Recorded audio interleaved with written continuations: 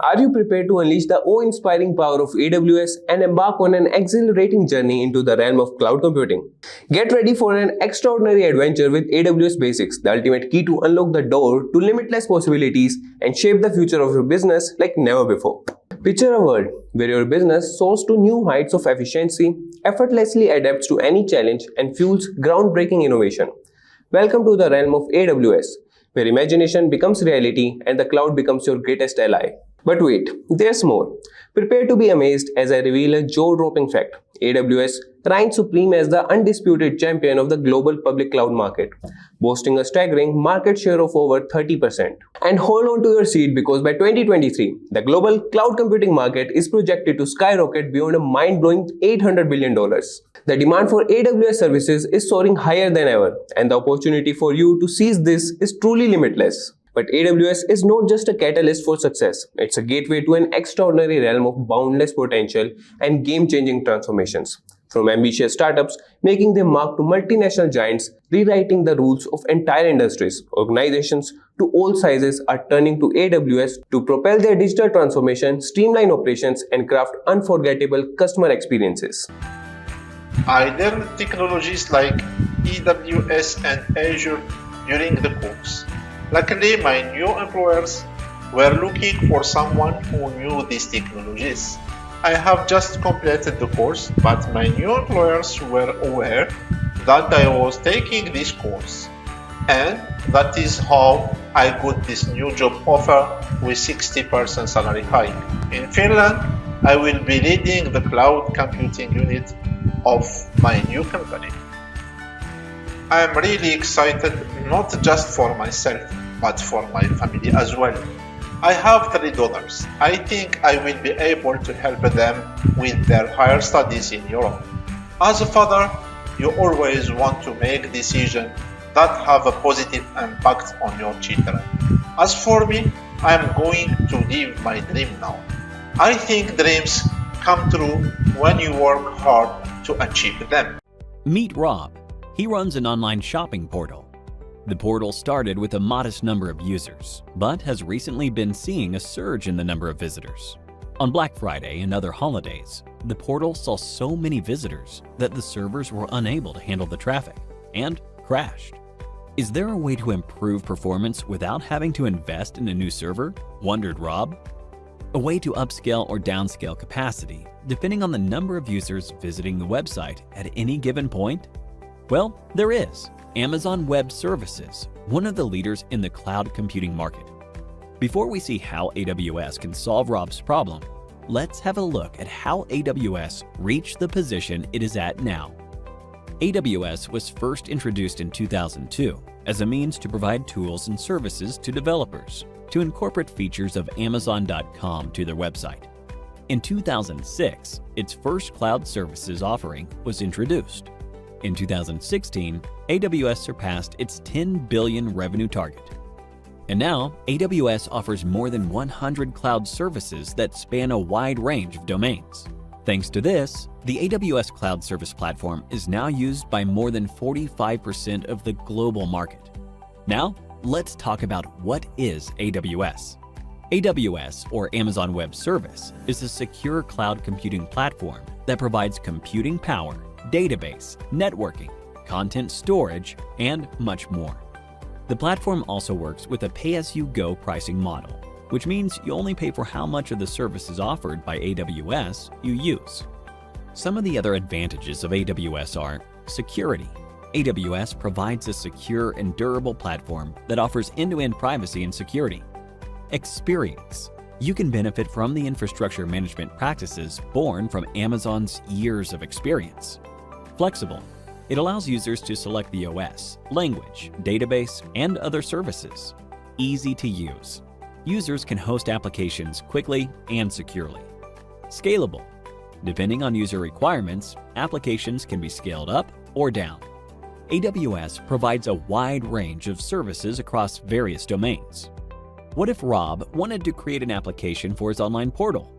AWS provides compute services that can support the app development process from start to finish. From developing, deploying, running, to scaling the application, up or down based on the requirements. The popular services include EC2, AWS Lambda, Amazon Lightsail, and Elastic Beanstalk. For storing website data, Rob could use AWS storage services that would enable him to store, access, govern, and analyze data to ensure that costs are reduced, agility is improved, and innovation accelerated. Popular services within this domain include Amazon S3, EBS, S3 Glacier, and Elastic File Storage. Rob can also store the user data in a database with AWS services, which he can then optimize and manage. Popular services in this domain include Amazon RDS, DynamoDB, and Redshift. If Rob's businesses took off and he wanted to separate his cloud infrastructure or scale up his work requests and much more, he would be able to do so with the networking services provided by AWS. Some of the popular networking services include Amazon VPC, Amazon Route 53, and Elastic Load Balancing. Other domains that AWS provides services in are analytics, blockchain, containers, machine learning, Internet of Things, and so on. And there you go. That's AWS for you in a nutshell. Today we're going to talk about AWS in 10 minutes. Let's look at the agenda here. Let's talk about what AWS is, why it's such a big hit. We'll have a look at the overview of the services. We'll see how much it costs, how big it is, and what the future of AWS is. So, what is AWS? Everyone is talking about Amazon Web Services, but let's have a look at what it is. It's basically a global cloud platform, which allows you to host and manage services on the internet.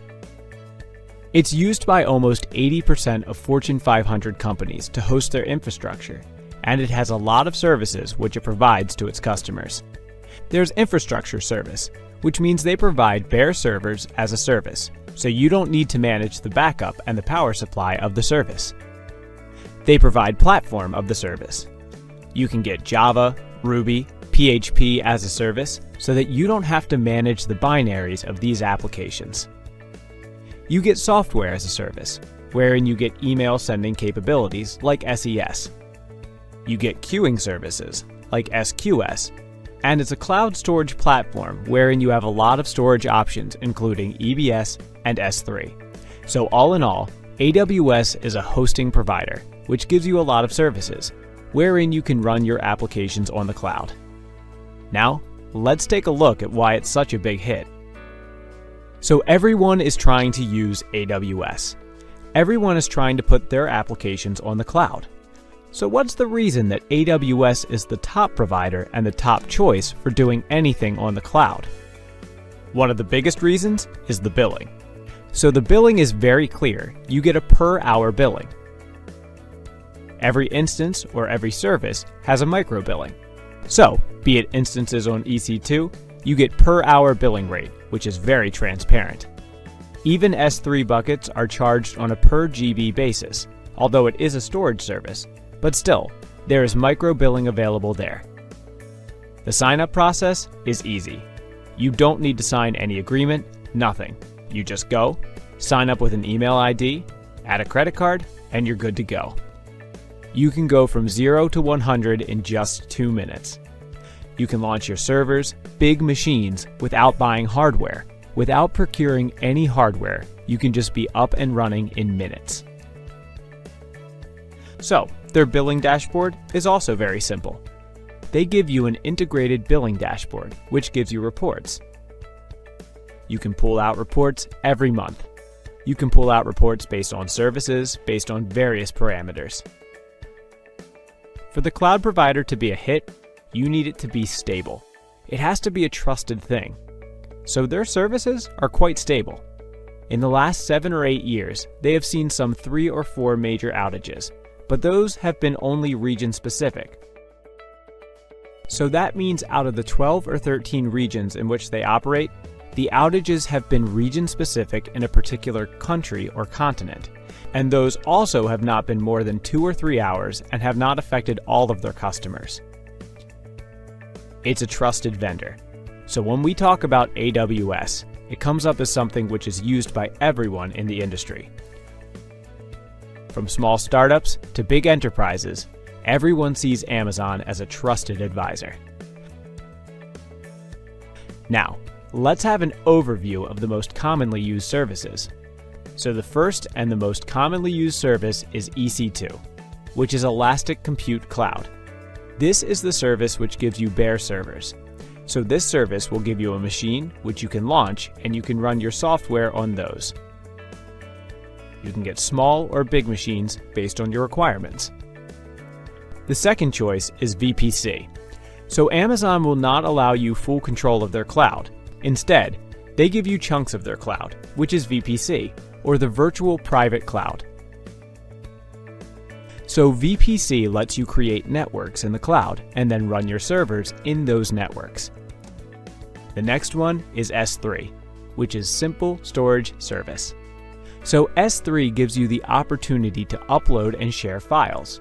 So it is mostly a file storage and sharing service. Then you've got RDS, which is Relational Database Service. So this RDS allows you to run and manage databases on the cloud.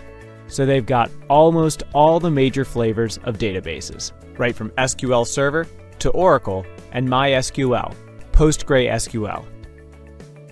They have recently launched another one, which is called Aurora, which claims to be a very high-performance database.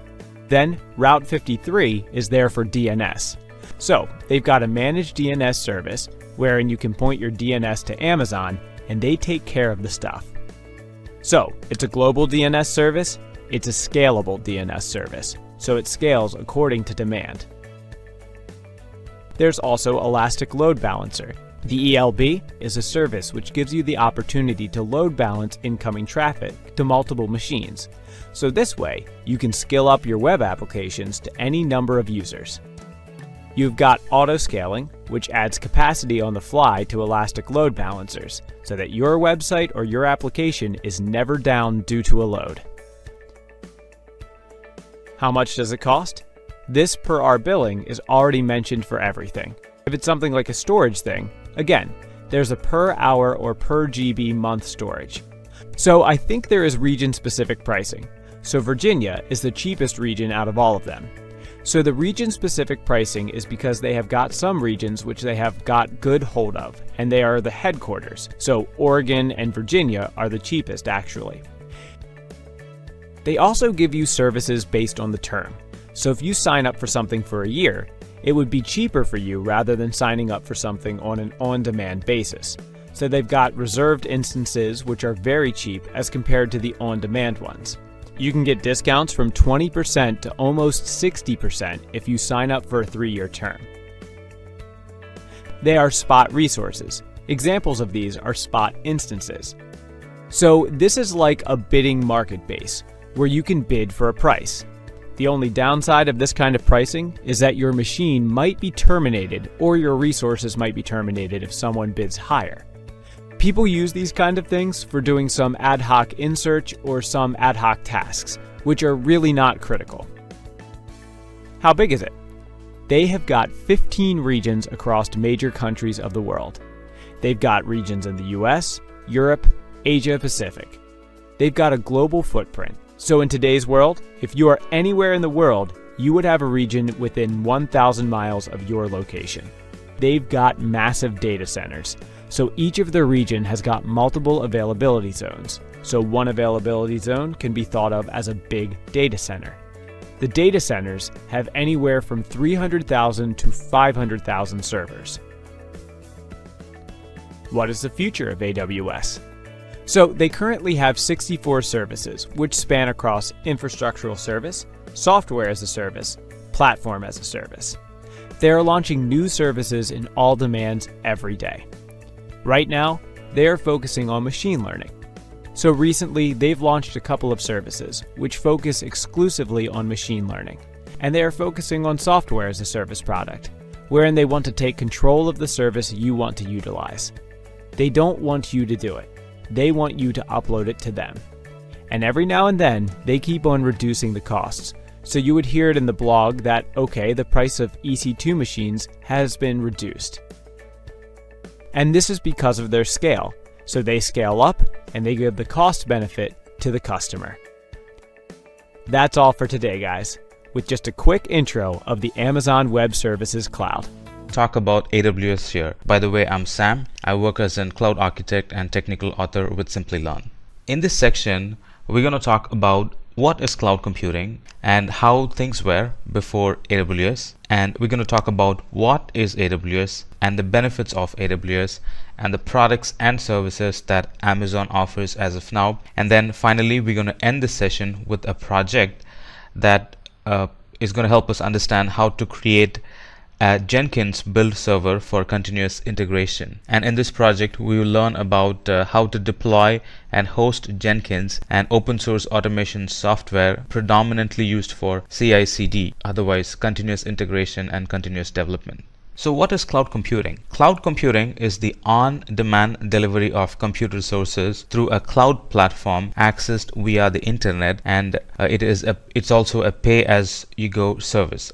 Be it compute capacity or database or storage, in cloud we access them through the internet, and that too on a pay-as-you-go pricing model. Let's talk about how things were before AWS existed. Expedia, as we know as the people logistic company or the company that helps people move around the world with ease, has a certain problem before they decided to migrate to AWS. And migrating to AWS was a solution to their problem. Back then, booking ticket was an unpleasant experience compared to what it is now. It generally would take a long time to book a ticket.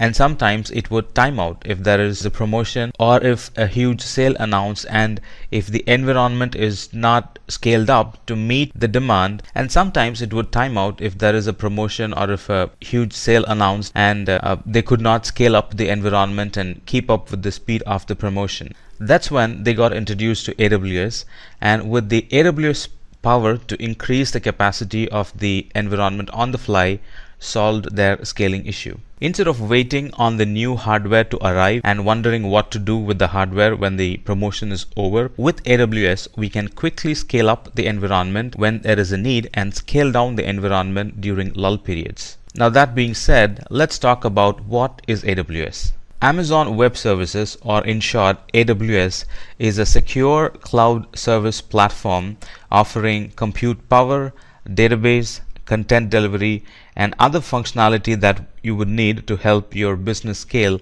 and grow.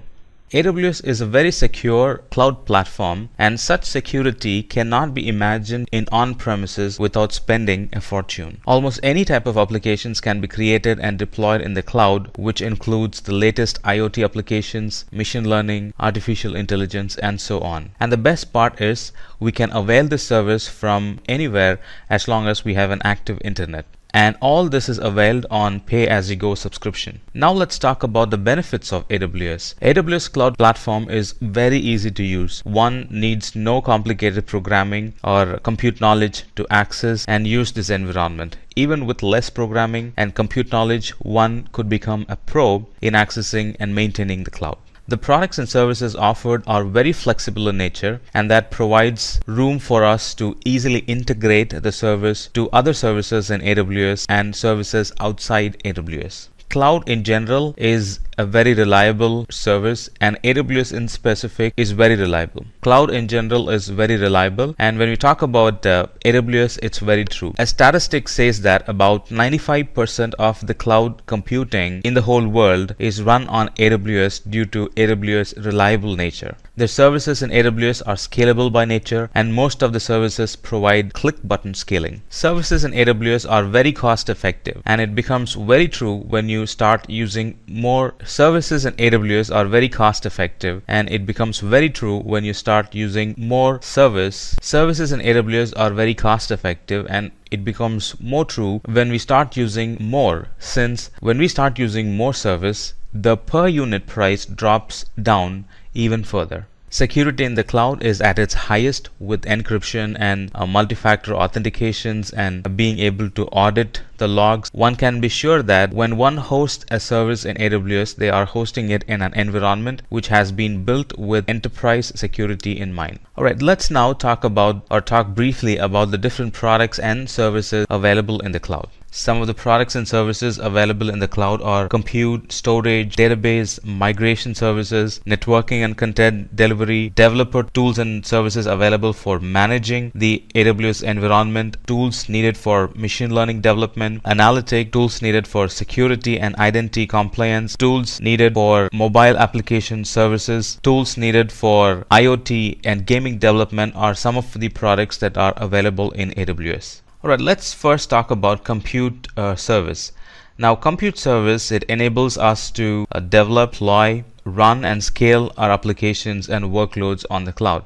You might agree with me that compute service is the fundamental of any applications, and AWS provides many options to use those compute services in the cloud, starting from EC2, which is a VM in the cloud, to Lambda, which is serverless computing in the cloud, to compute service. Compute service also includes container services and services that help batch processing and deploying applications and load balancing the request when we run our applications on multiple servers, and services that help batch processing and developing applications and load balancing the request when we run our applications in multiple servers. We're going to talk about two compute products in specific. Let's talk about EC2. EC2 is a service with a resizable compute capacity in the cloud that allows business subscribers to run application programs in the computing environment. And the best part here is EC2 is resizable. Anytime there is more demand, I can simply resize my computer to meet the demand. On the other hand, Lambda is a serverless compute service used to execute backend codes. It really helps us to focus on the core competencies like application building the code. Let's talk about storage service for a while. AWS storage is known for its durability and availability, with S3 being the object storage for the internet, where users or application can directly upload and download the content from the internet, and EBS being a durable block storage that gets attached to the EC2 instance, and Glacier being the archival solution in the cloud, and Storage Gateway being the gateway for storing data locally and having a backup in the cloud in case of disaster. Let's talk about two important storage service products in the cloud, which is S3. Now, S3 is an web-based cloud storage service. It's designed for online backup and archiving of data. And the best part about S3 is that it provides 11.9 durability, which means once we store the data in S3, the chances of losing the data is nearly zero. EBS, on the other hand, provides persistent and resizable and migratable storage to the VMs or EC2s that we can run in the cloud. Now let's talk about the database offerings in the cloud. Beginning with RDS for SQL and DynamoDB for NoSQL and ElastiCache for web caching services and Amazon Redshift for petabyte scale data warehousing services. AWS Database Service provides all the database service needs we might have. Let's talk about two database services in specific. RDS. RDS is an web service that is designed to simplify the setup, operation, and scaling of the relational database in the cloud. And DynamoDB is a fast and flexible NoSQL database service which is well known for its low latency and scalability performance. Network and Content Delivery Service contributes to the infrastructure as a service side of the cloud. It provides a secure cloud infrastructure and connects our physical network to our private virtual network with low latency and high transfer speeds. And under Networking and Content Delivery Services, VPC is Virtual Private Cloud Networking in the cloud. Route 53 is the DNS service in the cloud. And Direct Connect is a service that connects our on-premises with AWS environment through point-to-point cables. And CloudFront is Content Delivery Network or caching service throughout the world. Let's talk about VPC for a while. VPC, it enables us to launch AWS resources into a virtual network that we define in the cloud. VPC resembles very similar to our office network with subnets, firewalls, private zones, public or DMZ zones, and a lot more. We can also create a VPN connection between on-premises and cloud environment through this VPC. And Route 53, it is a scalable and highly available domain name system web service that helps to route the end users to the internet application. Now AWS is an domain registrar as well, and here we can buy domain names for our organization and use them to mask the IP addresses behind it. And by the way, if you didn't know already, DNS is the one that translates human readable names like www.xyz.com into the numeric IP address. Let's talk about developer tool services. Now, developer tool services in Amazon provides services where developers can store an application source code and automatically build, test, and deploy applications on AWS, out of which AWS CodeStar enables us to quickly develop, build, and deploy applications in AWS. And Code Build is a fully managed build service that compiles source code, runs tests, and produces software packages that are ready to deploy. And Code Deploy, on the other hand, is a service that automates software developments to a variety of compute services, including Amazon EC2, Amazon Lambda, and even instances running on premises. And AWS Code Pipeline is a continuous integration and continuous delivery service for fast and reliable application and infrastructure updates. Let's talk about CodeStar. CodeStar is a service designed for developers where they can quickly deploy, build, and develop applications on AWS. AWS CodeStar provides a unified user interface, enabling us to easily manage our software development activities in one place. With AWS CodeStar, we can set up our entire continuous delivery tool chain in minutes, allowing us to start releasing codes faster. And not only that, AWS CodeStar makes it easy for you or your whole team to work together securely, allowing you to easily manage access and add owners, contributors, and viewers to our project. And not only that, AWS CodeStar project comes with a project management dashboard, including an integrated issue tracking capabilities provided by Jira software. With the AWS CodeStar project dashboard, we can easily track progress across our entire software development process,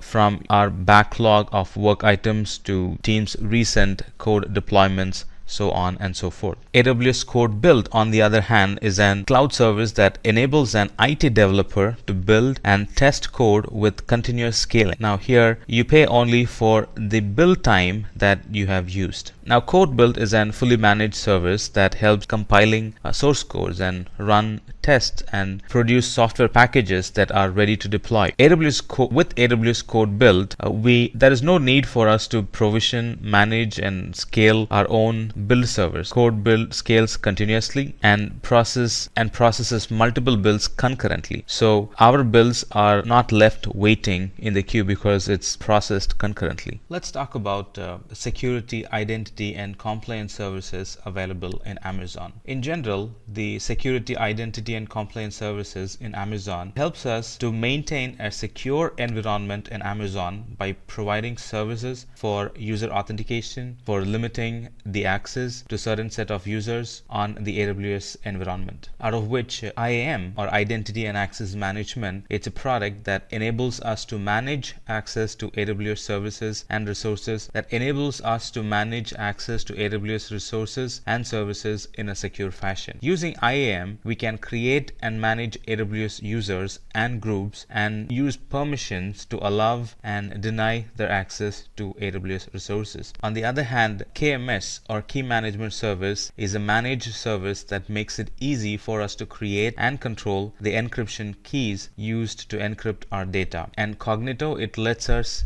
to add user sign up, sign in, and access control to our web and mobile apps quickly and easily. And WAF, or Web Application Firewall, helps us to protect our web applications from common web exploits that could affect application availability, that could compromise security or consume excessive resources. And WAF, it gives us good control over which traffic to allow or block to our applications by sort of defining customizable web security rules. We can use WAF to create custom rules that block common attack patterns such as SQL SQL injections or cross-site scripting, and we can also create rules that are designed for our specific application. Out of all the four, identity and access management, it helps us to control access to AWS services and resources for our users. With the identity and access management, I can restrict user access, or I can give a user complete access to the environment. If it's an admin, I can assign complete access, and if it is a user, I can provide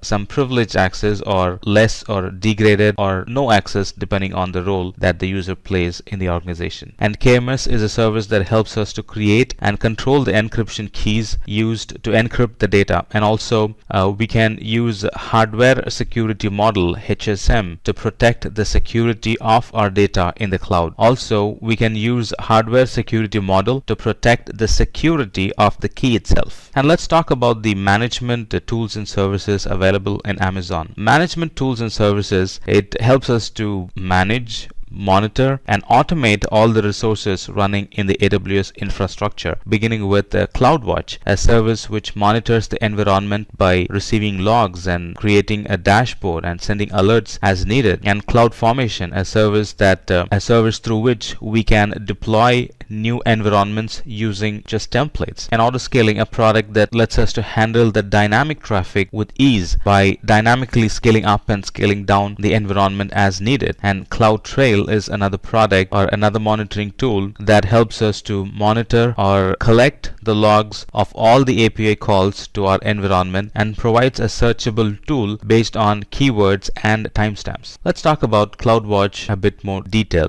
Now, CloudWatch is a monitoring service for AWS. With CloudWatch, we can track the metrics, we can collect and monitor log files. We can also enable CloudWatch to set alarms and automatically react to changes in the AWS environment. CloudWatch can also monitor AWS resources such as EC2 instances, DynamoDB tables, Amazon RDS instances, as well as custom metrics generated by your application and services and any log files your applications would generate. Now, we can use CloudWatch to get a system-wide visibility into resource utilization, application performance, and operational health. We can use these insights to react and keep your applications running smoothly. And CloudFormation, on the other hand, provides a common language for us to describe and provision all the infrastructure resources in our cloud environment. Now, CloudFormation allows us to set up and model all our AWS resources so that we can spend less time in managing those resources and more time on our application. Now, CloudFormation is really an infrastructure as a code service where I can build an infrastructure based on the portable template I might be carrying.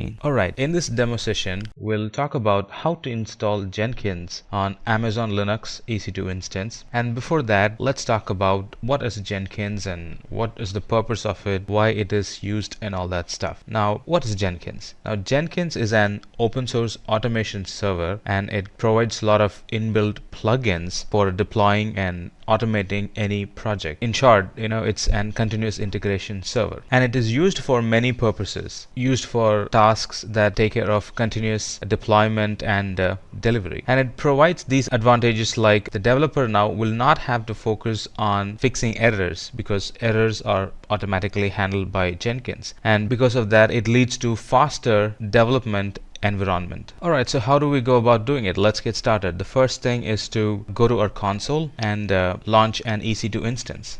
Actually, let me walk you through the steps through the PPT and then I'll show it in the console. So let me first walk you through the steps in installing a Jenkins server. In this lab, we're going to launch an VM or a virtual application server to host our Jenkins installation. And then we are going to deploy Jenkins on top of it and then configure it as an build server. And for this, we will need an AWS account to begin with, and then a bit of experience in Jenkins, and then some familiarity on EC2 and how EC2 gets connected to VPC, stuff like that. So when we're all done, this is how the architect is going to look like. Users, they get connected to EC2 instance, which is a Jenkins server, and then there are slaves, build slaves that can be monitored, that can be used in deployment by the Jenkins server. So let's see how it is done.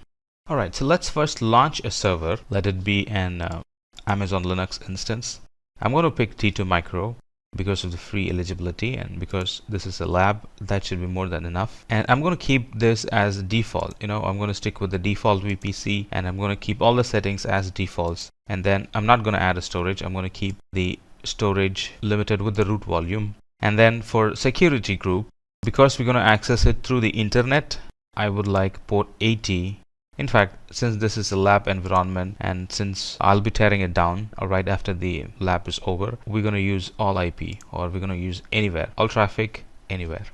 View and launch. And I already have a key pair that I have created. If you're not familiar with creating key pair, launching EC2 instance, you might need to spend some time watching the AWS EC2 video. That would help. So I already have a key pair that's attached to this account in this region. So I'm using that key pair to launch the instance. Alright, and that's my Jenkins server.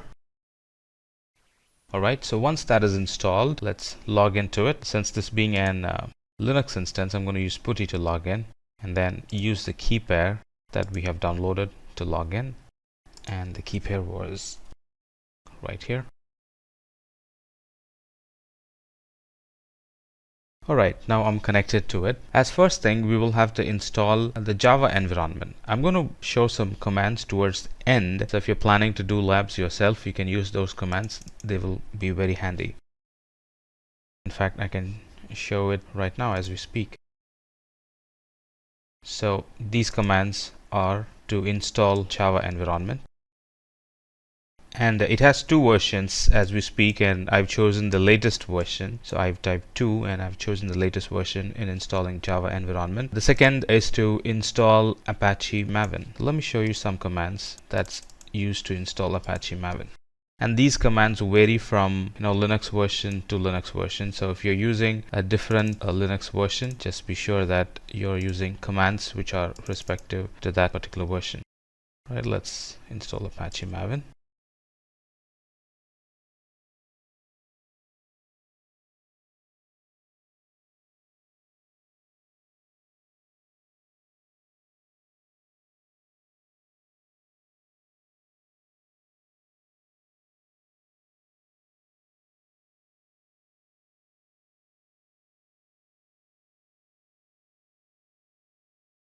Looks like some of them are already installed and it's throwing error for some, but anyway, it's considered an successful installation. And then let's install Jenkins. And the commands to install Jenkins is right here. So these are to install Jenkins, and to download the software and install it, and then start the Jenkins and make sure the Jenkins stays running even after a reboot. So let's run these commands.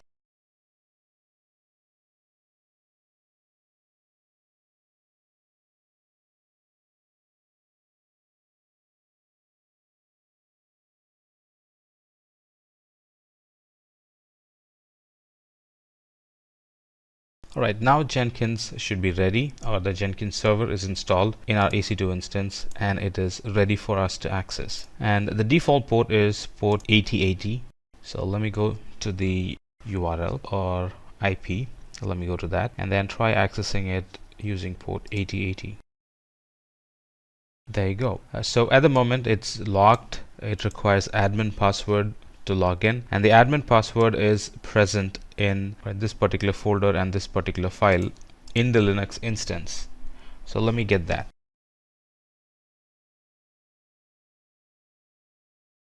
Okay, one moment. Looks like the admin password is not present. Just give me one quick moment. Okay, it's just a permission issue. Let me check the password in that folder again with the elevated permissions. There you go. There's my password. Alright, once we're logged in, we can install all the suggested plugins. Now that's going to take some time to run and install all the default plugins needed to run a Jenkins server. Alright, it's done. Now, as next thing, it's going to ask for the admin username and password. You can choose as an existing administrator, or you can also create another admin user. In this case, I'm going to create another admin user.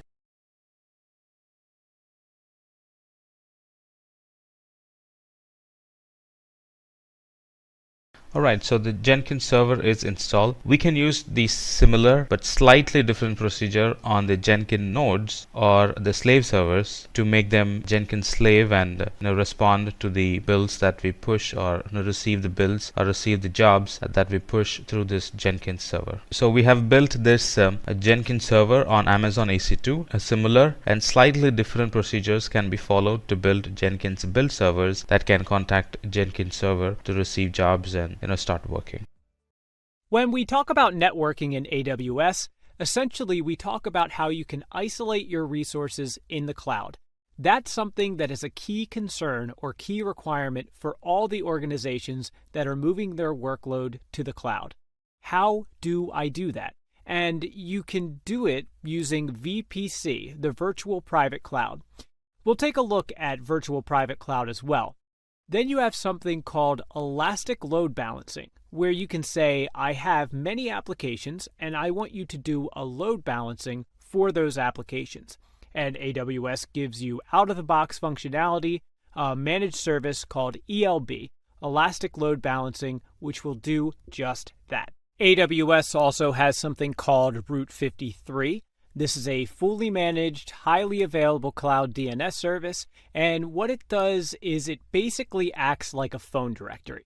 So you put your IP address and put your website address, and it converts that to the IP address and then brings you to your source, which could be the S3 bucket or your load balance or really anything.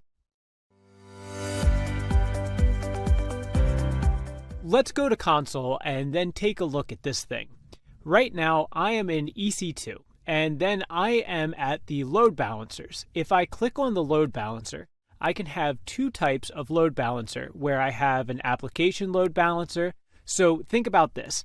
If I am a retail website, and I have something like apparel, I have sports, outdoors, all of these sections, and I have a social section as well on my website, and I want load for all these sections to be managed separately.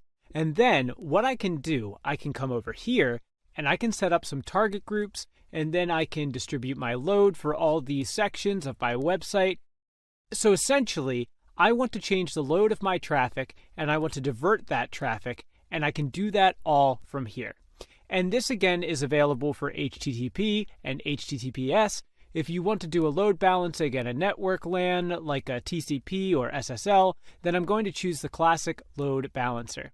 VPC, or Virtual Private Cloud, again is a place where you can isolate your resources in cloud.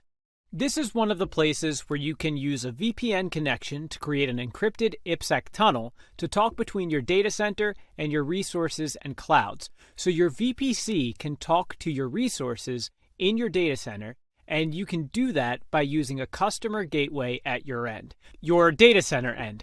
Then use a virtual private gateway at your cloud end. There are firewalls that you can set up, which are called network access control lists. You have subnets, which is a logical grouping of your resources. So you would have resources who would talk to the internet. You would put that in your public subnet by using internet gateway attached to that. Or you can have subnets that would not be talking to the internet, but would be talking internally instead. Compute is one of the foundation services of AWS. In fact, I was attending one of the trainings at AWS, and they told us that 73% of total revenue of AWS is through EC2. That's a server in the cloud, a compute in the cloud. So let's look at 4 offerings among many that compute gives us. So the first one is Lightsail. And there are people who love to build their servers, have their databases put on the firewall settings, and then install a lot of things. But then, on the other hand, there are people who simply want something out of the box, and they don't want to provision a server to do everything on end. And they want it for a monthly small price. For all those use cases, we have something called Lightsail, which is one of the newest services launched by AWS, and the plan starts at about $5 a month. And it involves the VM, the storage, the data transfer. You can access search it from the console, and you can have a static IP or DNS management right from the console, and you don't need to worry about it. We'll take a look at it in our demo section. Then we have EC2. So this is where you install any application that you would want.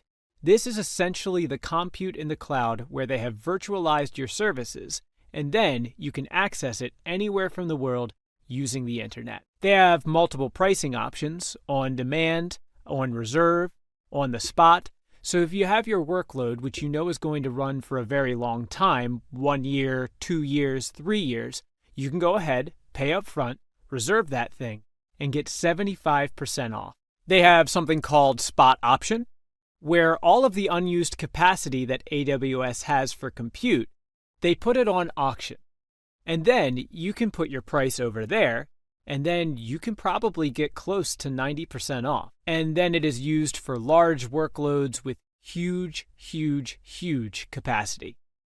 If you want to run microservices, you know that is a native support for Docker in the cloud, then ECS is the service that does that. You don't have to install it. You can operate and scale your own cluster in the cloud, and it's all a managed service open to you. Now, let's say you are focused only on writing code. You are a developer, or you want your team to focus only on writing code. You do not want to worry about the infrastructure part of your application. Then AWS Lambda is the service that is the function as a service. So you don't have to worry about the infrastructure at all. AWS simply tells you that you give me the code, you tell me how much memory you are going to need, and all I'm going to bill you for is the time your function is going to take to run in the cloud, and I think it's an amazing thing. If you've heard about the term serverless, this is what serverless is.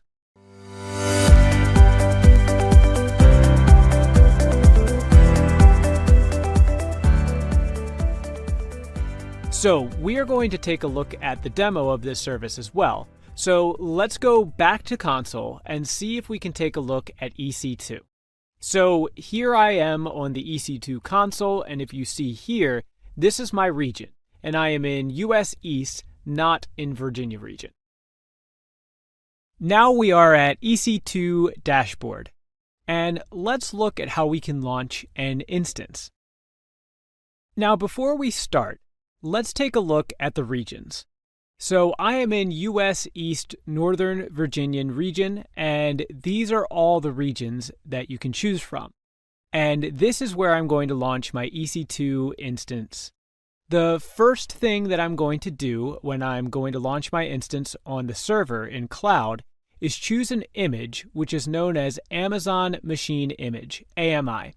And this is nothing but the software package, so I'll go ahead and I'll choose the default option that I get over here, and you can see that it has the command line tools Python, Ruby, Perl, Java, Docker, PHP, MySQL.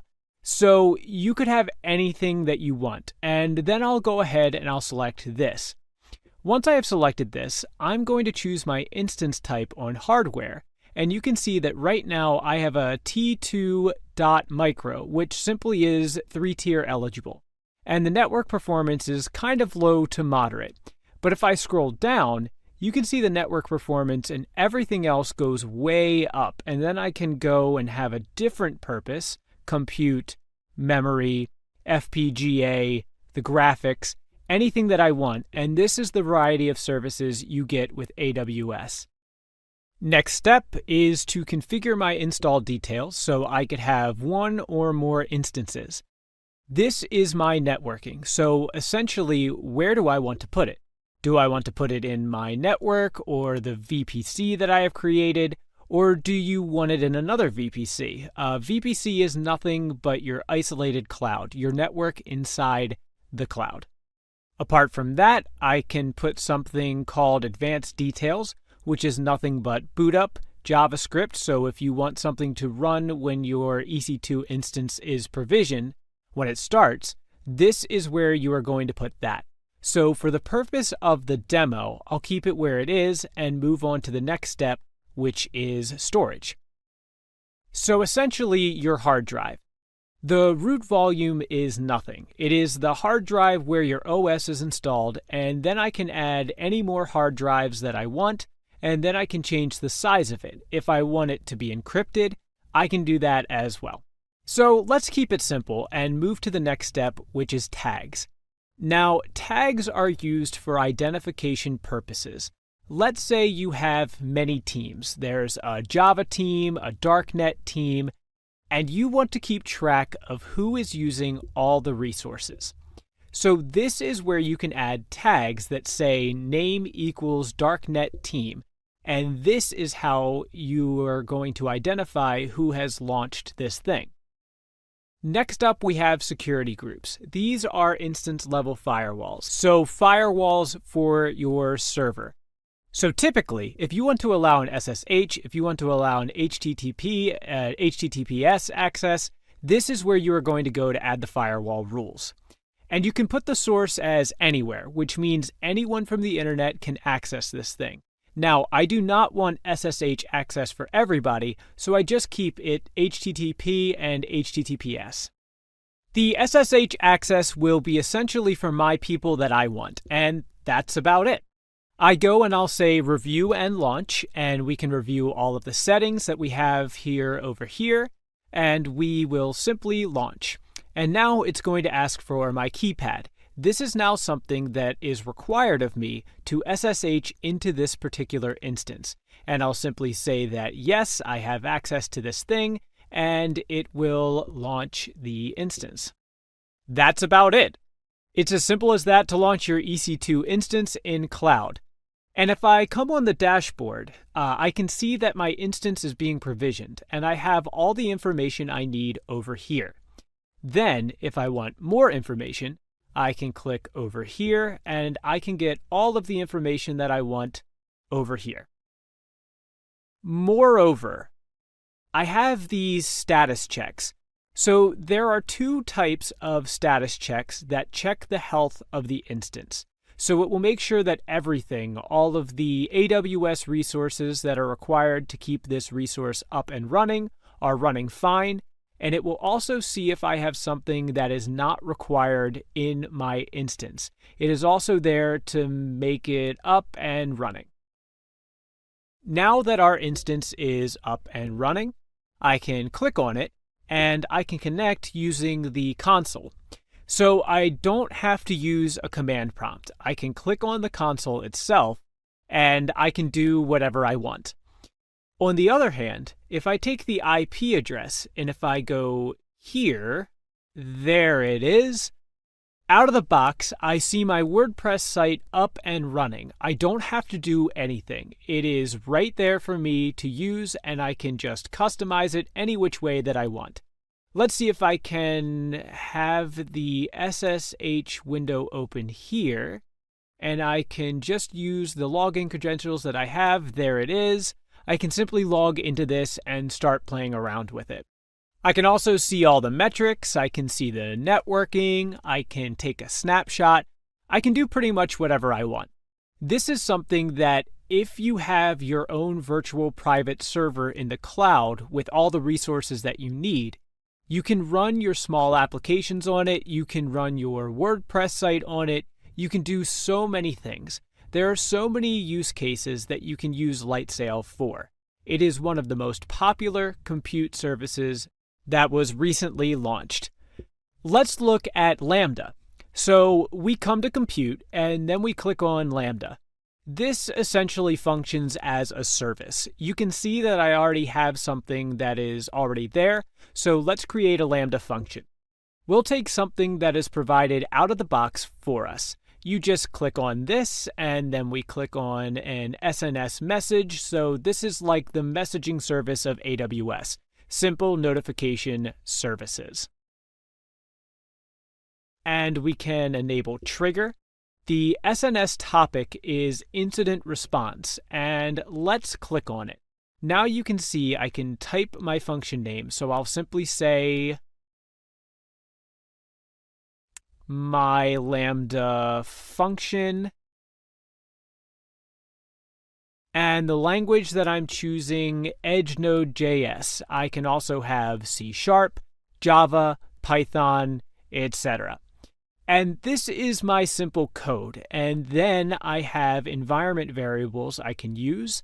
I will create a new role, and then I will name my new role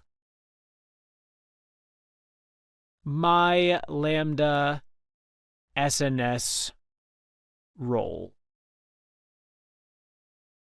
I'll keep everything as it is, and that I would simply say go next. Then I'll create a function. Now, this function would be using some memory, and this function will take some amount of time to execute. That amount of time is what AWS is going to charge me for. I do not get charged for anything else. So here, my Lambda function is ready, and if I click on test, then I can simply say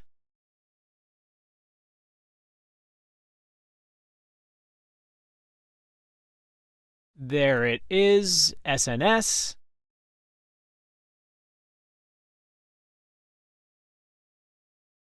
Say and test, and it should give me something that says hello from SNS.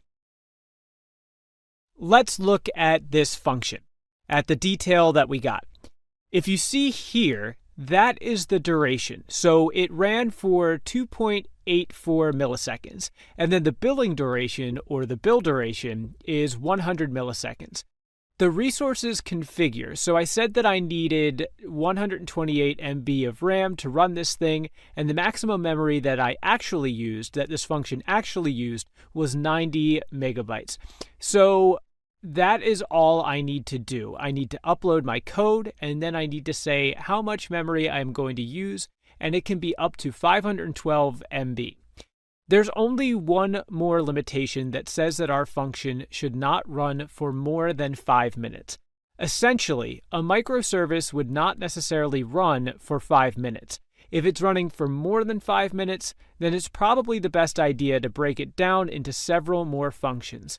We get billed by milliseconds, and the best part is in the first year, you get something like 1 billion milliseconds available in the first year. Go and test this thing. This is one of the most interesting things that you will find. As a developer, as an organization, you want your people to focus on the code. You know how easily you can push your code to production to the customers, and you don't want to worry about infrastructure. So this is one service that is really worth exploring. Let's take a closer look at Lightsail, the newest addition to Compute. Now, this is one of those things which will give you a complete package. It starts at less than $5 a month.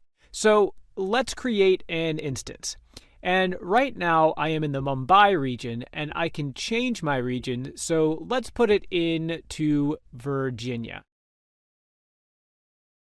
We can pick up our instance image. If I want only OS operating system, I can do that. If I want apps and OS, I can do that as well. So I'll keep it to WordPress. I want to make a WordPress website on my server. I can add any script that I want to fire at the bootstrap. I can also have the SSH keypad that I will use to log in from the console for Lightsail. And then, depending on how many resources I need, I can choose my instance plan.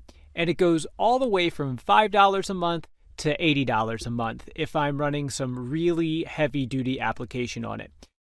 But because I'm only running my WordPress website, I simply need the basic one. Then I am very good with 512 MB RAM, 1 CPU, and 1 terabyte of data transfer. Then I want to name my instance, and I'll keep it the way it is. And here I can change the quantity as well. If I click on it, then that's about it. That's about all I need to do to have my instance up and running. Right now, it is in a pending state. Now, this is something that is really good for the virtual private server. I don't have to worry about EC2 instance. I don't have to worry about security patches. I don't have to worry about the firewalls. It's all available to me in one small box. So all I do is come here, I click a few things, and my instance is up and ready. Let's talk about databases in AWS. There are a host of options to store your data by using multiple database services in AWS. So quickly speaking, you have RDS, the relational database service that supports many engines. Then there's an offering from AWS that is known as Aurora. It is a fully managed MySQL-compatible relational database service. Then you have a NoSQL service offered from AWS that is a fully managed service as well. It is called DynamoDB. We are going to take a look at that.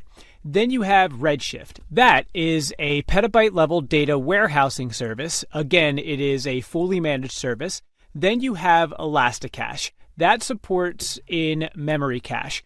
Two very popular engines such as Memcached and Redis. Then you have a very cool service called Database Migration Service that basically allows you to migrate your database from Oracle to Aurora. You can use the service and then there is no downtime at all when you use this service. So let's take a look at RDS, DynamoDB, Elasticache, and Redshift. So once you're in AWS console, you can see that this is the RDS, and it is a management service, which essentially means that batch upgrade, operating systems installation are all taken care of by AWS. Then what we are responsible for is when we store our data, we have to provide permissions to set up the firewall settings and to allow access for everything. Then, of course, we are responsible for setting up the databases, but the engine is provided by AWS.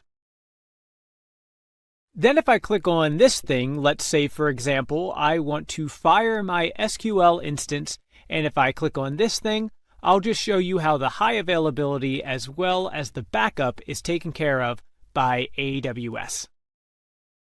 So I'll select my server, my hardware that's based on my workload, and then I can do something called multi-AZ deployment.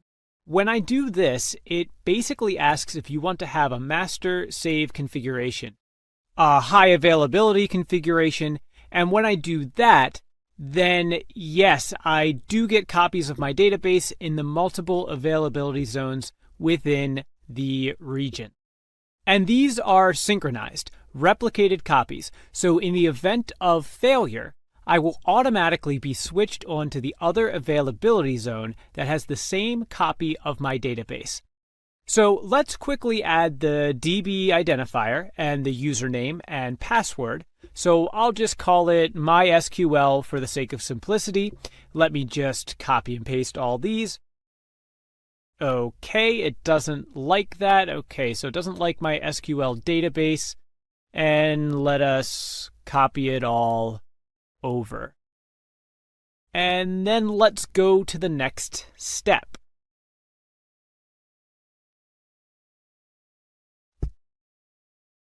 Now, when we go to advanced settings, I'll show you that they have something called backup. And then this backup is automatically provisioned by AWS. And you can see here that there is a maintenance window as well. If I want, I can give a window, then this is where you should take my backup, and the same thing for the maintenance. Now, these are all the things that are taken care of by AWS. And in a traditional environment, we have to do all these things ourselves. So this is the beauty of using AWS, that we don't have to worry about the patches. We don't have to worry about the backup. We don't have to worry about the high availability. It's just configured, and all we have to do is set some security rules, some firewall rules, and some accessibility rules for the users.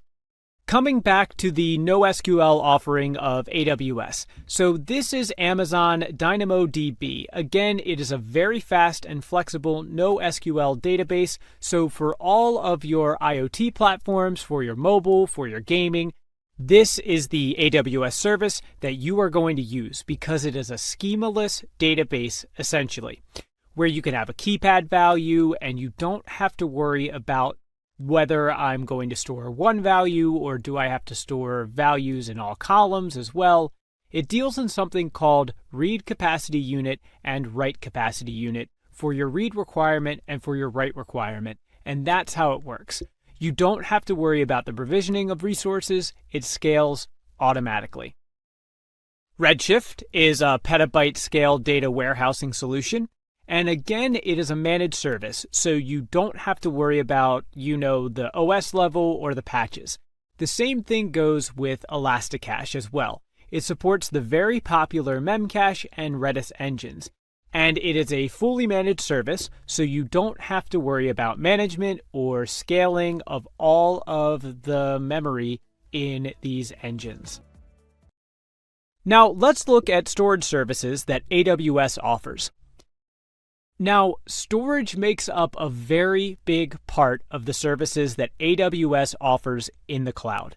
They are heavily used by multiple organizations, individuals, consumers around the world. So let's go and look at a few things. So EBS is essentially your block storage, your hard drives. They are low latency, and all of your web servers and your database servers, your analytics engines, they all use EBS, Elastic Block Storage. Let's say you have a requirement to have shared file storage. That is where you are going to use Elastic File Storage. And again, it provides high fault tolerance with consistent latencies, and you pay only for what you use, so you do not have to pre-provision it. Just in the case of EBS, you need to pre-provision it. Then you have S3, a simple storage service and one of the most popular services of AWS, launched way back in 2006. It is secure, it has 11.9's durability, and it scales past tens of trillions of objects, and it has many, many use cases. Most importantly, for storage, backup, and recovery. Tiered archiver, we're going to look at a demo of that thing, and it also acts like a data link for big data analytics. Now, if we have something called cold data that we want to keep for our audit records or some archival records, AWS has something called Glacier that is very, very economical archival service. The rates start as low as like 4 cents a gigabyte, which is very, very cheap. You also have something called Storage Gateway, where you apply this virtual device to your data center, and then you can store all data through this storage gateway in the cloud. This is one of the very popular services in the hybrid environment, where you want to keep some data in the cloud and some data in your data center. There are a host of data transfer services which help you move your data to cloud, and it can go from a small amount of data that you can transfer over the internet to exabytes of data that you can transfer through truck to AWS storage services. So you have something called Data Connect, where you connect directly to AWS regional data transfer. You bypass the internet, and then your network is connected. Then you have something called Snowball, which is like a box where you migrate petabytes of data in batches to the cloud. Then you have something called Snowmobile, where you migrate exabytes of data in batches to the cloud. And they will simply send a truck to your data center, you plug it in, the truck will roll into AWS data center, and then they will put data anywhere you want. So let's also take a look at Kinesis Firehose as well. So you have these Kinesis streams, and you have ingestion process, streaming data, your IoT data, your mobile data, your Twitter feed, the clickstream data. These are the things you can use Kinesis to store and process all of that data. This is where you would come in AWS services, AWS console to request Snowball. These are all the things that AWS gives you to transfer your data. Again, your data is secure, it's encrypted, it's addressed in transit, and you can access it anywhere using the internet. Let's look at S3 in AWS Management Console. S3 is a place which is used for data leaks, for any sort of data that you would want to upload in cloud. I can very easily go and I can create a bucket, so let's create a bucket. Bucket is where you are going to store your data. All right, so I have created Albert Simplilearn Lab Bucket, and if I click on it, I can do so many things over here. I can upload any data that I want over here. I can send the permissions of who all can access this data by default. In AWS, it's a shared responsibility model. So I can upload the data and I can choose who can access this data in S3. There are so many things that I can do with this bucket. That is my folder in the cloud, S3. That is Simple Storage Service. I can enable versioning, so I can keep all the versions of my objects over here. I can set up logging. I can set up a static website hosting. We will have a demo for this static website hosting as well, but we don't have to worry about this killing the load balancing, etc. It just scales automatically.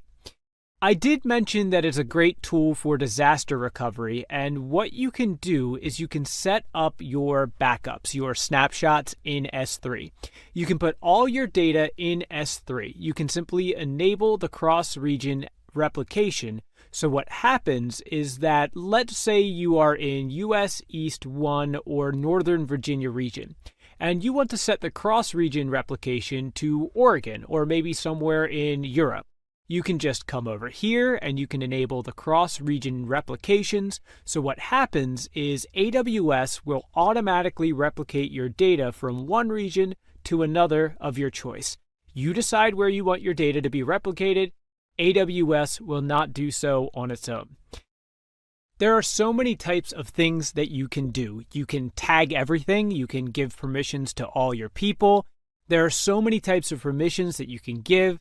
There is an access control list. You can set up a bucket policy. It's also tightly integrated with identity and access management, so you can very easily command who is able to access your bucket. Apart from that, there are some really interesting things. There is something called lifecycle. Now, this is a tiered storage. So normally, whenever you get data, typically that data is going to be very hot. So you would define the data or classify the data as a hot data, warm data, or cold, depending on how frequently it is accessed. Then you would normally have a tiered storage. So S3 has 4 classes. That's standard storage, and infrequent access storage, reduced redundancy storage, where you would put normally reproducible data, and archival storage, that is Glacier. So what you normally do whenever you get some data, you would keep it in a standard, and you would know over a period of time you would want to move that into an infrequent storage, like over here.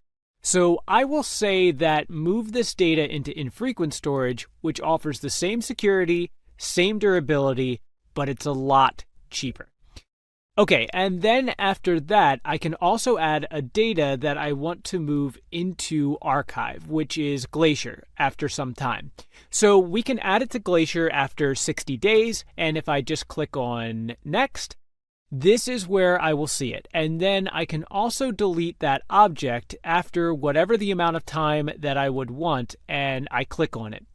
You see here that I have set up a transition rule that says that for the current version of the object, anything that I add to this S3 bucket, I want to transition all those objects automatically to standard infrequent access class.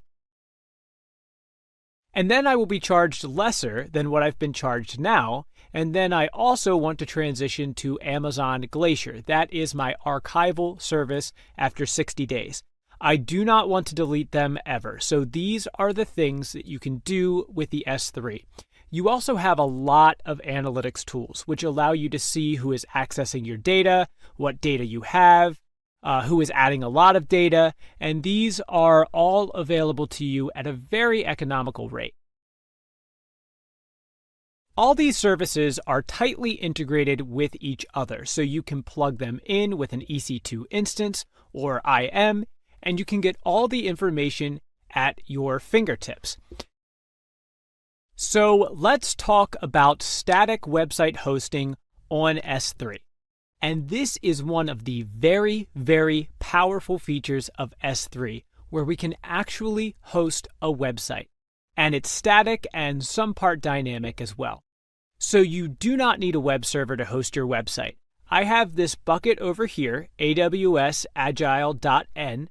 I click on it, and you can see that I have a couple of HTML pages, error.html and index.html, and then my code. My HTML, CSS files, my image, my video files are inside the folder.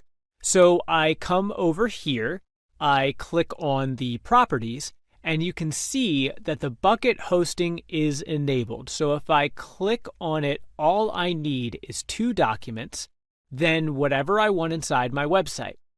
If I simply click on this thing, this is what I get. Now, these are the things that I have inside my website, my folder, and the beauty of it is that you do not need any web servers. You do not need any load balancer. You don't need any firewalls. You can simply give this URL, and then you can map it to your DNS, the domain name service, and then anybody will type your website name or your blog name, and then they are going to land on this page. And it's scalable. It is load balanced, and you can scale it to any number of people. You can have millions of hits coming in, and this is one of the very, very, very popular services of S3. In the topic How to Design Cloud Services, we will take a look at the AWS well-architected framework, and we'll take a deeper look at the 4 pillars which make up the framework, and these are security, reliability, performance efficiency, and cost optimization. We'll then take a look at where you can find more information about designing cloud services for Amazon. And we will look at the AWS Quick Start reference deployments, and where you can find out real-life examples about how real businesses are using Amazon Web Services. So let's start by looking at the AWS well-architected framework. Now, this was introduced because building cloud infrastructure services is vastly different to what you're used to with on-premise infrastructure. So AWS created this framework to help you understand the pros and cons of decisions you make while building systems on AWS. The AWS framework documents a set of foundation questions that allow you to understand if a specific architecture aligns well with cloud best practices. And there's 5 principles it helps you with. The first of which is stop guessing your capacity needs, test systems at production scale, lower the risk of architecture change, automate to make architecture experimentation easier, and allow for evolutionary architectures. And we'll take a look at each of these in greater detail. So firstly, let's take a look at stop guessing your capacity needs. Now, imagine you're designing a brand new application for your business.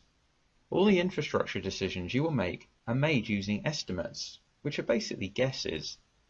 If you overestimate, you might end up buying too much hardware and have a fleet of expensive idle resources. Conversely, you might underestimate and have to deal with the performance implications of limited capacity. With cloud computing, these problems go away, as AWS helps you eliminate the guesswork in your infrastructure capacity needs. You can use as much or as little capacity as you need and scale up and down automatically depending on your demand. The cloud allows you to test systems at production scale. Traditionally, in a non-cloud environment, it's usually very difficult to fully test new products or services in development, as it's cost prohibitive to have like-for-like environments, or you just don't have the resources available. Personally, I've lost count how many projects I've worked on when things have gone wrong as soon as the product's gone live, due to insufficient testing. With the cloud, you can duplicate environments on demand, and when you've completed your testing, just shut them down, and you only have to pay for the time the test environment was up and running. So you can test fully before you go live in production. AWS allows you to lower the risk of architecture change, as you can automate the creation of test environments. so you can emulate your production configurations and carry out testing against comparable environments. You can also remove testing bottlenecks where various teams are lining up to use your test environments. As with AWS, you can cheaply spin up as many test environments as you need and ensure that all the production changes have been sufficiently tested. You can automate to make architecture experimentation easier. If you need to make a change to production but not sure what the impact will be, well, you can automate the creation and replication of your systems at low cost and low effort to test these changes. You can then audit the impact, and then, if necessary, you can revert the changes and try again. With AWS, you can allow for evolutionary architectures. In a traditional environment, architecture decisions are often implemented as a static, one-time event that you have to live with during the lifetime of a system. But with the cloud, the capability exists to automate and test on demand to lower the risk of design changes, so you can implement new innovations and features easily. What this means is you aren't stuck with last year's technology, and you can implement new technology as soon as it comes out. As mentioned earlier, the well-architected framework is based on 4 pillars: security, reliability, performance efficiency, and cost optimization. So in the coming slides, we're going to take a further look at these 4 pillars, starting with security. So Amazon defines security as the ability to protect information, systems, and assets while delivering businesses value through risk assessments and mitigation strategies. What this means is you can apply security at all layers.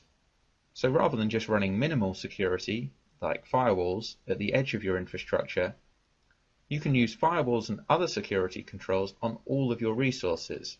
For example, security groups on EC2 instances allow you to define who and what can access that specific resource, rather than just defining it at a global infrastructure level.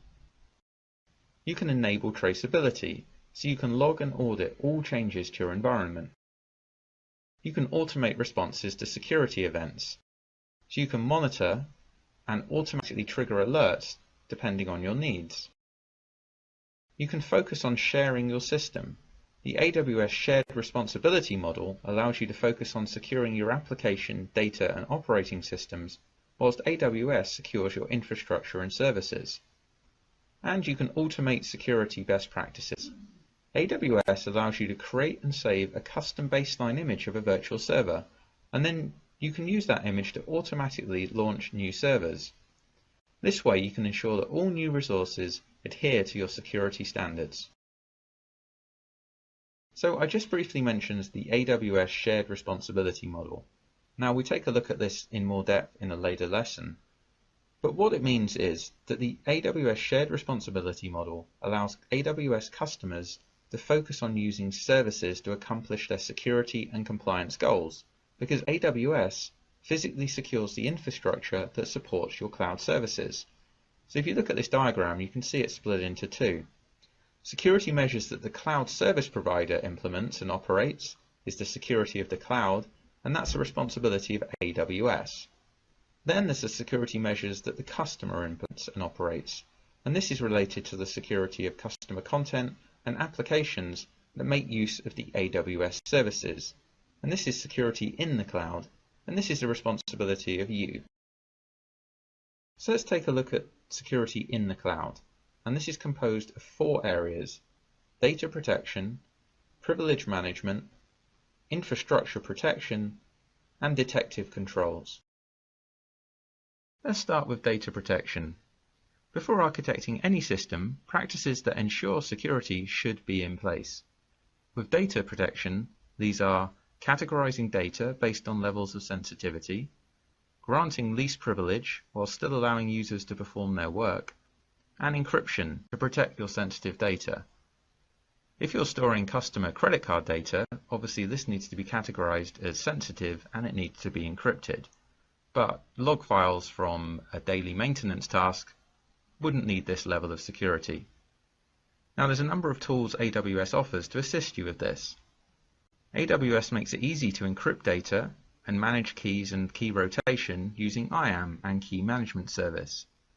You can perform detailed logging using CloudTrail, And AWS offers resilient storage systems like Amazon S3, which has 11 nines of durability. Now, 11 nines of durability means that if you store 10,000 objects with Amazon S3, on average, you can expect to incur a loss of a single object once every 10 million years. So in other words, you're not going to lose many files. And finally, AWS offers versioning and lifecycle management, again with S3, so you can protect against accidental deletes or file overwrites.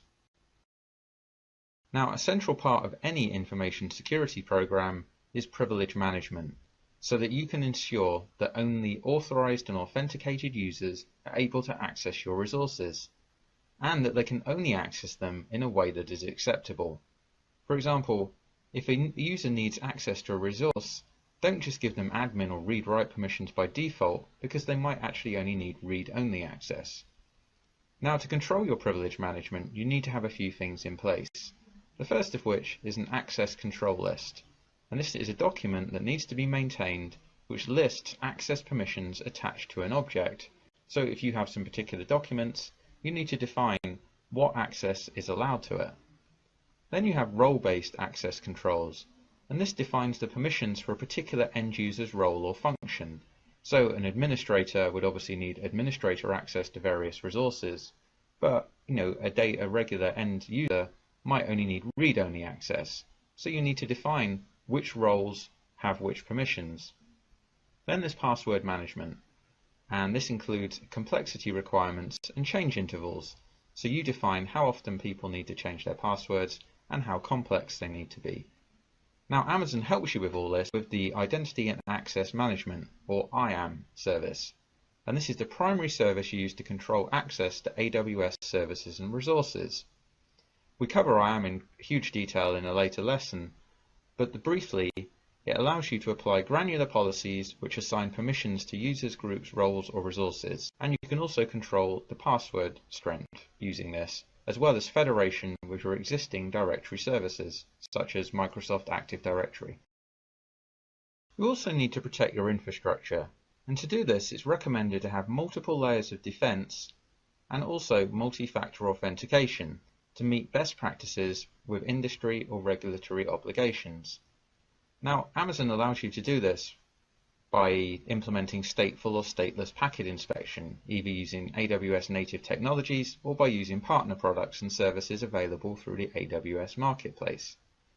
Amazon Virtual Cloud, VPC, enforces boundary protection and monitoring points of ingress and egress, and then there's CloudTrail and CloudWatch, which provides comprehensive logging, monitoring, and alerting. You should always have detective controls in place so you can detect or identify security breaches. This needs to happen so you can provide both a quality support process and meet compliance obligation. And by a quality support process, I mean one in which when you have a problem, you're committed to finding out the root cause and actually resolving the issue rather than just saying, oh, we think it was that. Let's hope it doesn't happen again. I mean, I know I've worked for some places like that, and it's certainly not a quality support process. AWS helps you with your detective controls by providing these services. AWS CloudTrail is a service that logs API calls, so you can find out the identity of callers, the time of calls, source IP addresses, and things like that, so you can find out who is doing what and when. Amazon CloudWatch is a monitoring service for AWS resources, so you can log EC2 CPU usage or network activity, and you can use CloudWatch with many different services like RDS, EBS, and more. You can also set up alarms, so you can be notified when certain things happen. AWS Config is an inventory and configuration history service that provides information about the configurations and changes in infrastructure over time.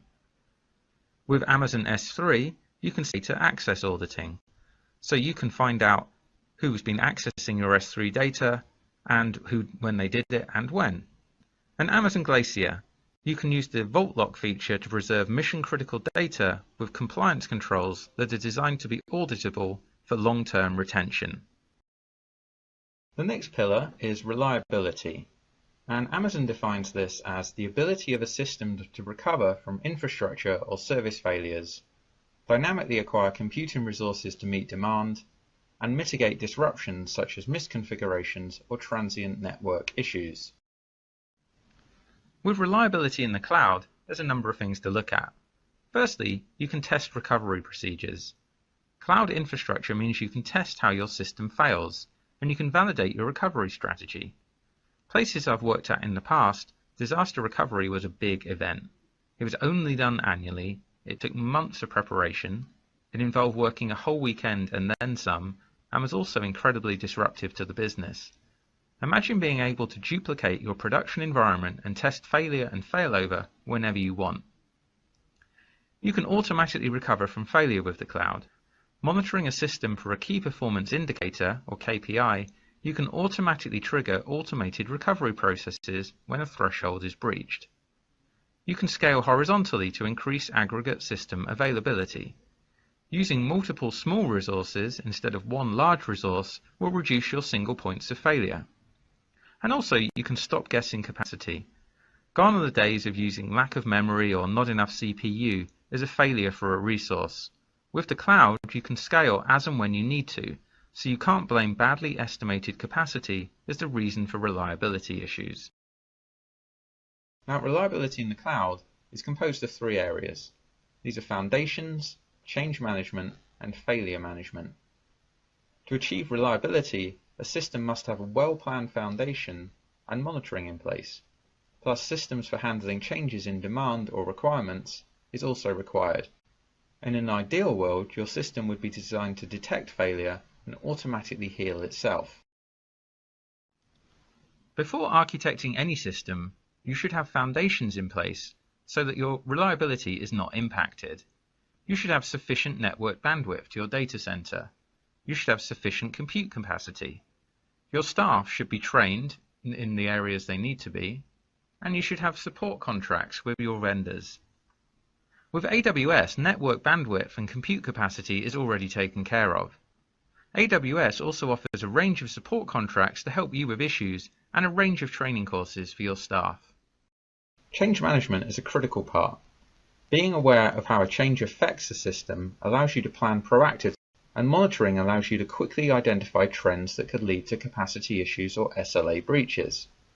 With AWS, you can monitor the behavior of a system and automate the response to KPIs. For example, you can add additional servers as a system gains more users. So you can control who has permissions to make system changes and audit the history of these changes. Unfortunately, it's a given that failures will occur, so you need to have some failure management in place. It's good practice to understand why things failed so you can prevent it from happening again. No one wants to work for a company that, when things go wrong, they just get it working again with no understanding of why. A key to managing failure is frequent and automated testing of systems to failure and through recovery. Ideally, you do this on a regular schedule and also after you've made significant system changes. Now, Amazon allows you to do this with a few products. Firstly, AWS CloudFormation. This allows you to launch temporary copies of whole systems at very low cost, so you can use automated testing to verify your recovery processes. You can use CloudWatch to set up automation to react to monitoring data that indicates a failure. And you can store all your data on Amazon S3 buckets for future use. The next pillar is performance efficiency, and Amazon defines this as the ability to use computing resources efficiently to meet system requirements and to maintain that efficiency as demand changes and technologies evolve. So what does this mean? Well, performance efficiency in the cloud means you can democratize advanced technologies. AWS provides products such as NoSQL or media transcoding or even machine learning as a service. So rather than your IT team having to learn how to host and run these new technologies, AWS does it for you. You can go global in minutes. AWS allows you to easily deploy your systems in multiple regions around the world with just a few clicks of your mouse. So this leads to lower latency for your customers. You can use serverless architectures in the cloud, which remove the need for you to run and maintain servers to carry out traditional compute activities. For example, storage services can act as static websites, which remove the need for web servers. And you can also use serverless technologies such as Lambda or Elastic Beanstalk. And you can also experiment more often With virtual and automatable resources, you can quickly carry out comparative testing using different types of instances, storage, or configuration. So performance efficiency in the cloud is composed of 4 areas: compute, storage, database, and something called space-time trade-off. And let's take a look at each of these. With the cloud, finding the optimal server configuration for a product will vary based on application design, usage patterns, and configuration settings. Traditional IT infrastructure requires making estimates in advance, which can lead to incorrect server configurations and lower performance efficiency. AWS is virtualized, so you can quickly change the EC2 server configuration to increase its performance efficiency. It may be optimal to run serverless computing. For example, AWS Lambda allows you to execute code without running an instance, and Elastic Beanstalk allows you to run web applications in a similar manner. From an operational standpoint, you should have monitoring in place to notify you of any degradation in performance. The optimal storage solution for a particular system will vary based on whether you need block, file, or object storage, the type of throughput required, frequency of access, and availability and durability constraints. Well-architected systems use multiple storage solutions and enable different features to improve performance. In AWS, storage is virtualized and is available in a number of different types. This makes it easier to match your storage methods more closely with your needs, and also offers storage options that are not easily achievable with on-premise infrastructure. For example, Amazon S3 is designed for 11 nines durability and provides a variety of storage classes for your different data categories, like Glacier for archived data. EBS and EFS offer numerous options for your EC2 instances based on the level of performance you require from your storage. The optimal database solution for a particular system can vary based on requirements for consistency, availability, partition tolerance, and latency. Many systems use different database solutions for various subsystems and enable different features to improve performance. Selecting the wrong database solution and features for a system can lead to much lower performance efficiency. Now, for database usage, you need to be able to monitor them, test them, and also you need to have some database platform knowledge. But Amazon makes this much easier for you, as it provides a suite of Amazon relational database services, which are fully managed relational databases. For example, Amazon DynamoDB is a fully managed NoSQL database that provides single-digit millisecond latency at any scale. Amazon Redshift is a managed petabyte-scale data warehouse that allows you to change the number or type of nodes as your performance or capacity needs change. You can also make use of Aurora or AMIs, where you install your own databases from templates. So what is the space-time trade-off? Well, you can think of space as memory or storage, and you can think of time as the processing time or the compute time to complete a task. So when you're architecting solutions, there's always a series of trade-offs, where it might be better to have more memory or storage to reduce the processing time, or maybe you're happy to sacrifice the processing time in order to reduce your memory or storage requirements. AWS gives you the option to maximize one or the other. For example, you could launch your systems globally, so you're increasing space and memory, so that they're closer to the end users in order to reduce latency, or the time. But whatever resource you use, you need to have monitoring in place to notify you of any degradation in performance. And the final pillar of the well-architected framework is cost optimization. This is defined as the ability to avoid or eliminate unneeded cost or suboptimal resources. AWS Cloud has a number of ways you can provide cost optimization. Firstly, you can transparently attribute expenditure, as the cloud makes it easy to identify the costs of a system and attribute IT costs of individual business owners, so those owners will have an incentive to optimize their resources and reduce costs. You can use managed services to remove the operational burden of maintaining servers for tasks such as sending email or managing databases. You can trade capital expense for operating expense. Instead of investing heavily in data centers and servers before you know how you're going to use them, with AWS, you pay only for the computing resources you consume when you consume them. Also, AWS allows you to achieve higher economies of scale because they can buy way more servers and hardware than you could ever imagine, so it's much cheaper to use their hardware than buy your own. You should also stop spending money on data center operations. AWS has the heavy lifting of racking, stacking and powering servers, so you can focus on your customers and business projects rather than on your IT infrastructure. Cost optimization in the cloud is composed of 4 areas: match supply and demand, cost-effective resources, expenditure awareness, and optimizing over time. Matching supply to demand will deliver the lowest costs for a system, but you'll need to be able to provide sufficient extra capacity to cope with demand and failures. In AWS, you can automatically provision resources to match demand. Auto-scaling, time-based and event-driven and queue-based approaches allow you to add and remove resources as needed. Monitoring tools and regular benchmarking can help you achieve much greater utilization of your resources. Using the appropriate instances and resources for your system is key to cost savings. For example, a reporting process might take 5 hours to run on a smaller server, but a larger server that is twice as expensive might be able to do it in just 1 hour.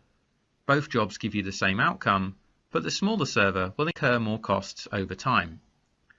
But to be able to find out these things, you need to have monitoring of expenditure in place and also regular benchmarking. AWS helps you with this. AWS Trusted Advisor goes through your resources and tells you where you can make savings. You can use on-demand instances, so you only pay for compute capacity by the hour with no minimum commitments required. Or you could use reserved instances, which allow you to reserve capacity and offer savings of up to 75% off on-demand pricing. And with spot instances, you can bid on unused EC2 capacity at significant discounts. You can also take advantage of managed AWS services, such as RDS or DynamoDB, which can also lower your costs. AWS and its virtually unlimited on-demand capacity requires a new way of thinking about expenditures. So you need to have a different way of budgeting, and you need to understand your business unit's usage. To do this, you can use cost allocation tags to categorize and track your AWS costs for AWS resources, such as EC2 or Amazon S3. And AWS generates a cost allocation report with your usage and costs aggregated by your tags. So you can set up tags for each of your business categories and units. This increased visibility of costs makes it easier to identify resources or projects that are no longer generating value and should be decommissioned. Billing alerts can be set up to notify you of predicted overspend, and the AWS Simple Monthly Calculator allows you to calculate data transfer costs. And you can set up SNS alerts so you can be notified when certain resources or cost breaches occur. Optimizing over time is an important strategy to reduce your costs associated with your cloud environment. AWS is always releasing new products and services. As such, you need to reassess your existing setup to see if it's the most cost effective. For example, rather than running a database on an EC2 instance, it might be cheaper to run an Amazon RDS database. Or Lambda might be more cost effective than EC2. But where do you find out more information about these new products and services from Amazon? Well, the first place to look for any new architecture guide is the AWS Architecture Center. This is a resource that provides you with the guidance and application architecture best practices to build highly scalable and reliable applications in the cloud. Here you'll find the AWS reference architectures. The AWS reference architecture datasheets provide architectural guidance to help you build an application on the AWS cloud. You'll find datasheets that include a description of how each service is used, plus visual representations of the application architecture. For example, web application hosting, or large-scale processing and huge datasets, or even building elastic web front ends for an e-commerce website. AWS white papers provide a comprehensive list of technical AWS white papers that cover all Amazon-related topics, such as architecture, security, and economics. There are new white papers being released all the time, and are written by some of the most knowledgeable AWS people around.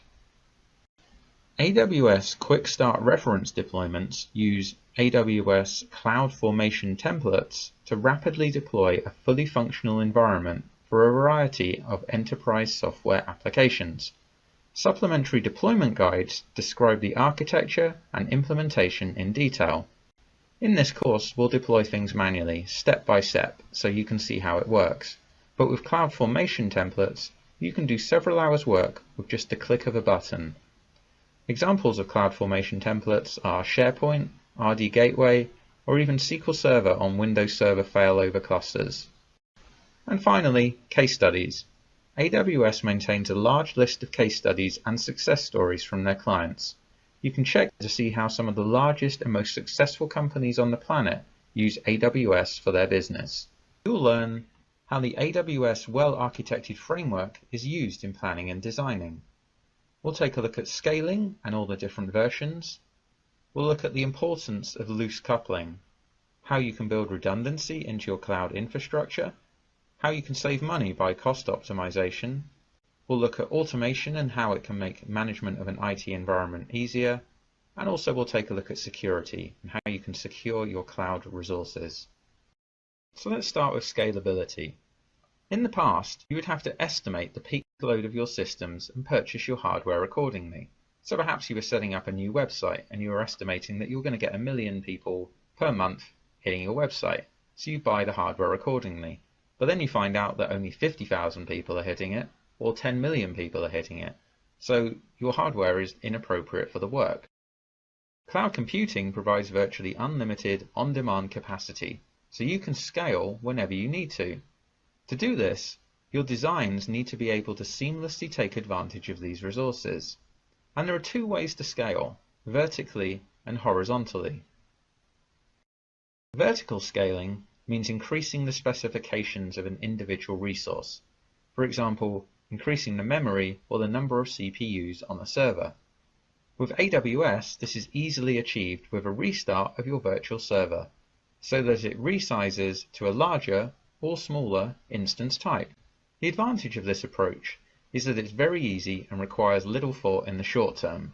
However, this type of scaling can eventually hit a limit and sometimes be cost inefficient, especially if you scale up to some very, very large instances.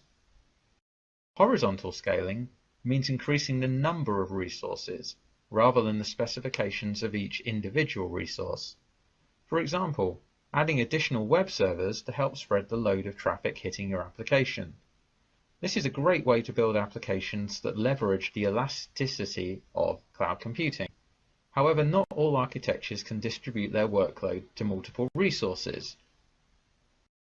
A stateless application is one that needs no knowledge of previous interaction and stores no session information. An example of this would be a web server that provides the same web page to any end user. A stateless application can scale horizontally as any request from any end user can be serviced by any of the available compute resources.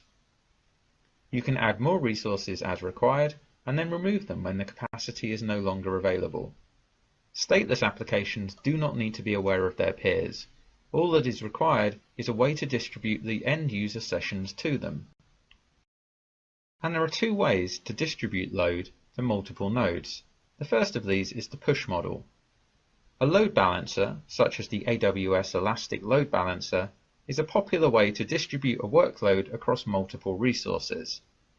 An alternative, but less recommended approach, is to implement a DNS round robin using Amazon Route 53, where DNS responses return an IP address from a list of valid hosts in a round robin fashion. This is an easy to set up option, but it can cause issues if DNS records are cached.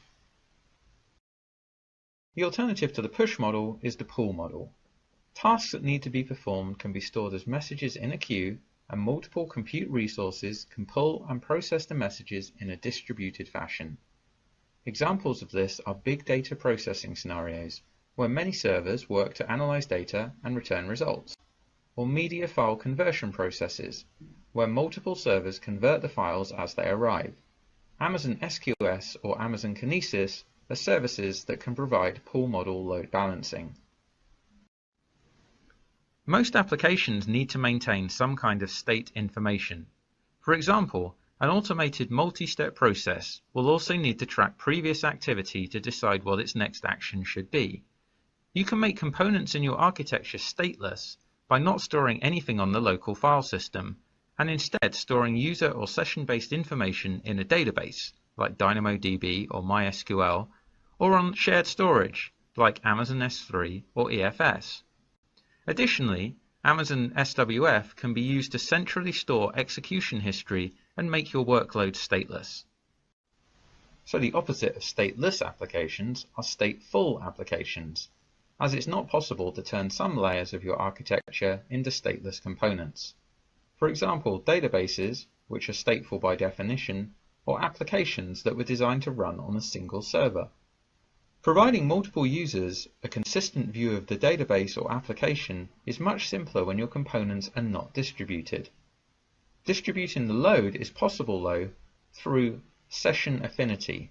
This means that all transactions of a session are bound to a specific compute resource. However, this means that existing sessions would not be able to utilize newly introduced compute nodes. And also, if a node is shut down or becomes unavailable, users bound to that session will be disconnected. For situations when you need to process large amounts of data, it's always beneficial to see if a distributed processing approach can be used.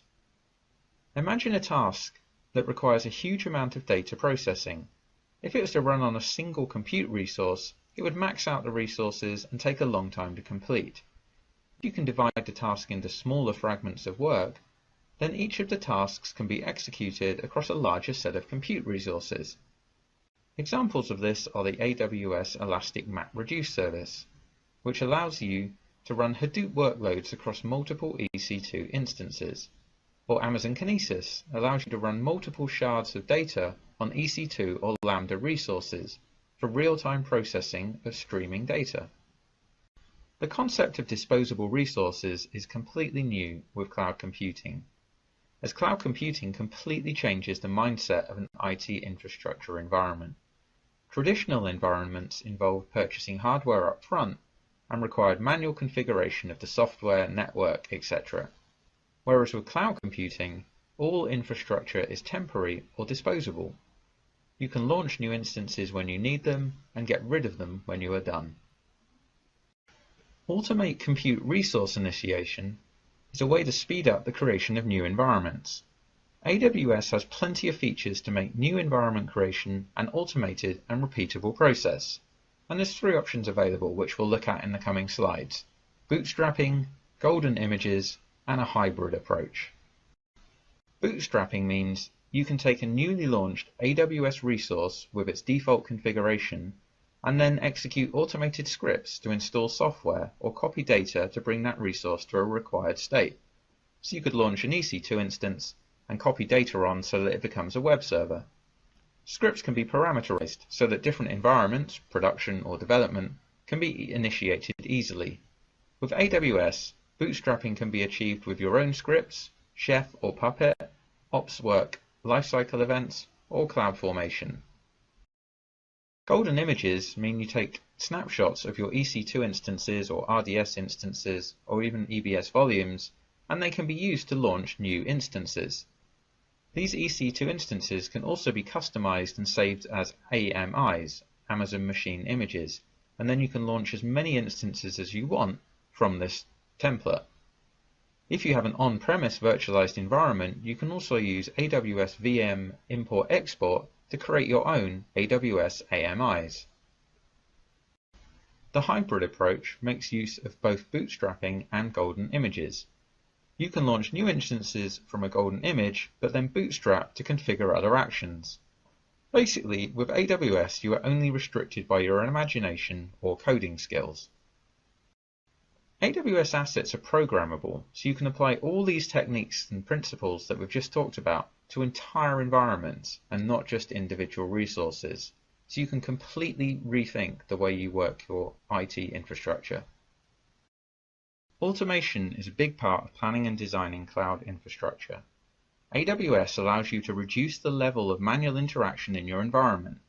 Using automation, you can react to a variety of events without having to do anything. Let's take a look at some examples. AWS Elastic Beanstalk. Developers can upload their code, and the Beanstalk service automatically handles resource provisioning, auto-scaling, load balancing, and monitoring. EC2 Auto Recovery. In some situations, you can use auto recovery to automatically recover an EC2 instance if it becomes impaired.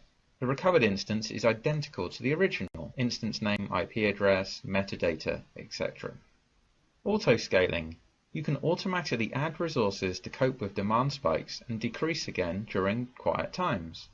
CloudWatch alarms and events. CloudWatch can send SNS notifications to alert when a particular event occurs. For example, CPU usage is too high. The notifications can be used to perform follow-up actions, like run a Lambda function. Opsworks lifecycle events. You can continually update your instance's configuration to adapt to environment changes. For example, if a new database instance is added to your environment, then an event can automatically trigger a chef recipe that points existing applications to the new server. Loose coupling is an important concept. Applications should be designed so that they're broken into smaller, loosely coupled components. The desired outcome is that a failure in one component should not cause other components to fail. This is achieved through a variety of measures. Firstly, well-defined interfaces. By ensuring that all components only interact with each other through specific technology-agnostic interfaces, for example RESTful APIs, will result in being able to modify resources without affecting other components. Amazon API Gateway is a fully managed service for APIs, which you can do this with. Loose coupling needs services to be able to interact with each other without having any prior knowledge of their existence. For example, imagine two servers communicating on hard-coded IP addresses.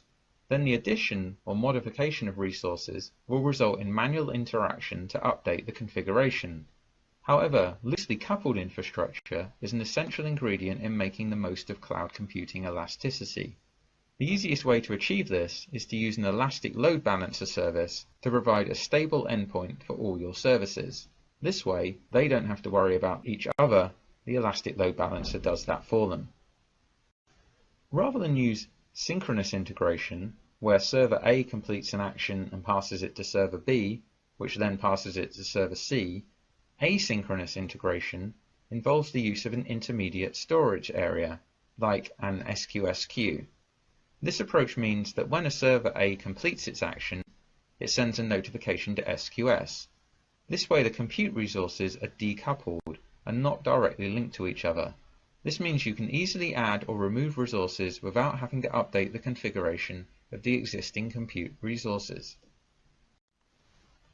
Designing applications to fail gracefully allows other resources to continue a service without causing a complete outage. Examples of this would be if your primary website fails, the Route 53 DNS failover feature points your users to a backup site hosted on a static website on Amazon S3. The idea is to continue to provide a service, even if it isn't the full experience.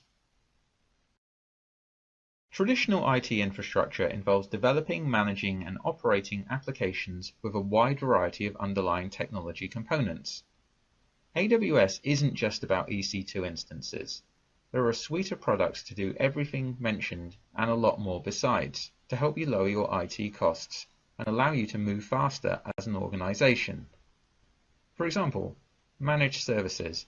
AWS provides many services that are fully managed: databases, machine learning, analytics, search, email, etc.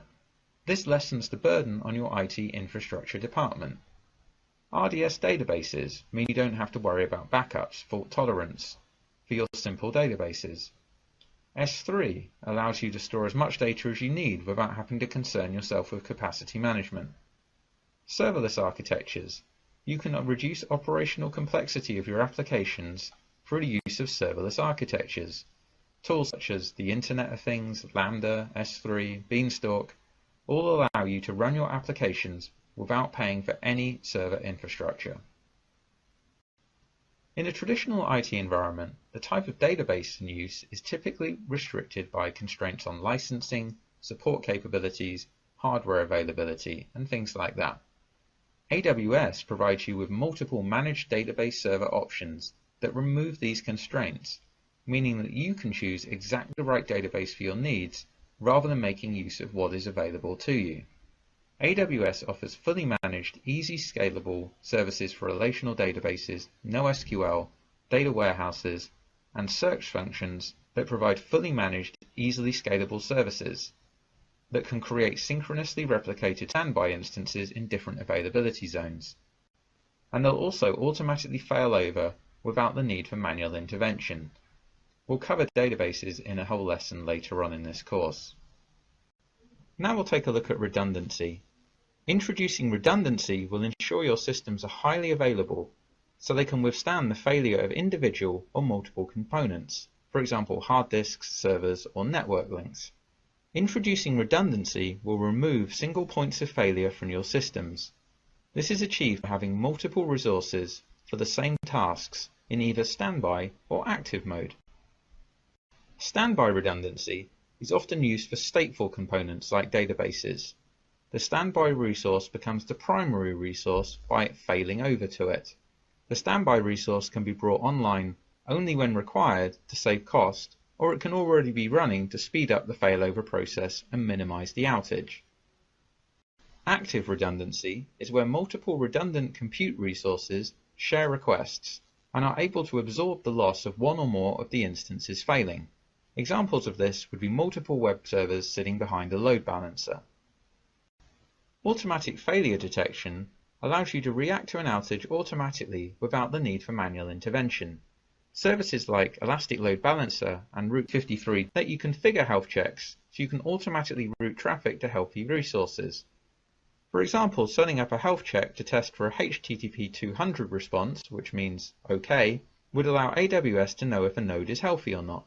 Services such as OpsWorks, Elastic Load Balancer, and EC2 Auto Recovery will let you replace unhealthy resources with brand new healthy ones.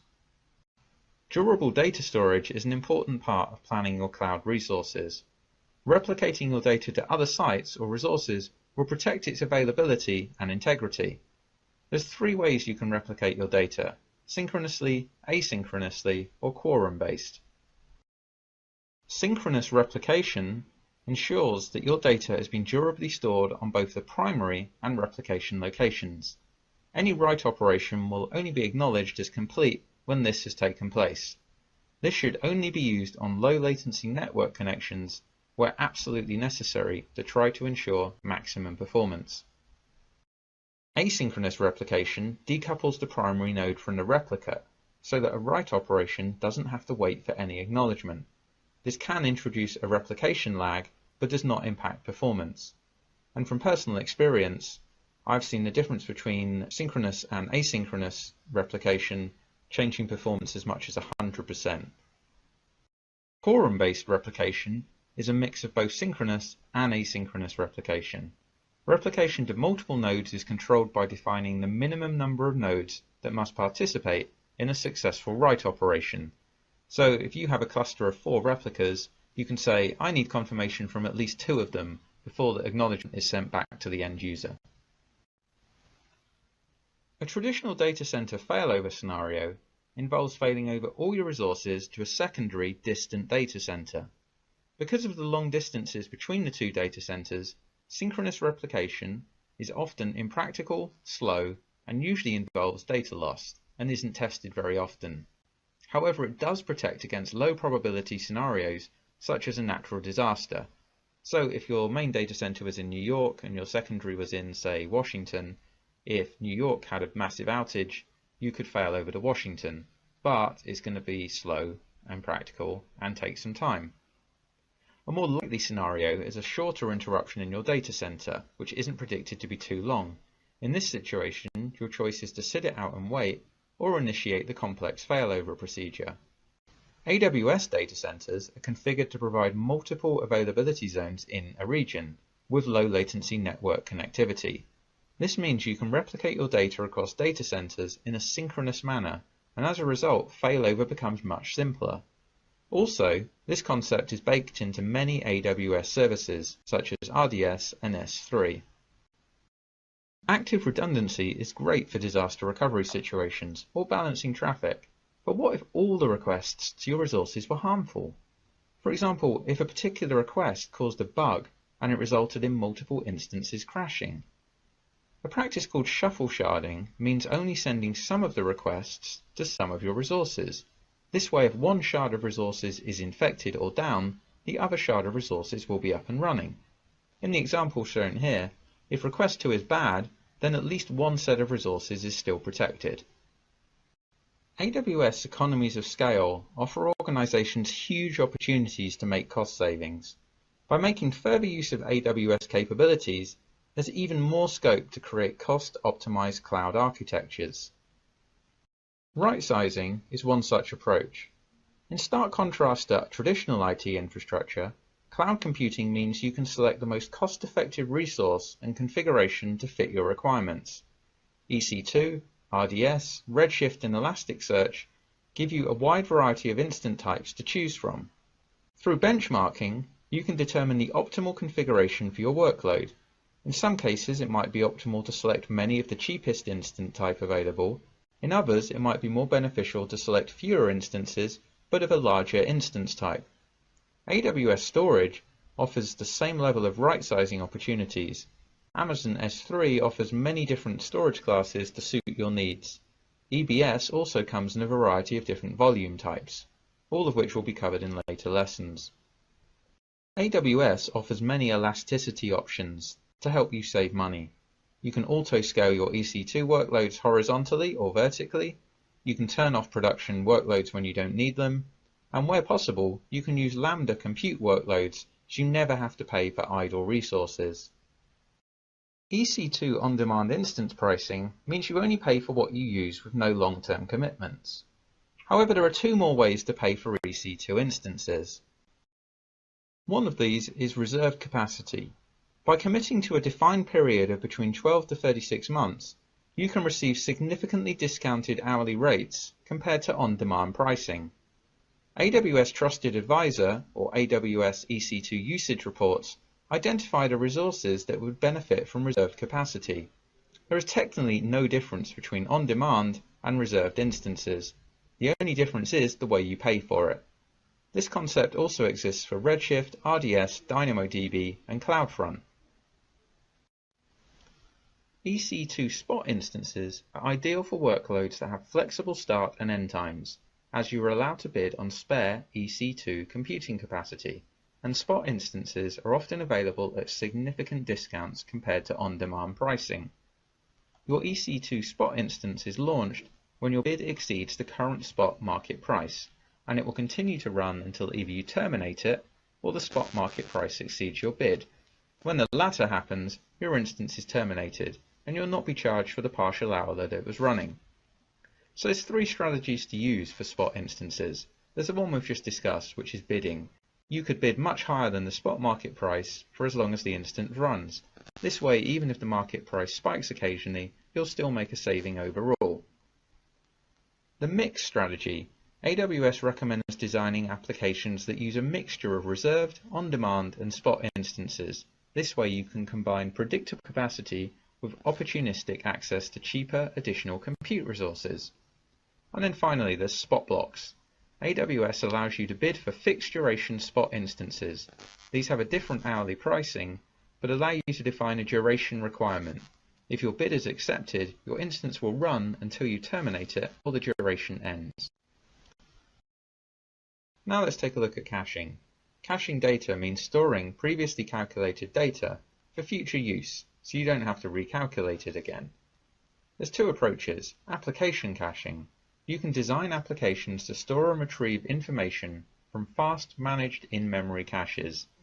This way, an application can look for results in the cache first, and if the data isn't there, it can then calculate it or retrieve the data and store it in the cache for subsequent requests. This approach improves user response times and reduces load on your resources. An example of this is Amazon Elasticache, which is a service that provides an in-memory cache in the cloud suitable for use with web services. Edge caching uses Amazon CloudFront, so you can cache static content such as images or video and dynamic content such as live video around the world using edge locations. This way users can be served the content that is closest to them, and resulting in low latency response times. The principle applies to both download and upload with edge caching. And finally, security. It's important to have security built into your plans and designs for AWS infrastructure. AWS allows you to take most of the security tools and techniques that you already know and improve them by formalizing security control design into your AWS platform. This simplifies the system for administrators and auditors alike. Now, we're not going to cover too much here because this is all covered in the IAM lesson. But there's things like defense in depth, which allows you to add multiple layers of protection to your resources, reduced privileged access to only give people the access they require. Security as a code lets you capture security requirements in one script that you can use to deploy new environments. And real-time auditing. AWS has multiple services to ensure you can test and audit your environment in real time. AWS offers a wide and deep set of functionality that allows you to integrate your existing network, security, data, lifecycle management, and resource management capabilities with the cloud. AWS allows you to extend your existing on-premise network configuration onto your AWS virtual private clouds, so that your AWS resources will operate as if they're part of your existing network. You can do this using Amazon Virtual Private Cloud, VPC, which is a logistically isolated network in the Amazon cloud that gives you complete control over your virtual networking environment. You can choose your own IP range, subnets, route tables, network, etc. Then there's Direct Connect. Rather than use internet-based connections between your on-site resources and the Amazon cloud, Direct Connect lets you establish a dedicated network connection between the two to provide lower costs and a higher level of service. You can use AWS to reliably and cost-effectively back up and secure your data.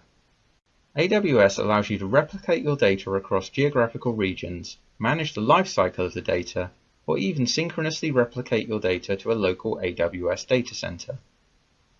AWS Storage Gateway is a VM that you install in your data center and configure to be associated with your AWS account. Then you can either use Gateway Cached, which lets you use Amazon S3 storage as your primary data storage, while retaining frequently accessed data locally in your storage gateway, or Gateway Stored. Gateway Stored volumes let you store your primary data locally and asynchronously back that up to AWS.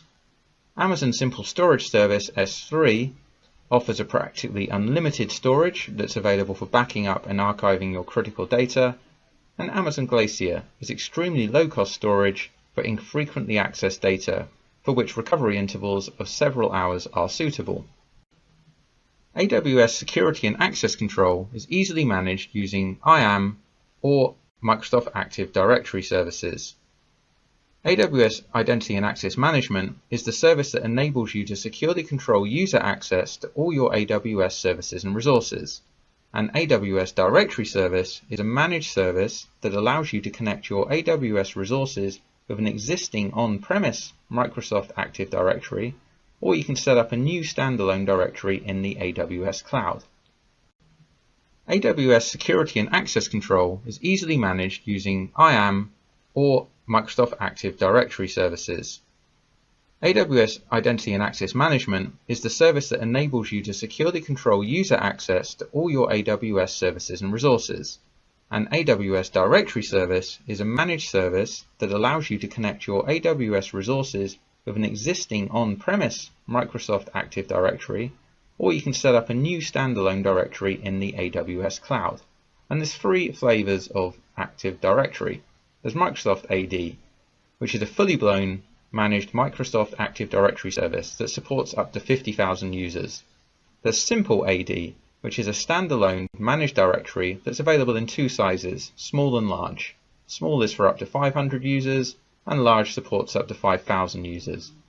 Or there's AD Connector, and this is a directory gateway that allows you to proxy directory requests to your on-premise Microsoft Active Directory.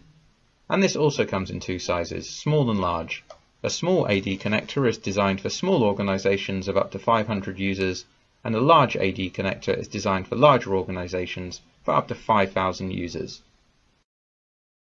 You can also use integrated resource and deployment management tools in your hybrid environment. AWS provides monitoring and management tools with robust APIs, so you can easily integrate your AWS resources with on-site tools. And most major software vendors already support AWS, like Microsoft, VMware, and BMC. Tools such as AWS OpsWorks allow you to deploy and operate applications in the AWS cloud or in your own data center. You can use templates or build your own tasks to specify an application's architecture. AWS Code Deploy automates code deployments to instances in your existing data center or in the AWS cloud. The main purpose of configuration management is to quickly spin up new resources whenever required. You may need to quickly spin up resources to upgrade to new instance types, to replace a failed instance or underperforming instance, for disaster recovery, for auto-scaling. You may also need to deploy configuration changes to a fleet of existing and running instances. Logging into each virtual machine and updating the same configuration files can take a ridiculous amount of time.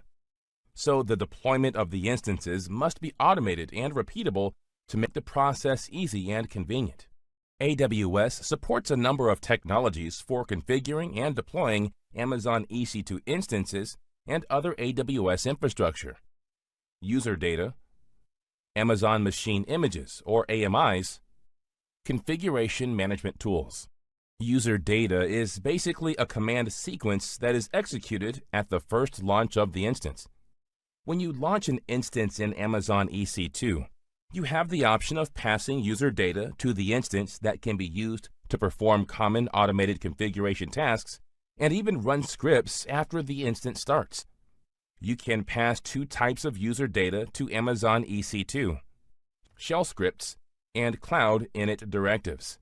You can also pass this data into the launch wizard as plain text file for launching instances via the command line tools, or as base64 encoded text for API calls. The AMI provides the information required to launch an instance, which is a virtual server in the cloud. You can specify an AMI when you launch an instance, and you can launch as many instances from the AMI as you need. You can customize the instance that you launch from a public AMI and then save that configuration as a custom AMI for your own use. Instances that you launch from your AMI can use all the customizations that you've made. AWS also offers a variety of its own configuration management tools and services, which allow you to configure new instances using reusable templates and update configuration dynamically in response to change. In this lesson, we'll review some of these tools, such as AWS CloudFormation and AWS OpsWorks, and discuss strategies for combining these technologies into a comprehensive configuration and deployment strategy.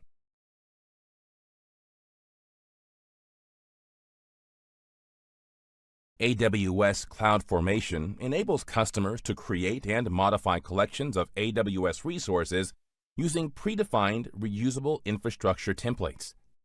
The CloudFormation templates provide EC2 bootstrapping features to help automate the initial installation and configuration of the OS and application stack.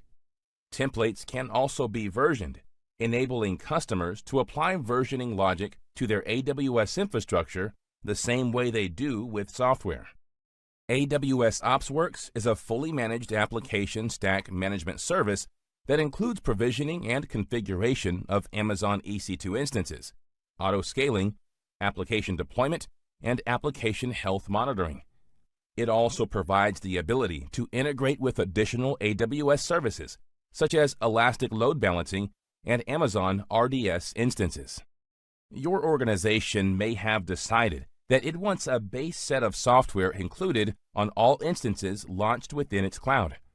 This may include homegrown utilities, in-house tools for using AWS services, and advanced software for enterprise-scale activities, such as monitoring and intrusion detection, among other possibilities. In this circumstance, consider using the base AMI approach. With this approach, you can pre-configure all of the software your organization requires on an Amazon EC2 instance, and then create an AMI from that instance. The new AMI would then become the AMI used to create all new instances within the organization. Organizationally, you could enforce use of the base AMI in a couple of ways. Create a custom toolset that becomes the gateway toolset for creating AWS resources, and that forces creation of instances from the pool of custom AMIs. Create processes that scan the running Amazon EC2 instances in your account and terminate any instances that are not using the standard AMIs.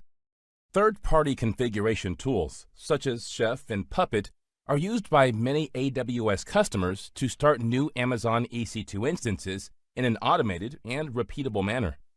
The flexibility of these environments enables the implementation of a complete configuration management system.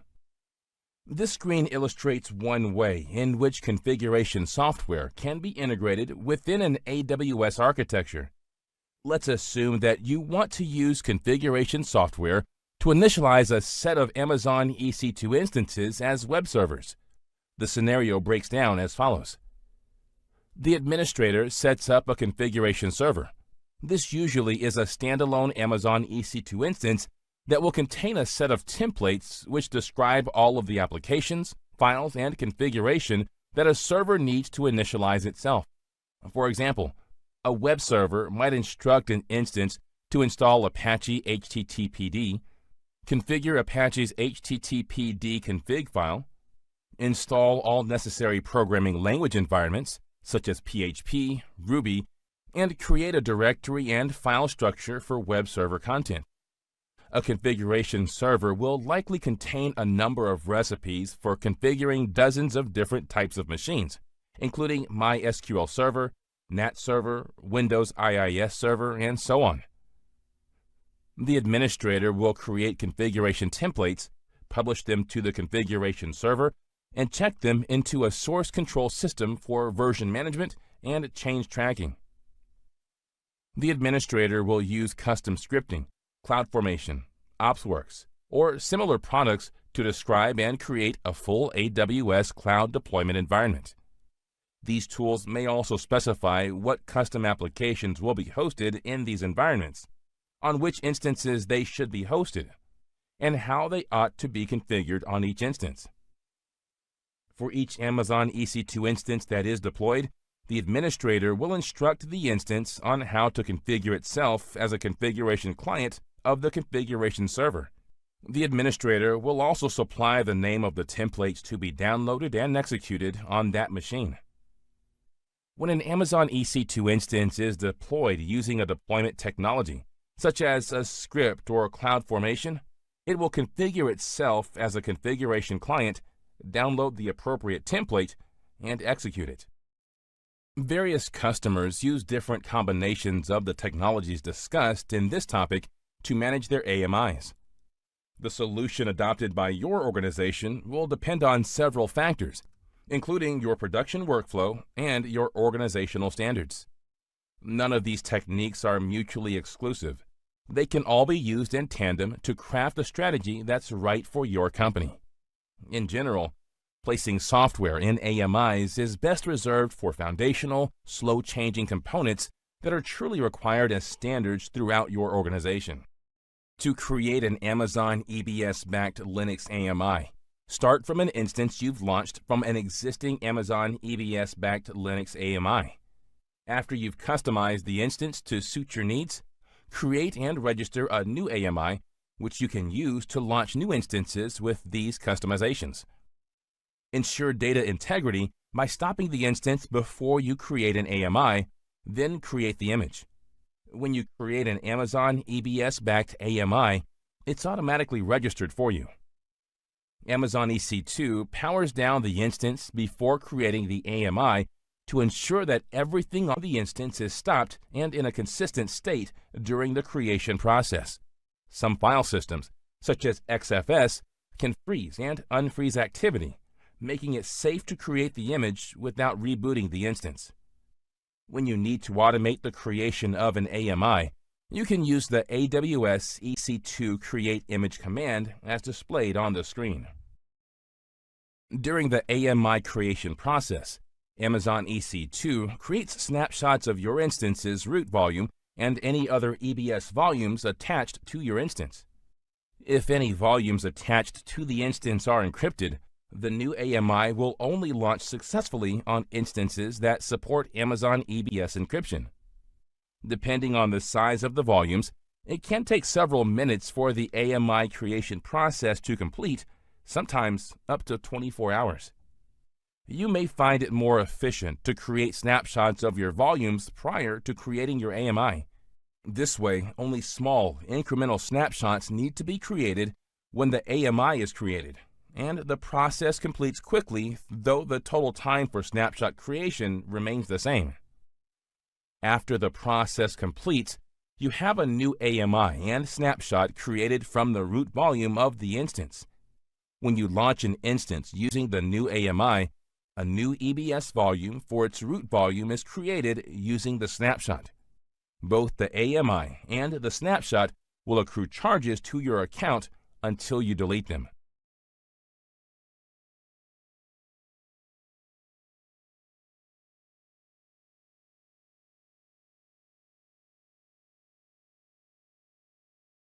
You can copy an AMI within or across an AWS region using the AWS Management Console, the command line, or the Amazon EC2 API, all of which support the copy image action. Both Amazon EBS-backed AMIs and instance store-backed AMIs can be copied. You can't copy an encrypted AMI between accounts.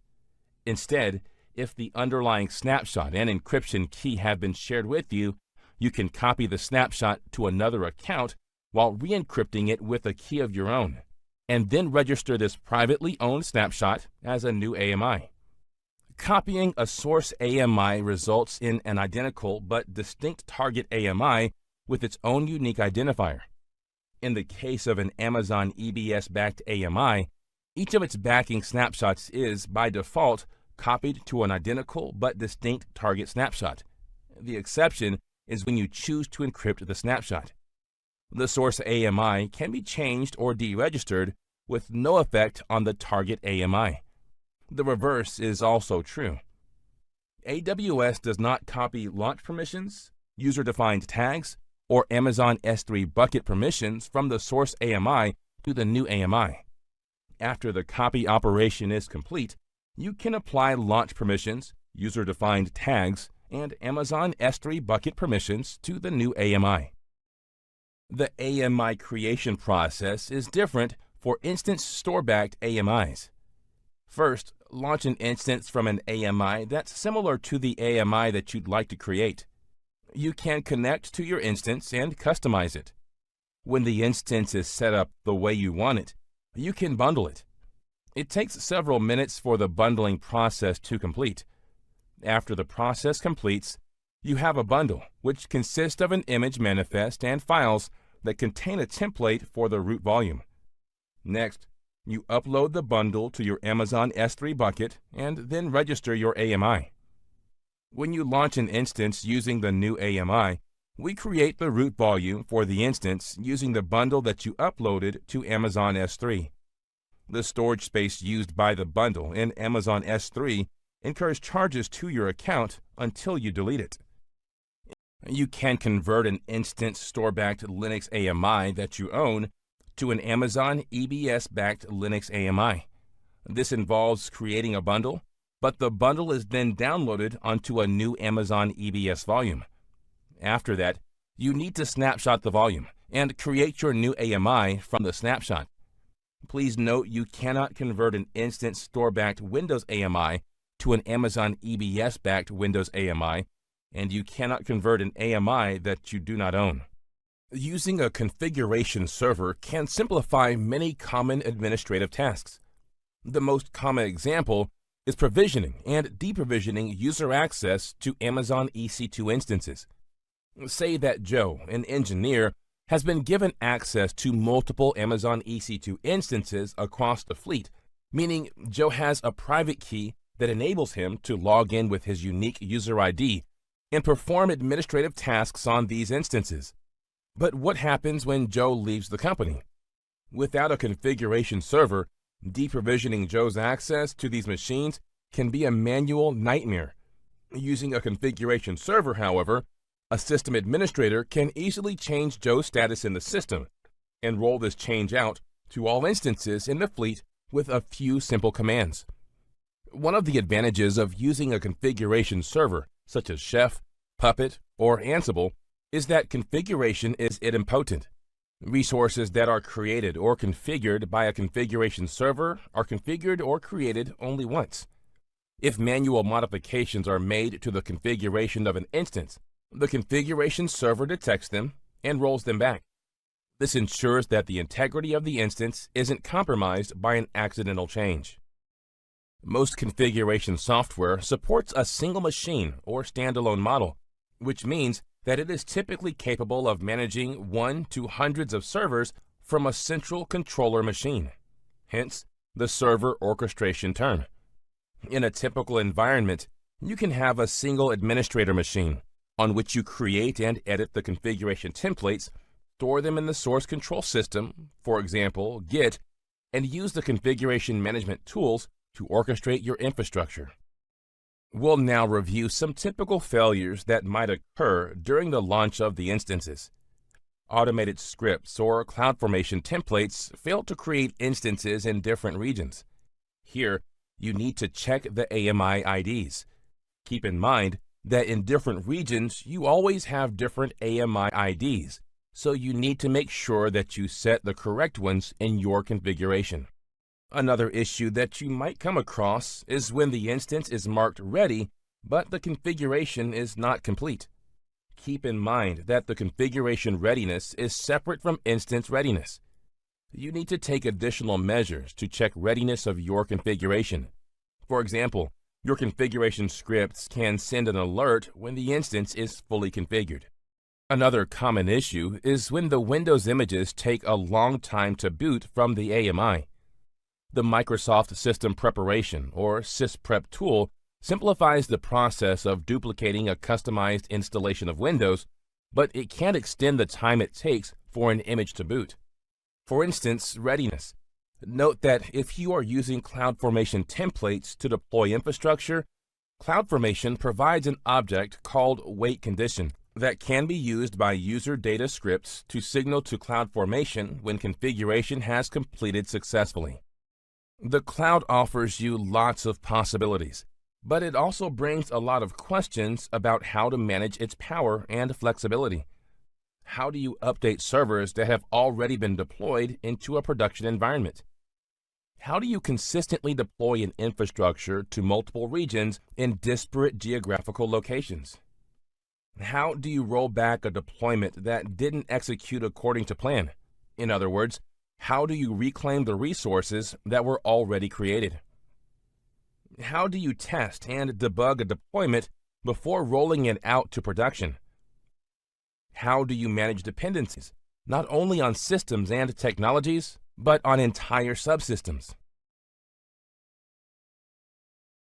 The most commonly used technologies for automated, repeatable deployments include custom scripts and applications in which you can use AWS command line interface commands or AWS API to automate deployments in a variety of languages.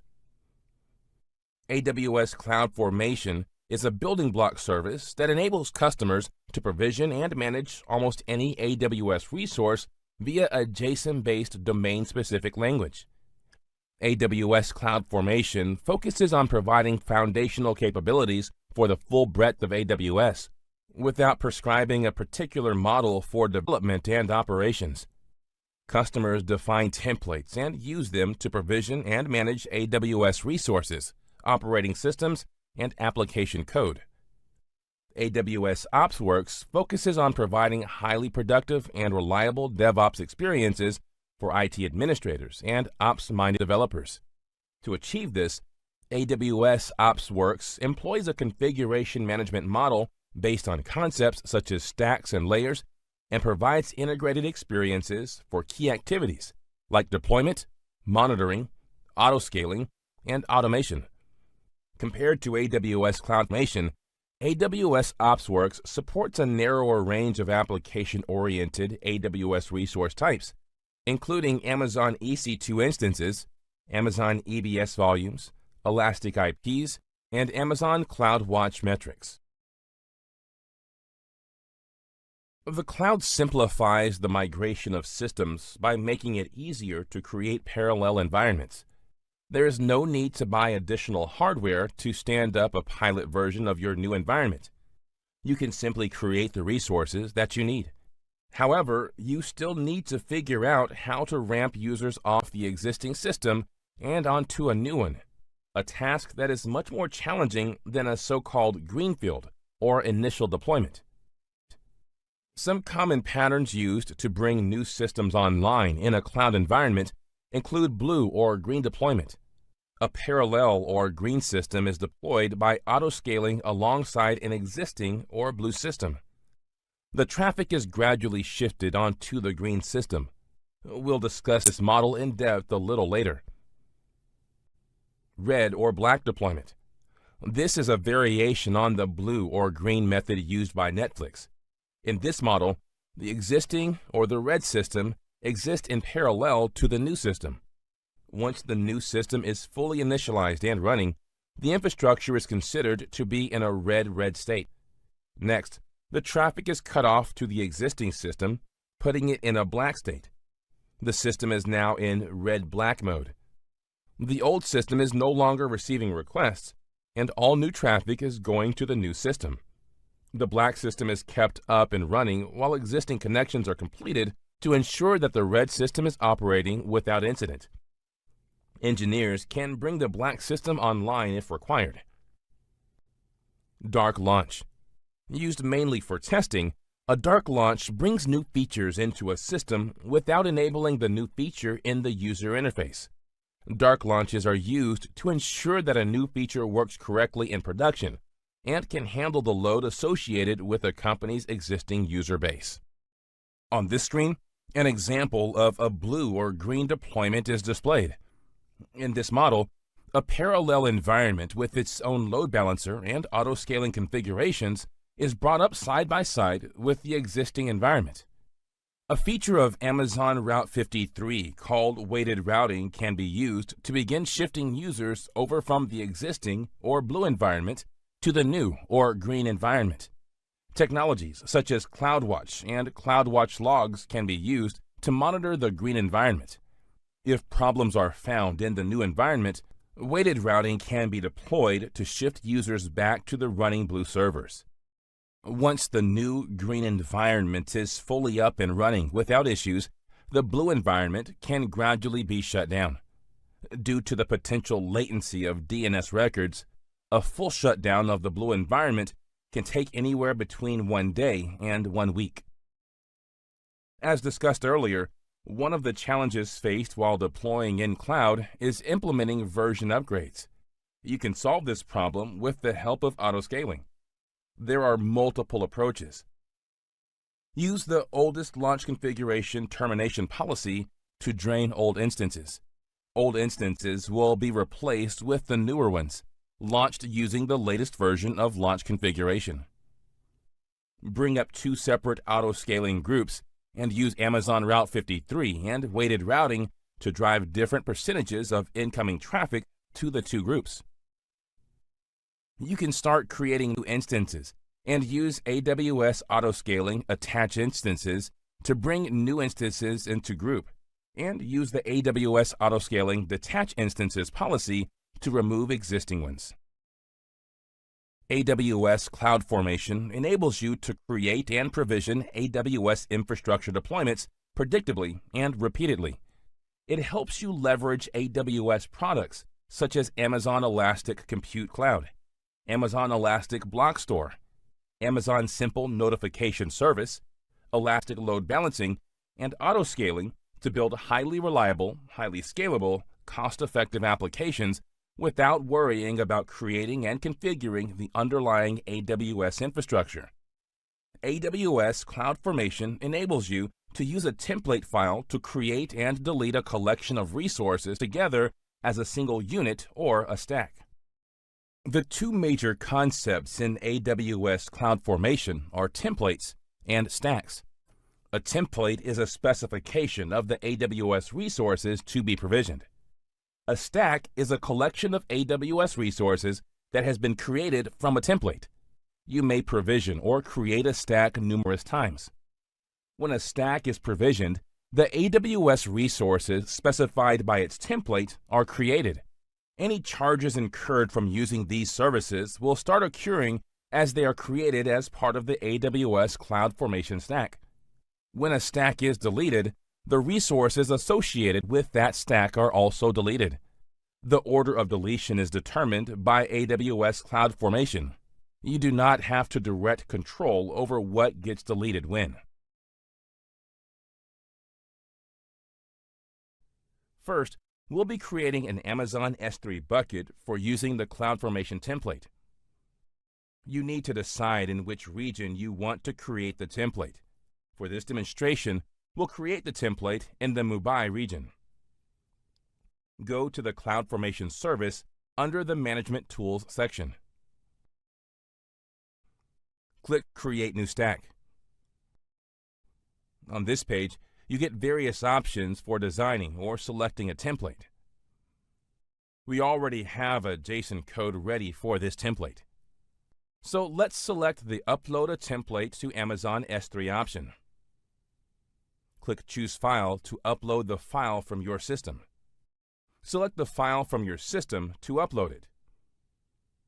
It's a simple JSON file that creates an Amazon S3 bucket. Click Next. Provide a stack name.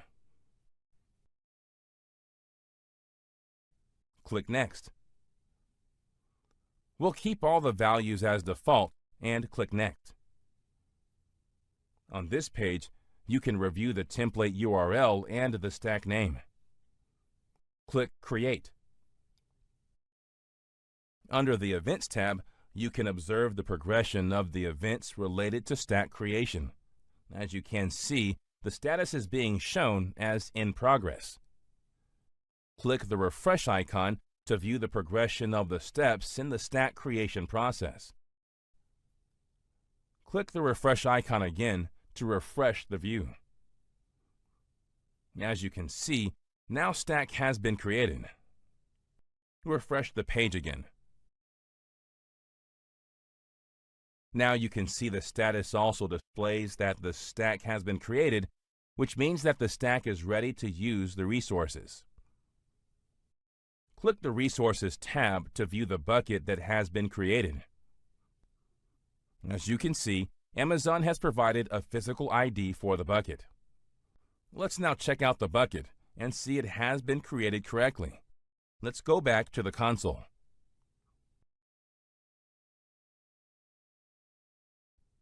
Click S3 under the Storage and Content Delivery section. As you can see, our bucket is available. Click the bucket name. As you can see, the bucket is empty. Click the Properties button to view the properties of the bucket. As you can see, it has been created in the Mumbai region. Let's now go back to the Management Console and click CloudFormation under the Management Tools section. We'll now go and delete the stack. Once the stack is deleted, this bucket will be automatically deleted. Select the stack, click Actions, and select the Delete Stack option. Click the Yes Delete button to confirm your action. Under the Events tab, you can view all the events related to the deletion process. Click the refresh icon to get the updated view every time. As you can see, the stack and the bucket have been deleted. You have learned how to create an AWS CloudFormation template. Security is one of the key concerns for all those who would want to come onto the cloud. It could be an enterprise, it could be a startup, it could be a small business, and they all worry about that data. How secure is the data? So let's spend some time talking about security on AWS. Security at AWS is job zero. That is what AWS talks about. That is everybody's responsibility, and it starts right from the infrastructure. We spoke about regions. We spoke about availability zones. So availability zones are the physical data centers, and they are designed to be fault tolerant. They are designed to be highly available, so they are always in a group of 2 or more. So that way, if one goes down for any reason, we will still have the services running from the second data center. AWS has something called a shared security responsibility model, where they say that whatever happens to the underlying infrastructure, they are responsible for securing that infrastructure, such as the regions, the availability zones, the edge location. They are responsible for that underlying infrastructure. The customers are responsible for everything that they put on top of that infrastructure. So the data, the application, the access, the firewall rules. The customer is responsible for configuring access to anybody on that infrastructure.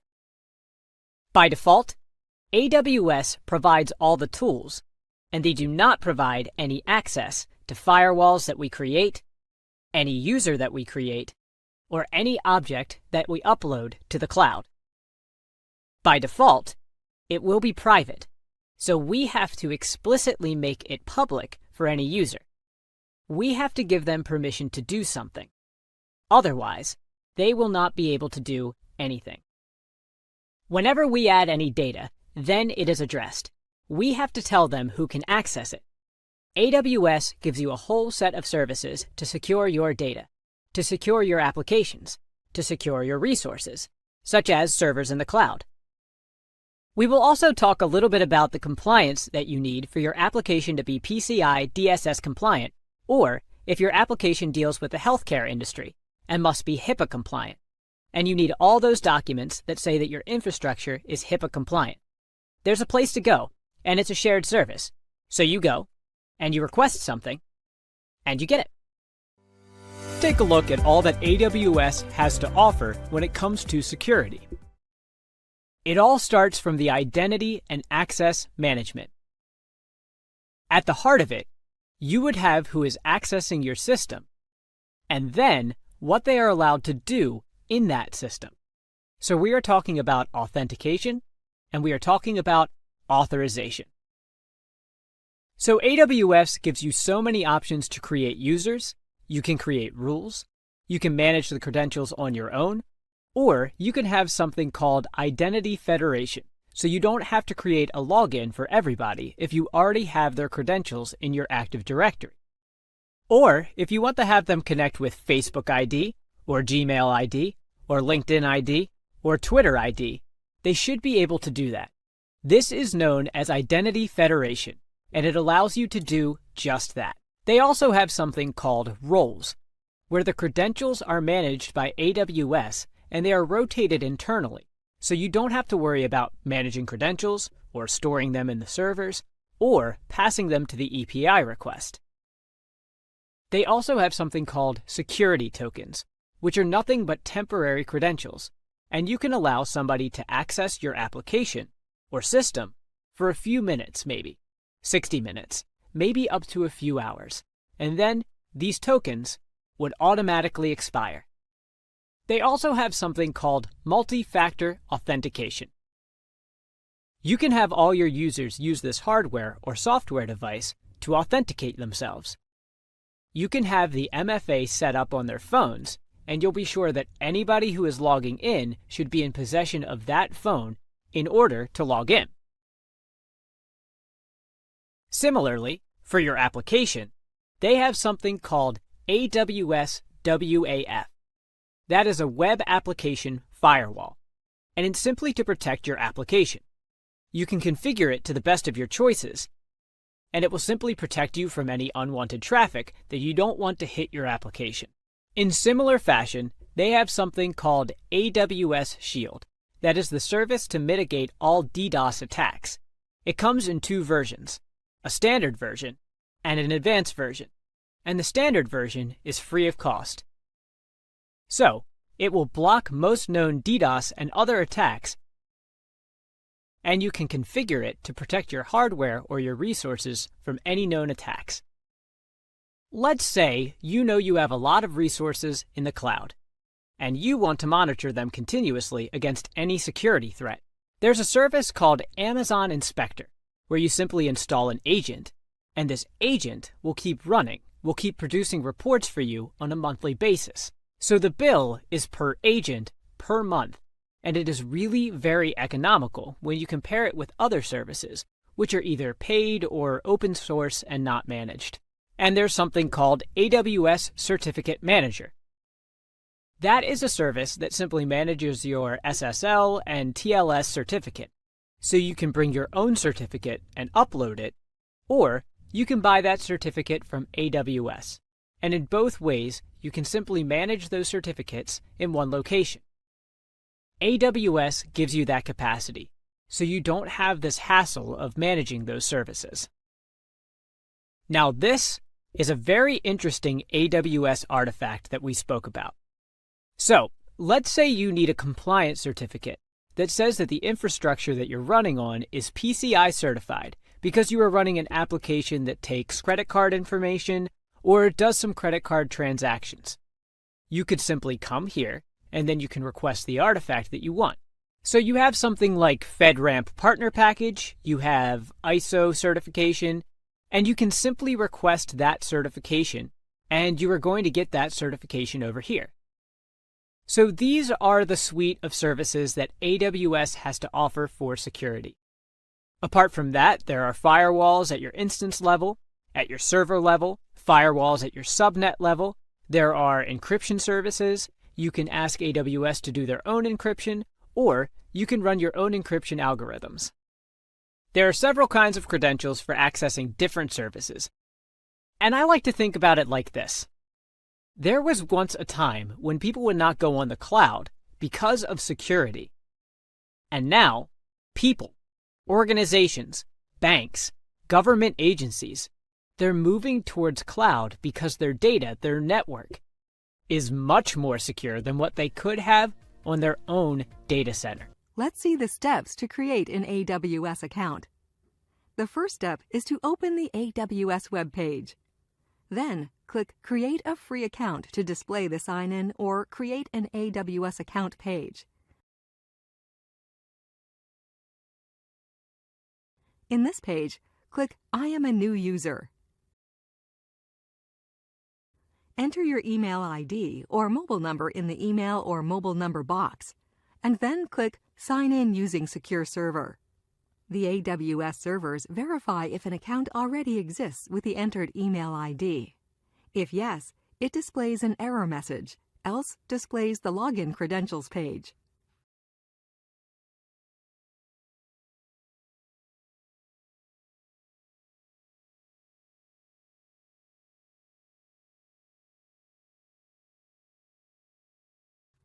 In the Login Credentials page, enter the name.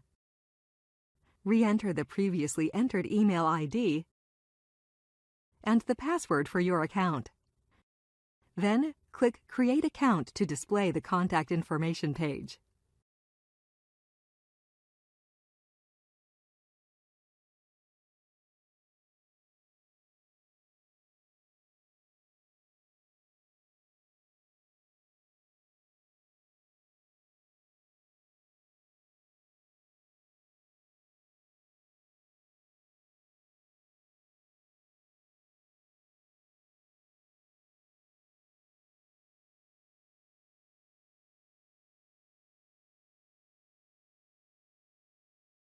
This page gives you the option to create a company account or a personal AWS account.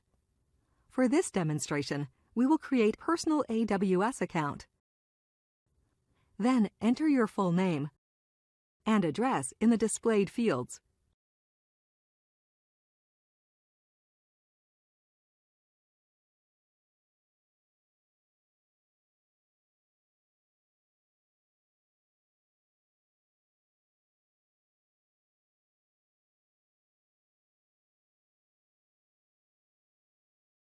Next, enter the CAPTCHA characters from the displayed security image. An important step is to open the AWS agreement and read it thoroughly. Then select the AWS Customer Agreement checkbox.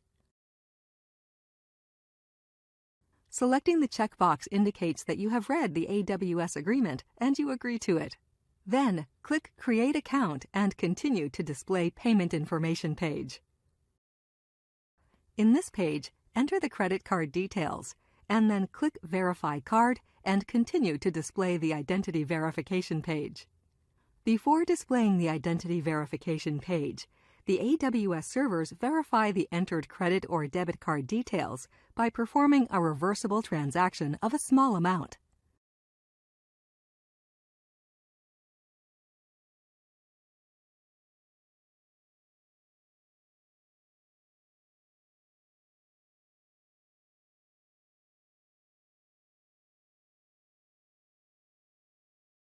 This page displays your entered mobile number and is used to verify and confirm your identity. As you click Call Me Now, the AWS system calls you on the displayed number and your computer screen displays a 4-digit verification PIN. Enter the displayed 4-digit PIN in your phone using the keypad. Once the verification is successful, the page displays a message, Identity Verification Complete. Simply click Continue to select your support plan to display the support plan page. This page displays and explains about the 3 support plans: Basic, Developer, and Business. For this demonstration, we will select the free or basic plan, and then click Continue to display the welcome page of the AWS services.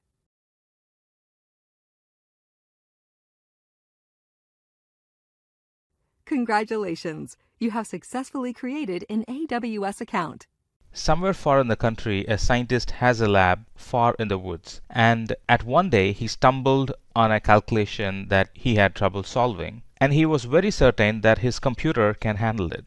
And he asked his computer to do the math or the calculation for him. And the computer thought about it for a while, then took a couple of hours in trying to process the data. And eventually, at one point, it gave up and died due to low memory. And this old scientist is now clueless about how he was going to finish the task and complete his invention and let the whole world know about it. And that's when he was introduced to this new friend AWS, as you see on the screen. AWS was very handy in replacing his old machines, and it was able to give him the service that he wanted at that moment. AWS has been around for a while helping people with their computer needs, and now this new scientist friend in need is welcomed by the new and trendy IT technology AWS, and sure enough, his new AWS friend welcomed and walked him through the new way of computing. And this new happy-faced AWS friend talked to this scientist about AWS EC2 in specific, and walked him through about all the new innovations in IT and in cloud that he had been missing all these days. So his new friend AWS started the conversation about explaining how there is no need for any hardware units, no managing hardware or provisioning in AWS. And secondly, it explained increasing and decreasing the capacity as per the demand is just a click away.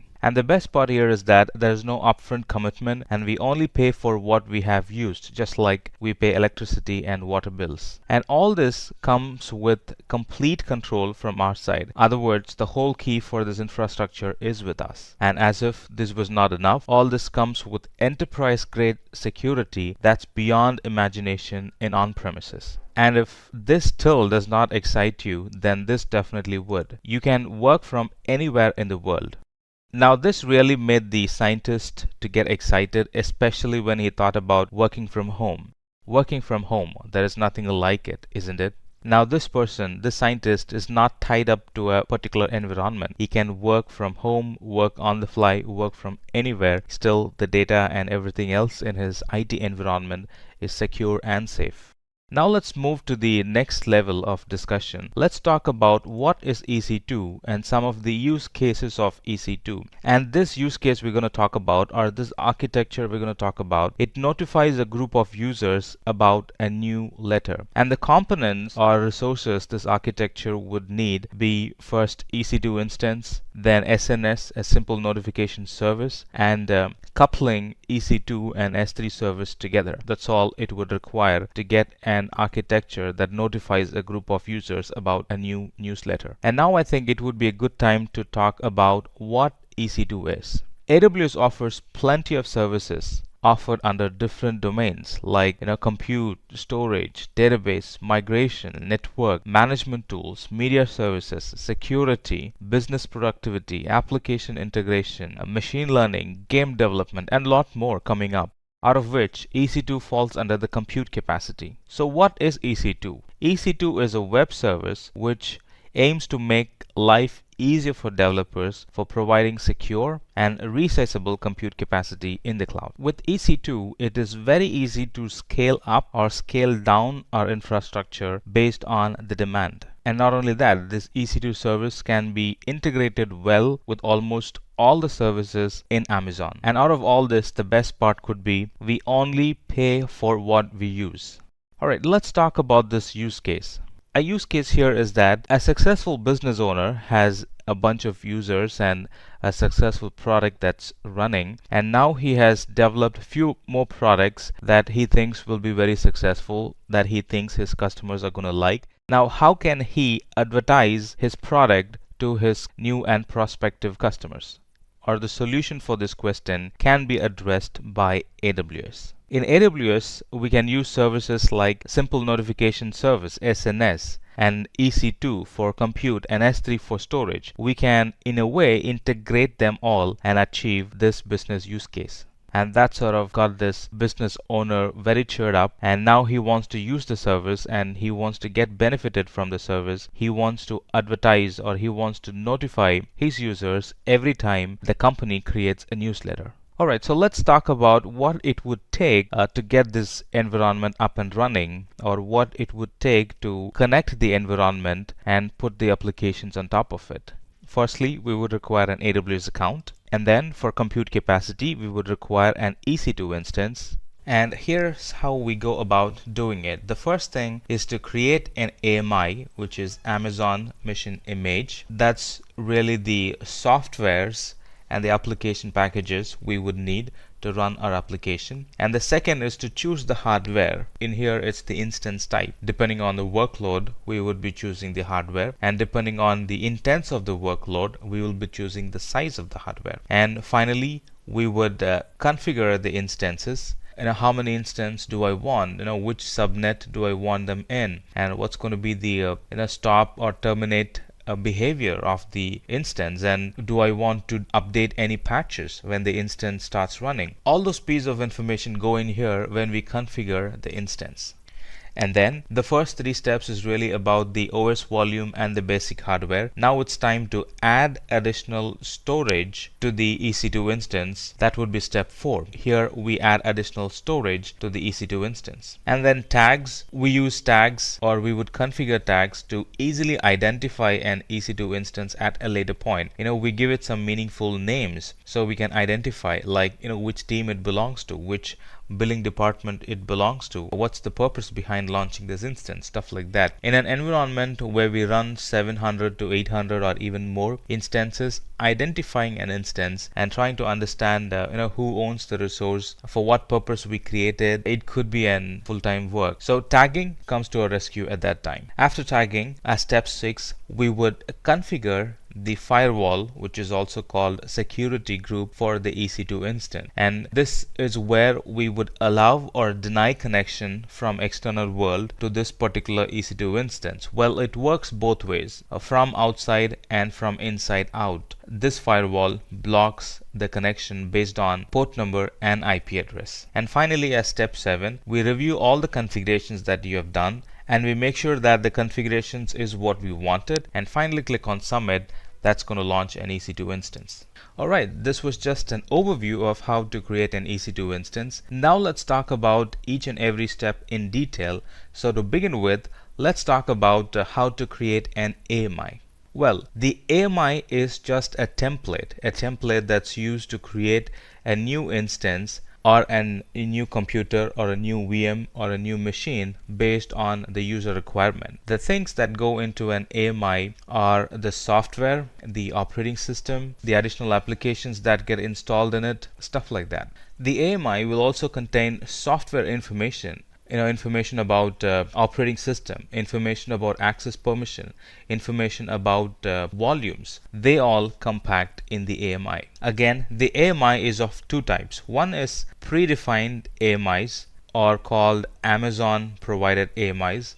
The other one would be custom AMIs, the AMIs that we create. And if you're looking at a particular AMI that you don't want to create but still want to get it from Amazon, there is a place or a portal called AMI Marketplace. There we get like thousands of AMIs in there available for us to shop and use them on a pay-as-you-go business model and use them as pay-as-you-go billing. So there you can search AMI that you're looking for. Most probably you'll be able to get it there. Now let's talk about choosing the instance type. The instance type is basically the hardware specification that's required for a machine that we're trying to build. And the instance types is categorized into 5 main families. They are, to begin with, it's compute optimized. Now compute optimized gives us lots of compute power or lots of processing power. So if my application is going to require a lot of processing power, I should be picking compute optimized instance. And the second one is memory optimized.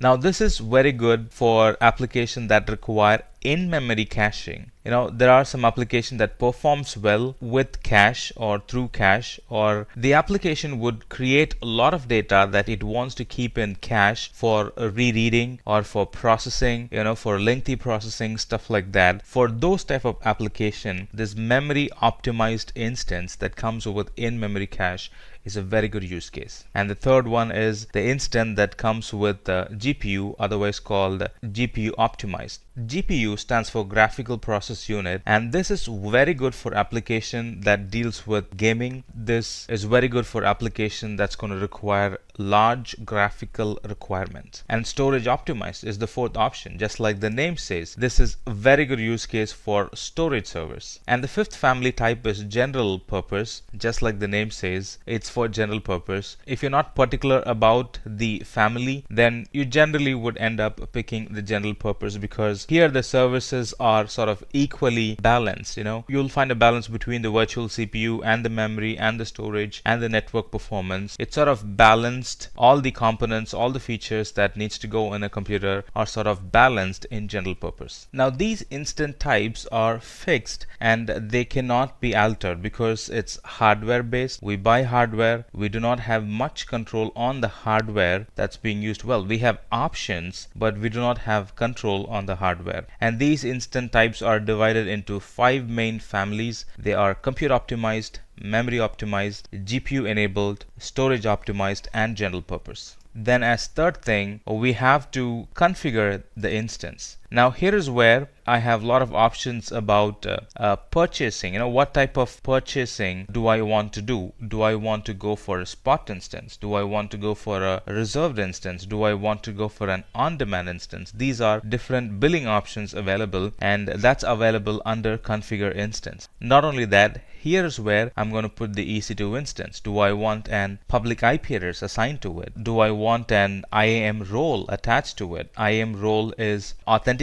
Or what kind of authentication am I going to provide? And the shutdown behavior. The shutdown behaviors include, do I want to stop the instance when the user shuts down the machine from the desktop, or do I want to simply terminate the instance when the user shuts down the instance from the desktop? So those things go in here, just like the name says, configure instance. A lot of instance configuration options comes in here. That's the third step. And not only that, under the advanced details or advanced tab under configure instance, I can bootstrap the instance with some scripts. Now bootstrap is nothing but the scripts that you want to be run in the instance before it actually comes online. Let's say you're provisioning the instance for somebody else. Instead of you launching the instance and then logging in and running some commands and then handing it over to the other person, you can create bootstrap shell scripts and paste it in a console option available under configure instance, and Amazon is going to take those commands, run it on the instance before it hands over to the user that initially requested for that instance. Now it could be a different user or just you. It sort of automates software installation procedures in the instance that we will be launching. And not only that, there are multiple payment options available under configure instance. The user can pick an instance under normal price, and that instance would apply normal rates applied to it. And there are also options like reserved instance, where the user can pay for an instance upfront before a year or before months, for a span of year or a span of months, and that way they can pay less per hour for using that instance. Not only that, you can also go for spot instance, like bidding for those instances. Whoever bids more, they get the instance for that particular time. Well, these instances are a lot cheaper than on-demand instances. And through bidding and buying, you can keep the instance as long as your bid price doesn't exceed the price that Amazon is proposing. And as the fourth step, we will have to add storage to the instance that we are about to launch. And here we have a bunch of storage options. I can go for ephemeral storage, which is free, or I can go for an external elastic block storage, also called EBS, which is paid and it's a permanent storage, or else I can integrate my EC2 instance with S3 for its storage needs. And the best part about storage is free subscription users, they get to use 30 gigabit of SSD storage or magnetic storage for the whole year. In this page where we are ready to add storage, we will have to mention or provide the size in gigabit and the volume type. Is it going to be an provisioned volume? Is it going to be an general purpose volume? Is it going to be a magnetic volume? Stuff like that. They are volume types. And we also need to give inputs about where the disk will be mounted and whether this volume needs to be encrypted or not. So all these options or all these inputs are received from us under the adding storage section. And then the fifth option would be adding tags. Like we discussed some time back, tags are very helpful to identify a machine in an environment where we have 700 or 1000 VMs running. And security groups are the actual firewall that sits in front of EC2 instance, and it protects that EC2 instance from unintended inbound and outbound traffic. Now here is where I can fine tune the access to my EC2 instance based on port numbers and based on IP address from which it can be accessed. And finally, we get to review the whole changes or the whole configurations that we have made to find out whether they are intact with the requirement, and then click on submit. That's going to launch an EC2 instance. But hold on, we're not done yet. When we're about to launch, or before the Amazon console actually launches the EC2 instance, it's going to give us an option to create a key pair. Remember, I said it's key pair. Key pair is two things. One is public and private. The private key is downloaded by the user and is kept with the user, and the public key is used by Amazon to confirm the identity of the user. So just go ahead and download the private key and keep it for yourself. And this private key gets downloaded as a .pem file. It's a format of the file and it gets downloaded as .pem file. And our next step is to access the EC2 instance. And because the instance that we have launched in this example, let's assume it's a Linux instance, and that's going to require a tool called PuTTY to be able to access it. And this PuTTY tool is really needed when we are trying to access an Linux instance from Windows instance. Most of the time, Windows instance will have PuTTY installed in them, but in some rare cases, they do not come with PuTTY. In those cases, we can go ahead and download PuTTY and PuTTY generator, and we can start using it to access the Linux instance. Now you might ask, well, I understand PuTTY, what's PuTTY generator? Now the file that we have downloaded is in .pem format, but unfortunately PuTTY does not accept .pem format as input. It has to be converted into a different format called ppk, and PuTTY-gen is a tool that helps us to convert the .pem file into ppk file. So the quick way to do it is download generator, open it up, click on conversion and insert the .pem key that we have downloaded and save the private key. And this, when we save the private key, it gets saved as a .ppk type private key. And when that's done, the next very step is to open PuTTY and try to log in. And the way to log in is to open PuTTY, put that IP address here, and then click on auth. This is where we would input the file that we have created. So click on auth and then click on browse and find the .ppk file that we have converted and stored, browse it and upload it, and then click on open. Now that's going to open up a login screen for us. And the AMIs comes with a default username. Depending on the AMI that we have picked, the username might differ. In our case, we have picked an AMI for which the username is EC2-user, and this is the default, by the way. Let's put the username EC2-user and hit enter, and that's going to open up the Linux instance using CLI. There are a few other things that we can do with the terminal that we'll explain it a little later. Alright, so we have successfully launched an EC2 instance, and give yourself a pat on your back. Launching an instance was just one part of the solution. So let's actually talk about how we can notify our customers. SNS, or Simple Notification Service, is a service or a product in Amazon that helps us to notify customers through email. So navigate to SNS in your account and create a topic. And we're going to use this topic for public notification. So let's make it public and then add subscribers to it. Now these subscribers are the people who you want to be notified about the newsletter. So we already have the email database in there. Add them to the subscribers list and then they will start getting new newsletters as and when we post them to the topic. And as next step, create a bucket in S3 where you can store content, and in that bucket create an event that triggers a notification to Simple Notification Service. So this is how it will be set up. A notification will be sent to our subscribers anytime we put something in our S3 bucket. So S3 bucket is going to create an event for the notification, and the notification is going to make sure that it's delivered to your end customer because they're already subscribed to the topic as subscribers.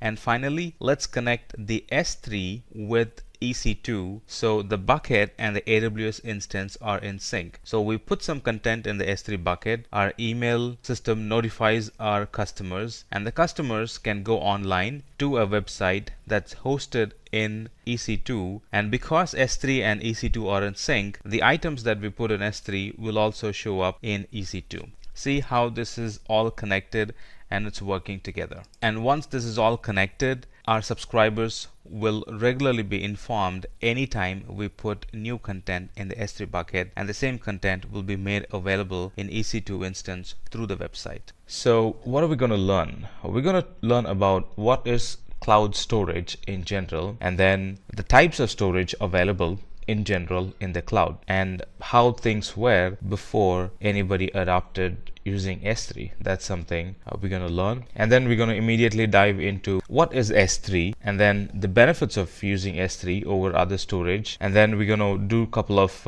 labs or console walkthroughs about what is object and how to add an object, what is bucket, how to create a bucket, stuff like that. And then we're going to talk about how Amazon S3 generally works. Now, it comes with a lot of features, it comes with a lot of promise. How does this all work? How does Amazon able to keep up with the promise? We're going to talk about that. And then we will talk about some features, add-on features that comes along with Amazon S3. So what is cloud storage in general? Cloud storage is a service that provides web services where we can store our data. And not only that, the data can be easily accessed and the data can be easily backed up, everything over the internet. In short, if you could store your data, if you could access the data, if you could back your data, everything you do through the internet, then that's a good definition for cloud storage. And additional definitions are, in cloud storage we only pay for what we use. No commitment, no pre-provisioning, is pay as you go type subscription. And the best part is we pay on a monthly basis. We don't rent a hardware for the year, or we don't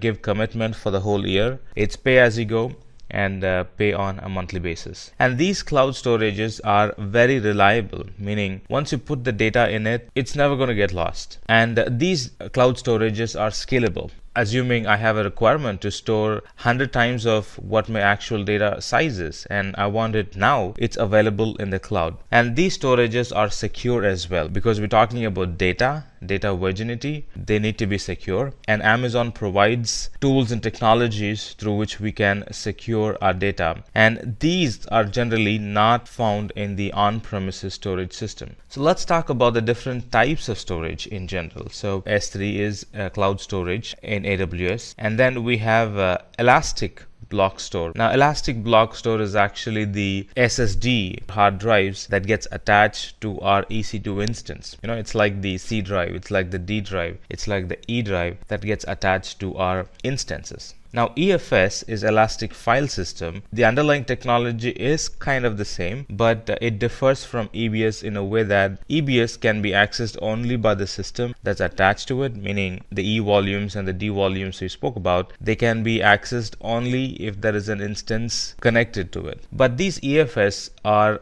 actually shared file systems, Elastic File System. Alright, they are shared systems. They can be accessed by multiple systems. They can be accessed from inside the Amazon environment. It can be accessed from on-premises equipment as well. Glacier is actually the archiving solution in the cloud. If you want to dump a data and try to keep them in the low cost as possible, then Glacier is the product we should be using. And then we have Storage Gateway. If I want to safely move my data from my local environment to the cloud environment, and also want to keep a copy of the data locally, so users locally can access them, and cloud users or internet users can access the data from the cloud. If that's your requirement, then Storage Gateway is the one we would be choosing. And then we have Snowball. Snowball is really an data import and export system, but it is actually an hardware that gets shipped to our premises, where we can copy a data into it and then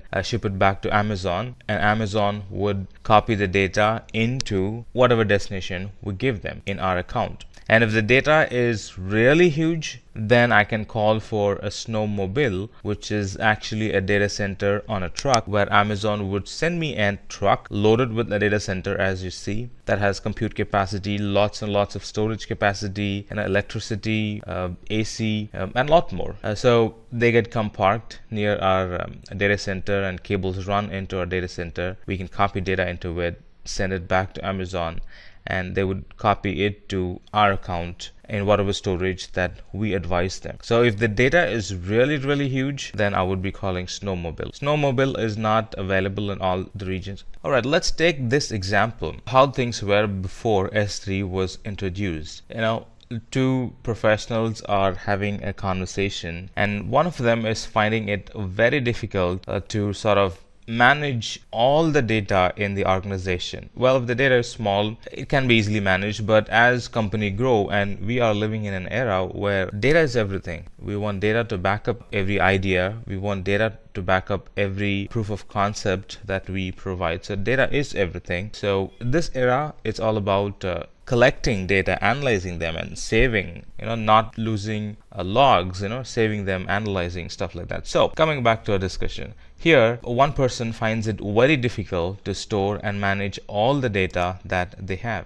So some of the data that this person is having problem storing is data that application use to running, and then data that get sent to the customers, and data that the websites require, the data that are because of the email backups, and a lot more other storages that an enterprise can have, and this person is having problem backing up all those data. And even if we think of increasing the local storage capacity, that's going to cost a fortune. And few things that make it sometimes impossible to increase the storage capacity in-house is we will have to go and pay heavy to buy hardware and software to run these storages, and we need to hire a team of experts for maintaining them, the hardware and the software. And anytime if there is a dynamic increase in the storage capacity, the on-premises or in-house hardwares won't be able to scale. And data security is very costly when it comes to building our own storage environment in-house and adding data security on top of it. So the other guy in the conversation was sort of quietly listening everything the manager was saying, and then he slowly introduced him to S3 because he knew that all the problem that this manager was worried about can be solved to S3. In other words, all the scalability, all the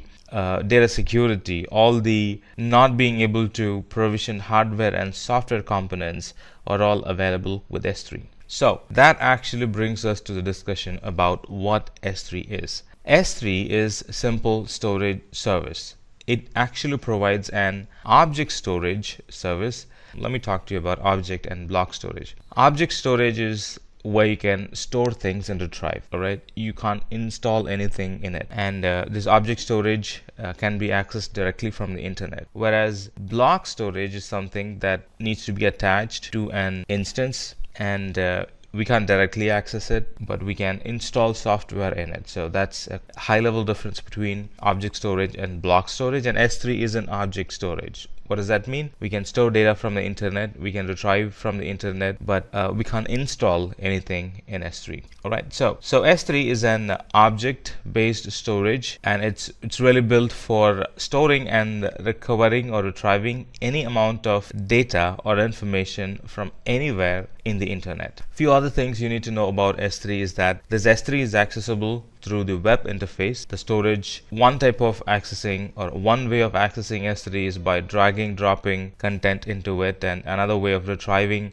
data from S3 is go to a browser, click on download. That's going to let you download any content, and the data can be 5 terabytes in size. Now we're talking about one file. You can have hundreds or thousands of files like that. One file can be as big as 5 terabytes in size. And S3 is basically designed for developers where they can push logs into S3 or retrieve logs anytime they want instead of storing locally in the server. They can use S3 as code repositories, where they can save the code and have the applications read the code from there, and a lot more. If they want to safely share the code with another person with a lot of encryption and security added on top of it, that's possible as well. So there are a few things about S3, and on top of all this, S3 provides 11.9 durability and 4.9 availability. Meaning durability is if I store the data, will it get lost? Amazon is like, no, it's not going to get lost. You're going to have the data because we provide 11.9 durability for the data. And availability is if you want the data now, will you be able to show it? Amazon is like, yes, we will be able to show it. We have 99.99% availability, and when you request the data, we will be able to show the data to you. All right, so let's talk about the benefits of S3. S3 is durable. As we saw, it provides 11.9 durability. S3 is low cost. Out of all the storage options in Amazon, S3 is the cheapest, and S3 is very scalable. Like we were saying, there's no required to pre-provision a storage capacity. If you need more, go ahead and use more. If you need even more, go ahead and use even more. And once you're done, some data needs to be removed, just remove the data. So that particular month you would be paying less. So it's very scalable in nature, and it's very available as well. S3 isn't regional service. It's not based on one availability zone. So one availability zone going down within Amazon, the whole availability going down, it's not going to affect your ability to access S3 storage. And S3 is secure. A lot of security features like bucket policy, a lot of security features like encryption, and then MFA authentication are possible with S3 that actually adds a very good security layer on top of the data that we have stored in S3. And not only that, this S3 is very flexible in terms of cost, flexible in terms of where I want to store the data. In terms of cost, there are a lot of pricing tiers within S3. S3 itself is a cheap service. Now within that, we have a lot of pricing tiers depending on the durability. So I can always choose to put data on a different storage tier or storage option in S3. We're going to talk about it as you stick along. And in terms of flexibility in region, I can always choose any of the region available in the console or in the S3 console to put my data to. There is no restrictions on where I can or cannot put the data in the cloud, as long as there are regions available for me to move the data to. And data transferring with S3 is very simple. All I have to do is browse to the bucket, upload the data, and the data gets uploaded. And we can also upload data using CLI. Commands are very similar to Linux. Commands are very similar to what we would use in the run command prompt in Windows and what we would use in the run command prompt in the PowerShell. All right, let's talk about a basic building block of S3, which is bucket and objects. Now what's a bucket? What's an object? Object is the actual data and bucket is the folder where the objects get stored. Let me give you a new definition for object. So object is the actual data plus some information that reference the data, like is it an JPEG file, the name of the file, and at what time it was added to. So they're called metadata. Alright, so object is actually data plus metadata, and bucket is actually a container that receives the data and safely stores in it. And when we add a data in a bucket, Amazon S3 creates an unique version ID and allocates it to the object so we can easily identify it at a later point. Let me show you a quick lab on S3.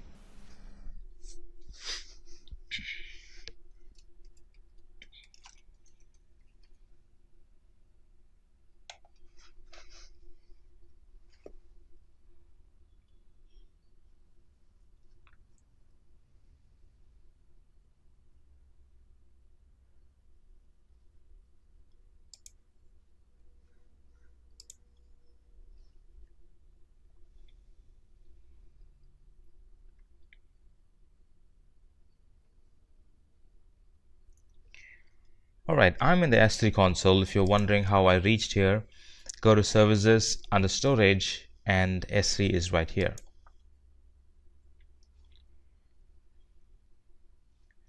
And let's create a bucket called Simplilearn. Now the bucket names will have to be unique. So I really doubt if Simplilearn will be available. Let's check it anyway.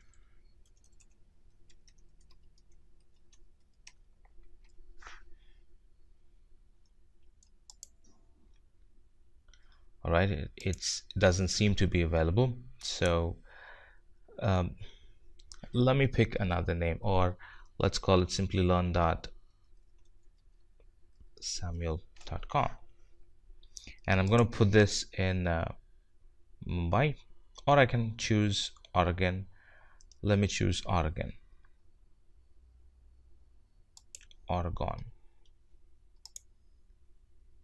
Yes, let me choose Oregon.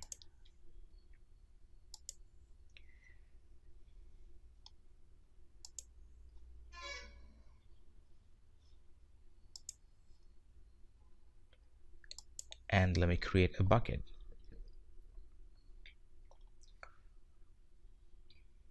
Sure enough, a bucket got created. Let me upload an object into the bucket. And you know, these objects can be as big as 5 terabytes. We talked about it, right?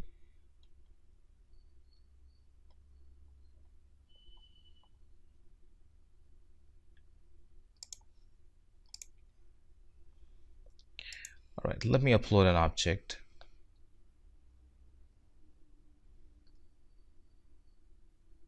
All right, so that's my object. So you get the relation, right? Here's my bucket. Right, here's my bucket, and within that is my object. Now object is the actual file plus what type of file it is, and then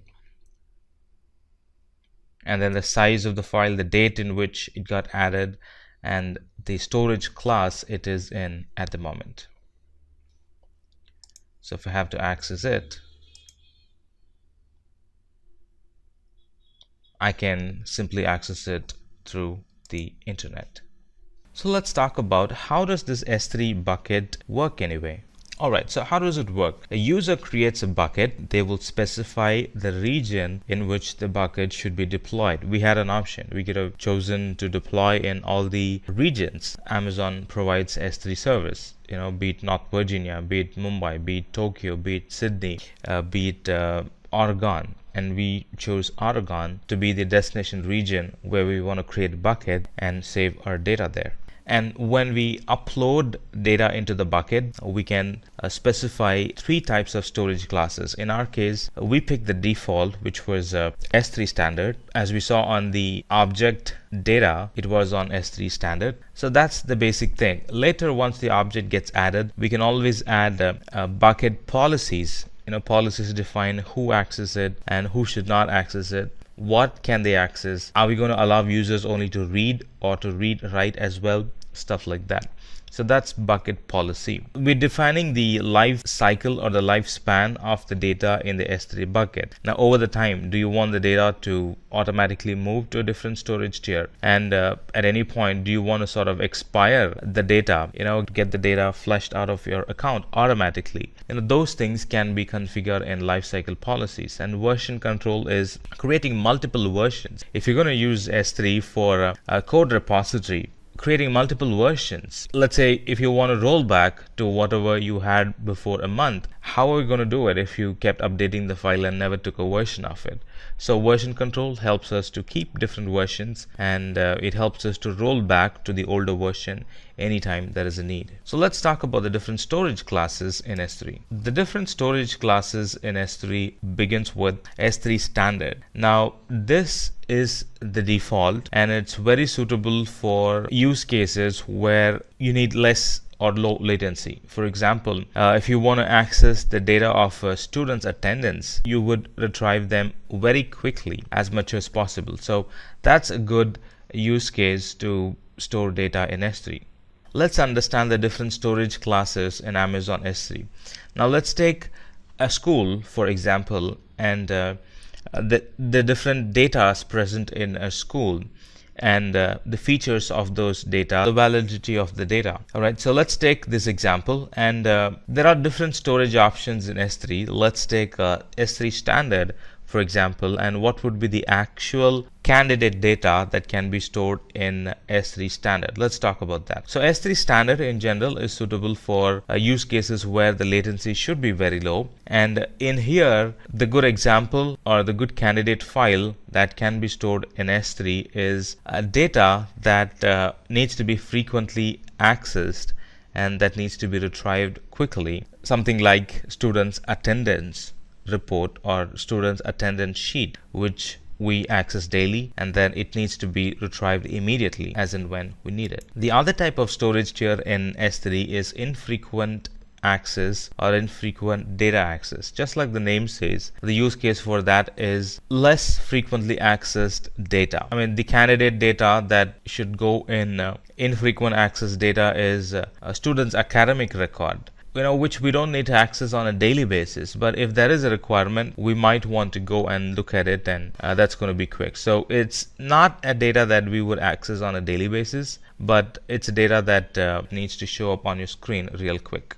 And the third option is Amazon Glacier. Now, Glacier is really an archival solution in the cloud. So for archives, high performance is not a requirement. So let's talk about some candidate data that can go into archives. Something like student's admission fee, and it's not critical also. Now, anytime if you want to look at the data, you can always wait to retrieve the data. So in other words, put it in the archive, and retrieving from the archival takes time. So students' old record are a good candidate to be put in the archives. The other options are one zone IA storage class, where the data is infrequently accessed and the data is stored in a single availability zone. For example, by default, Amazon stores data in multiple availability zones, and there is a charge for that. Now, it's not an option, but the charge includes storing data in multiple availability zones. But if your data requirement is you want to keep the charges low even further, you can choose one zone IA storage class where it stores data in one availability zone. And the candidate data that can go in one zone infrequent access is student's report card. And the other option with Amazon S3 is standard reduced redundancy storage. It is suitable for cases where the data is not critical and the data can be reproduced quickly. For example, take a copy of the library book, take a copy of the PDF library book for example. Now we would have a source PDF and we would make copies of it and then we make it available for the readers to read. The other option in S3 is reduced redundancy storage. Here the use case is data that's not critical and data can be reproduced quickly. For example, books in the library are not that critical and we always have a copy of the book. We're talking about PDF. So if the customer facing or the student facing book gets deleted, I can always copy the same PDF, put it in the destination folder and make it available for the users to read. That would be a very good use case for reduced redundancy storage. Alright, let's summarize everything that we learned about different storage options in S3. So S3 standard, it's for frequently accessed data. It's the default storage. If you don't mention anything, the data gets stored in S3 standard. It can be used for cloud applications, content distribution, gaming applications, big data analytic, dynamic websites. They are a very good use case for S3 standard frequently accessed data. The other one, on the contrary, is S3 standard infrequently accessed data. Just like the name says, the use case is this is good for data that will be less frequently accessed, and then the use case are it's good for backups, it's good for disaster recovery, and it's good for lifelong storage of data. Glacier, on the other hand, is very suitable for archiving data which is infrequently accessed, and the vault lock feature is the security feature of the Glacier that also provides a long-term data storage in the cloud. This is the lowest storage tier within S3. The other options are one zone infrequent access storage class. Just like the name says, it's infrequently accessed and it is stored in just one availability zone. And use cases are any data that doesn't require any high level of security can be stored here in one zone. The fifth storage tier is reduced redundancy storage. This is good for data that's frequently accessed. It's good for data that is non-critical and that can be reproduced if it gets lost.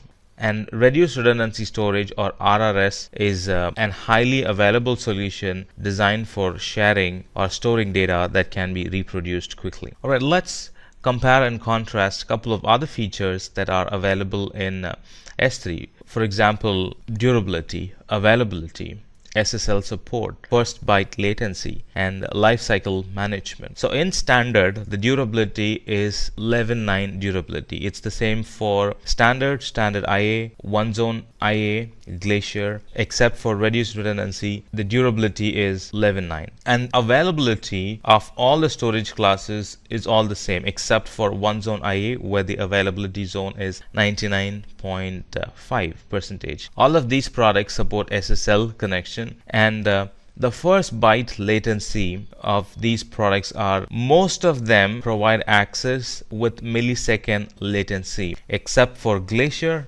It provides a retrieval time of couple of minutes to a maximum of hours, and all of them can be used for a lifecycle management, moving data from one storage tier to another storage tier. That's possible with all of these storage options. Alright, now that we've understood the different types of storage options available in S3, let's talk about some of the features that are available in S3. Lifecycle management. Now, lifecycle management is a service that helps us to define a set of rules that can be applied to an object or to the bucket itself. Lifecycle is actually moving the data from one storage tier to another storage tier and finally expiring it and completing the life cycle of the object. With lifecycle management, we can manage and store our objects in a very cost-effective way. It has two features basically: transition actions and expiration actions. Let's talk about transition actions. With transition action, we can choose to move the objects or move the data from one storage class to another storage class. With lifecycle management, we can configure S3 to move our data from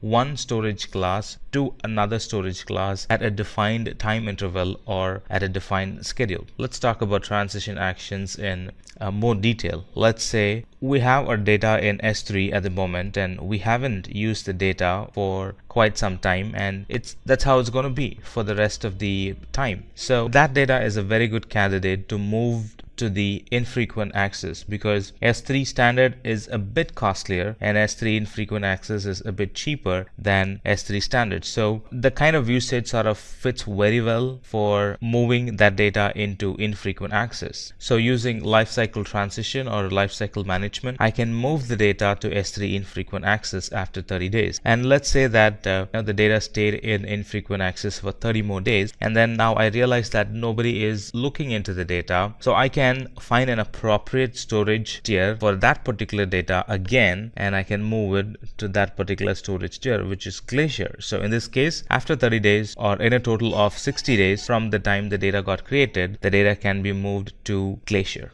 And what does this really help us with? The lifecycle management helps us to automatically migrate our data from one storage cost to another storage cost, and by that it really helps us to save the storage cost. Lifecycle management can also help us with object expiration, meaning deleting the object or flushing it out after a certain amount of time. Let's say that our compliance requirement requires that we keep the data for 7 years, and we have like thousands and thousands of data like that. It would be humanly impossible to check all those or keep track of all the dates and when they need to be deleted, stuff like that. But with lifecycle management, it is very much possible. I can simply create a data and set up lifecycle management for the data to expire after 7 years, and exactly after 7 years the data is going to expire, meaning it's going to be deleted automatically from the account. Alright, let me show you a lab on lifecycle management and let me explain to you how it's actually done. So I'm into the bucket that we have created, and here's our data into the bucket. Assume we have thousands and thousands of data in the bucket, and that requires to be put in a different storage tier over time, and that requires to be expired after 7 years, let's say. So the way I would create a lifecycle management is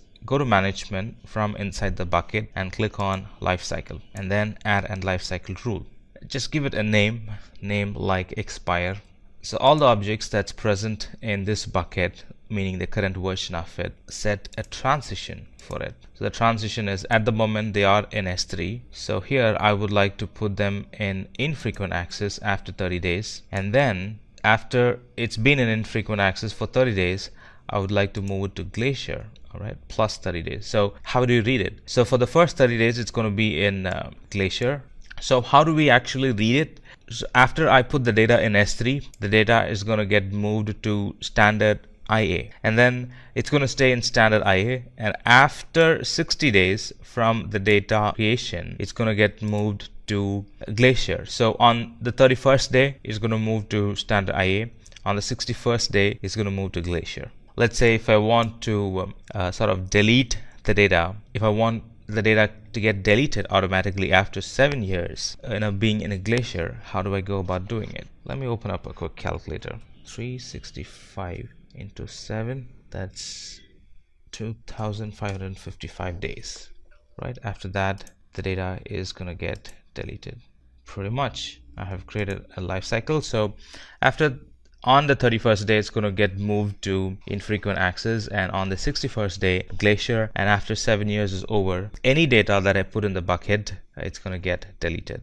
Alright, let's talk about bucket policies. Bucket policies are some permission files that we can attach to a bucket that allows or denies access to the bucket based on what's mentioned in the policy. So bucket policy is really an IAM policy where you can allow and deny permission to an S3 resource. With bucket policy, we can also define security rules that apply to more than one file in a bucket. Now, in this case, we can create an user, or let's say there's already a user called Simplilearn. We can allow or deny that user connection to the S3 bucket or connecting to the S3 bucket using bucket policy. And bucket policies are written in JSON script. And let's see how that's done. Alright, there are tools available for us to help us create bucket policies. What you're looking at is a tool available online that helps us to create a bucket policy. So let's use this tool to create a bucket policy. I'm going to create a deny statement. I'm going to deny all actions to the S3 bucket. And what is the ARN to which we want to attach? The ARN of the resource is actually the name of the bucket, but it really expects us to give that key in a different format. So the ARN is available right here, copy bucket ARN. So this is actually going to deny everybody. Now we wanted to deny a user, just one user. Now look at that. Now we have a policy that has been created that's denying access to the bucket, and it's denying a user called Simplilearn. Pretty much done. So I can use the policy and go over to bucket policies. So once I save it, only the user called Simplilearn won't have access to the bucket, and the rest of them will have access to it. So once I save it, it gets added, and only the user Simplilearn will not have access to the bucket because we're denying them purposefully. The other features of S3 include data protection. We can protect our data in S3 with now one of which is bucket policy. I can also use encryptions to protect my data. I can also use IAM policy to protect my data. So Amazon S3 provides a durable storage. Not only that, it also gives us a protected and scalable infrastructure needed for any of our object storage requirements. So here the data is protected by two means. One is data encryption and the other one is data versioning. Data encryption is encrypting the data so others won't get access, or even if they get access to the file, they won't be able to access the data without the encryption key.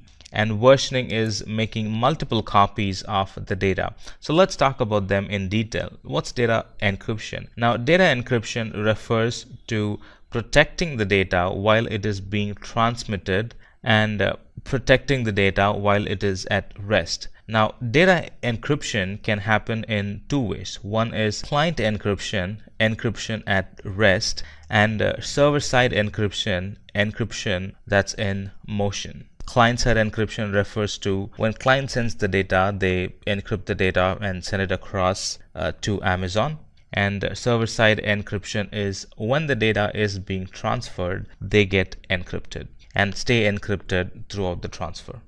Versioning is another security feature. It helps us so our unintentional edits are not actually corrupting the data.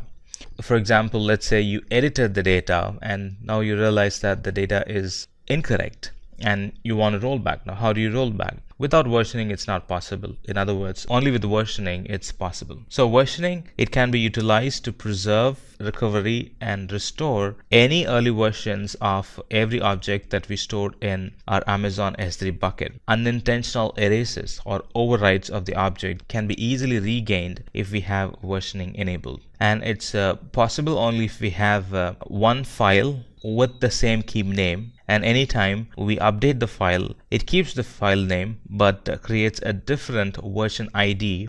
Take this bucket and data for example. Photo.pmg is a file that was initially stored. It attached a version ID to it, and then we edited it. Let's say we added some watermark, we added some graphic to it, and that's now the new version of it. When we store it with the same file name. It accepts the same file name but creates a new version ID and attaches it. Anytime we want rollback, we can always go to the console, look at the old versions, pick the version ID and roll back to the old version ID. Alright, let's take this example. Now, I'm in a bucket that we've been using for a while, and let me upload an object. Now, before we actually upload an object, this bucket needs to be versioning enabled. So let me version enable this bucket. From this point onwards, this bucket is going to accept versioning. So let me upload an object, photo.jpg. Let me upload it. Alright, it successfully got uploaded. Good enough. It's uploaded. Now, let me upload another object with the same file name. Now, look at that. It was uploaded at 7:35 a.m. Let me upload another object with the same file name that I have it stored right here. That got uploaded, but with the same name. Alright, so that's the other photo. Now, what if I want to switch back? The way I would switch back is simply switch back to the older version. Look at that. This is the latest version, and this is the old version that I have. I can simply switch back to the old version that was created at such and such time, and I can open it. That's going to open the old file. So in short, it creates different version of the data that I create as long as it's with the same name, and at any point I can go and roll back to the original data. This is a very good use case if you want to use S3 for storing our codes. Let's talk about other feature like cross-region replication. Now, cross-region replication is a very cool feature if you want to automatically keep a copy of the data in a totally different region for data durability, for any additional data durability, or if you want to serve data to your customers who live in another country or who are accessing your data from another country. If you want to serve the data with low latency, cross-region replication is a very cool feature that you can use and get benefited from. And let's see how that's done. So before we actually do a lab on cross-region replication, let's put together a proper definition for it. Cross-region replication is a feature that provides automatic copying of every object uploaded to our bucket or your bucket, source bucket, and it automatically copies the data to the destination bucket, which is in a different AWS region. As you see here in the picture, I put data only in region 1. It's going to copy the data to region 2. And for us to use cross-region replication, versioning must be turned on. So it creates versions and copies the versions as well. If tomorrow the original region goes down, let's say the other region will be active and it has the complete data that was present in the original region. Or at any point, if we want to simply cut the region replication and use the other bucket as a standalone bucket, it can be used as well, because it already has all the data that was present in the master or all the data that was present in the original replication bucket. Let's see how that's done. So there are two things needed. One is versioning, and another one is role. When we transfer data from one bucket to another bucket, we need proper permissions to do so, and these roles, they give us proper permissions to transfer data from one bucket to another bucket. Let's see how that's done. Right, so here's my bucket, a bucket in US Oregon. Let's create another bucket in Mumbai. Call it .mumbai.com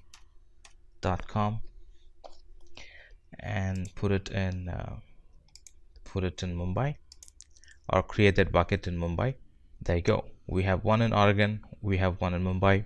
We're planning to replicate or create replication between these two, right? Create replication between these two buckets. So go to the first bucket, go to management and start a replication. Add a rule. So all content in this bucket is going to get replicated. This is my source bucket. It's quite simple. Select the destination bucket. Now my destination bucket is going to be simplilearn.samuel.mumbai.com. Alright, it says, well, you have versioning enabled in your source bucket, but not on your destination bucket. Do you want to enable it now? Without which we won't be able to proceed further. So let's go ahead and enable versioning through the console. That shows up. And then, like I said, it's going to require permission to put data onto the other bucket. Now I can create different roles. These are different roles that are used for different other services. I can also choose to create a role that specifically gives permission only to move the data from one bucket to another bucket. Pretty much it's done. So if I go over to my source bucket and if I add some data to it, let's say index.html, assuming I'm adding some files to it, in theory they should move to the other region automatically. There you go. I'm in the Mumbai region and the data's they got moved to the other region automatically. Let's talk about the other feature called transfer acceleration. Now it's a very handy and a helpful tool or a service to use if we are transferring data which is very long distance from us, meaning from the client to the S3 bucket. Let's say from my local machine, which is in India, if I transfer the data over to Oregon, let's say, it's a long distance. If it is going to go through the internet, it's going to go through high latency connections, and my transfer might get delayed. If it is an 1 gigabit file, it's okay. But if we're talking about anything that's 5 terabyte size, if you're talking about anything that's a 5 terabyte in size, then it's not going to be a pleasant experience. So in those cases, I can use transfer accelerator which in a secure way, but in a fast way or a fastest way, transfers my data from the laptop or from client to the S3 bucket. And it makes use of a service called CloudFront to transfer or to enable the data acceleration. So the way it would do it is, instead of copying the data directly to the location, instead of copying the data directly to the destination bucket, it copies the data locally into a CloudFront location, which is available very local to whatever place we are in, and from there it copies the data directly to an S3 bucket, not going through the internet. It helps eliminate a lot of latency that could get added when transferring the data. So let's see how that's done. Right here, I'm in the S3 bucket, and under properties I can find transfer accelerator, and if I enable transfer accelerator, so I'm in another bucket. Let me go to properties and let me go to transfer accelerator and enable transfer accelerator. So now if I put data into this bucket, they're going to get copied to the local CloudFront location, and from there they're going to get copied to the S3 bucket from the CloudFront. Now if I need to compare how the speed is going to be compared to directly putting the data to the internet and using CloudFront, there is a tool available that actually runs for a while and then comes with a report that tells me how much will be the improved speed if I use transfer accelerator, and it shows for all the regions available in Amazon. So from the source to the destination, if you want to put what's the normal and what's the accelerated speed when you transfer the data, those results we will get in the screen. So at the moment this tool is going through its testing, like uploading some file through the internet and uploading some file using CloudFront, and it has come up with the calculation that if I'm uploading file to San Francisco compared to uploading through the internet and through CloudFront, it's 13 times faster. So similar way, it's going to calculate for all the regions available and it's going to give me a result. One day at office in a growing company, there was discussion going on between two IT personnel. It was about the new role that his colleague Jessica has taken. Benjamin, the guy standing here, wants to know about it.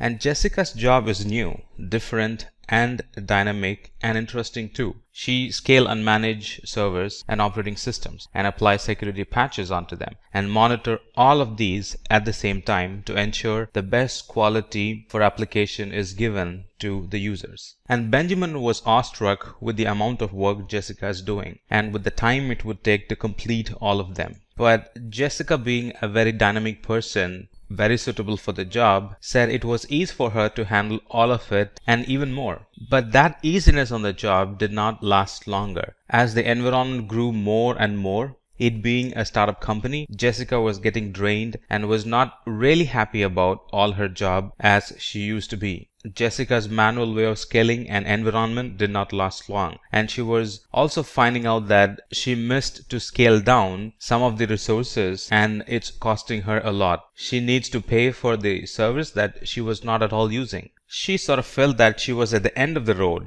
and there was no way out from this manual task. She was very desperate. And that's when Benjamin suggested something, and that brought back the peace and joy Jessica initially had. Benjamin suggested about a service called Lambda that can ease the work that Jessica is doing at the moment. And Lambda, as happy as it looks like, it's a solution that solves the manual, repetitive work and lot more. And Lambda introduced itself as the problem solver and started to explain the following things, the very same thing that we're going to learn about in this series. So in this section, we're going to learn about the features of AWS Lambda, and we're going to talk about what Lambda is, and then we're going to talk about where Lambda is being used in the IT or in the cloud environment as we speak, and then we're going to talk about how Lambda works and some use cases of Lambda, and we're going to be particularly discussing about the use case about automatically backing up the data that's put in the cloud storage. Let's talk about Lambda in detail. Lambda automatically runs our code without requiring us to provision or manage servers. Just write the code and upload it to Lambda, and Lambda will take care of it. That means that we don't require any server to run or to manage, and all you need to do is write the code and upload it to Lambda, and Lambda will take care of it. Which also means that we can stop worrying about provisioning and managing servers. The only thing Lambda expects from you is a code that's working. AWS Lambda also automatically scales our application by running code in response to each trigger. Our code runs in parallel and processes each triggers individually, scaling precisely with the size of the workload. Scaling here is done automatically based on the size of the workload. Lambda can scale the application running the code in response to each and every trigger that it receives. Billing in Lambda is metered on the seconds. We only pay for the amount of time that our code is running, which means that we're not charged for any of the servers. The only payment required is for the amount of time the code is computed. With AWS Lambda, we are charged for every 100 milliseconds. We are actually charged for 100 milliseconds our code executes and the number of times our code is triggered, and we don't pay anything when the code is not running. Let's talk about what is AWS Lambda. Now, Lambda is one of the services that falls under the compute section or the compute domain of services that AWS provides, along with EC2, EBS, Elastic Load Balancer. Lambda is also a service that comes under the bigger umbrella of compute services in AWS. And Lambda allows us to execute code for any type of application. With AWS Lambda, we can run code for virtually any type of application or backend services. All we need to do is supply our code in one of the languages that AWS Lambda supports. As we speak, the languages that are supported by AWS Lambda are Node.js, Java, C#, Go, and Python. And Lambda can be used to run code in response to certain events from other services. And based on the event, it can run functions, and those functions can be of Node.js, Java, C#, etc. Now let's talk about where is Lambda used. There are a huge number of use cases for Lambda, and there are many ways AWS Lambda is used specifically in the business world. Let's talk about some of them. One use case is AWS Lambda is used to process images when it is uploaded in an S3 bucket. Let's say the object gets uploaded in an S3 bucket in a format that we don't expect it to be, which means the file needs to be formatted. So it gets uploaded in a raw format, and AWS Lambda is triggered anytime a new object is added to the bucket, and the images are processed and converted into thumbnails based on the devices. The other end device that would be reading the data, it could be an PC, it could be an Apple machine, it could be an Android phone, it could be an Apple phone, it could be a tablet, whatnot. So based on the devices, different formats, Lambda can get triggered and convert the video or convert the picture into the different format that it requires. Another use case for Lambda is to analyze the social media data. Let's say we're collecting the hashtag trending data, and the data is received and it's added into the Kinesis stream to feed into the Amazon environment, and Lambda action get triggered and it receives the data, and then the data is stored into the database, which can be used by businesses for later analysis. And some of the companies that have gotten tremendous benefit using Lambda are Thomson Reuters, Benchlinks, Nordstorm, Coca-Cola, Robot are some of the companies to name at the moment that have received tremendous amount of benefit by using Lambda. Let's look at how Lambda works. In other words, let's look at how the complicated function behind the scenes work in a simple and in a seamless way. So here clients send data. Now clients send data to Lambda, and clients could be anyone who's sending request to AWS Lambda. It could be an application or other Amazon Web Services that's sending data to the Lambda. And Lambda receives the request, and depending on the size of the data or depending on the amount or volume of the data, it runs on the defined number of containers. If it is a single request or if it is less request, it runs on a single container. So the requests are given to the container to handle, and the container which contains the code the user has provided to satisfy the query would run. And if you're sort of new to containers, then let me pause here for a while and explain to you what container is. Now, container image is a lightweight, standalone, executable package of a piece of software that includes everything needs to run it, like the codes, the runtimes, the system tools, the system libraries, and any other settings needed. And it is at the moment available both on Linux and Windows based application, and containerized software will always run the same regardless of the environment it's running on. And containers isolate software from its surrounding. For example, there could be difference between a development and staging environment, so that's sort of isolated, and this helps in reducing the conflict between the teams running different software on the same infrastructure. Alright, now that we know containers, needed to understand Lambda. So if there are few requests, it sends to a single container, but as and when the request grows, it actually creates multiple containers, shares the multiple requests to the different containers there. And depending on the volume, depending on the size, depending on the number of sessions, the more number of containers are provisioned so to handle those requests.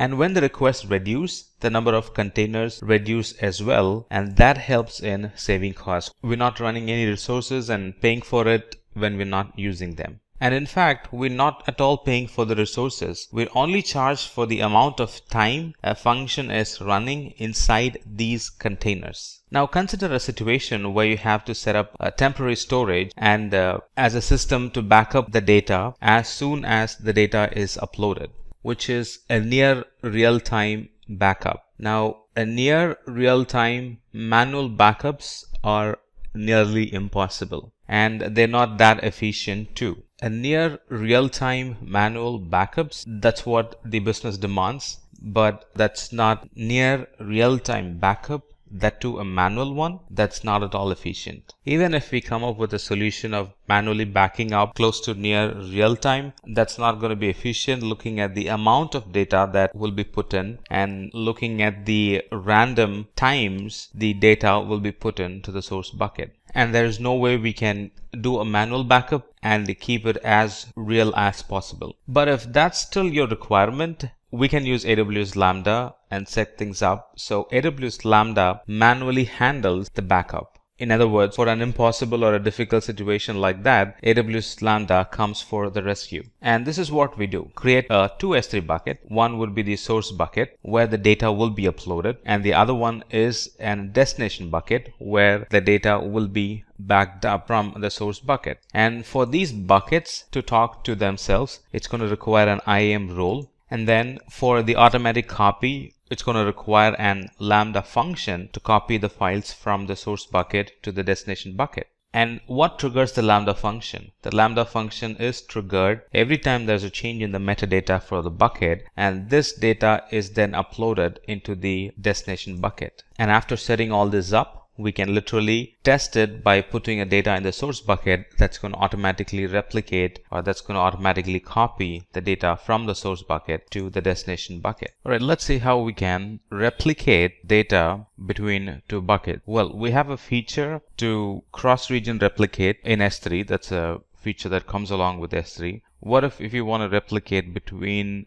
two different buckets in two different accounts? In those cases, we can use Lambda to replicate the data between the buckets. So you put one data, or you put data in the source bucket, and that data gets replicated to the destination bucket. And let's see how that's done. The procedure here would be to have two buckets to begin with, and then create an IAM role that lets you access to pull data from the source bucket and put data on the destination bucket, and then create Lambda files or Lambda event or triggers to actually look for event in the source bucket, and anytime a new data gets added, Lambda gets triggered, copies the data from the source bucket and moves the data to the destination bucket, and it uses the IAM role and policy for the needed permissions. And in just a couple of clicks, we have set up a temporary backup system that can run seamlessly without any manual intervention, and that can be as near real time as possible. Alright, that's the concept,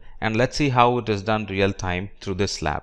So to begin with, we need two buckets. So I have here a source bucket and a destination bucket, and the source bucket as of now do not have any data in it, so as the destination bucket. Alright, so that's one down. The second would be to create an IAM role. Alright, so let me create an IAM role, and the role is going to have this policy in it. A policy that's allowing get object on the source bucket, and a policy that's allowing put object on the destination bucket. And here I'm going to use, or I'm going to paste my source and destination buckets ARN. Alright, go to services, go to S3,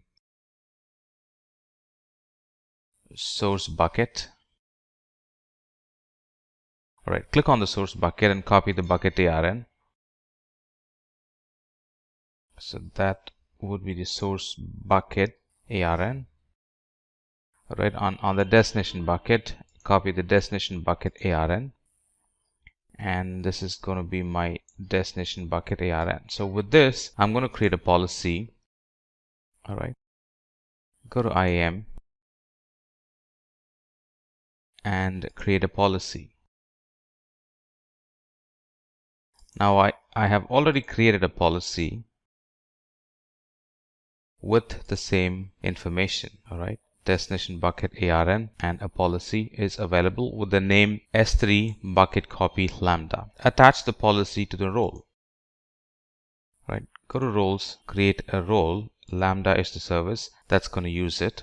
In here, attach the policy that we have created. Right, give it a name and then create a role. Now I have a role created as well. Right, copy Lambda, and that's having the policy that we have created sometime back. Now create a Lambda function. Right, so go to Lambda, create a function, give it a name like S3 bucket copy. Right, choose the role that we want to use. Right, that's the role that we want to use. Copy 1, 2, create a function. Alright, and in here we're going to use Node.js code. Right, I have a sample code.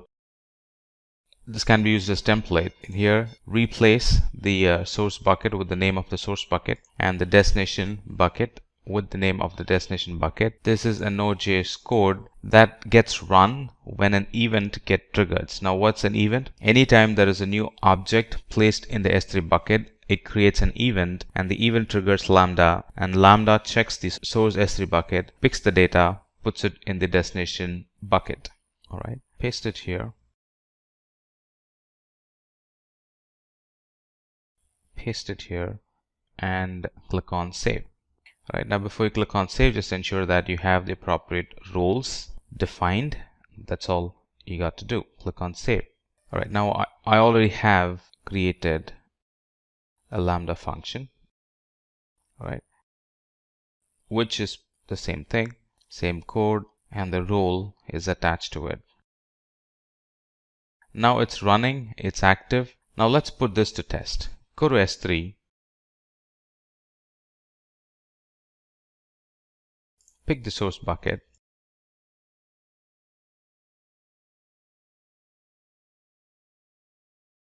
put some data in it,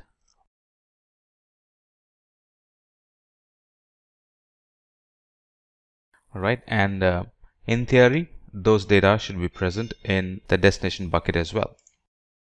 There you go. It's all done by Lambda. This is the fourth lesson of the AWS Solutions Architect course. Migrating to the cloud doesn't mean that resources become completely separated from the local infrastructure.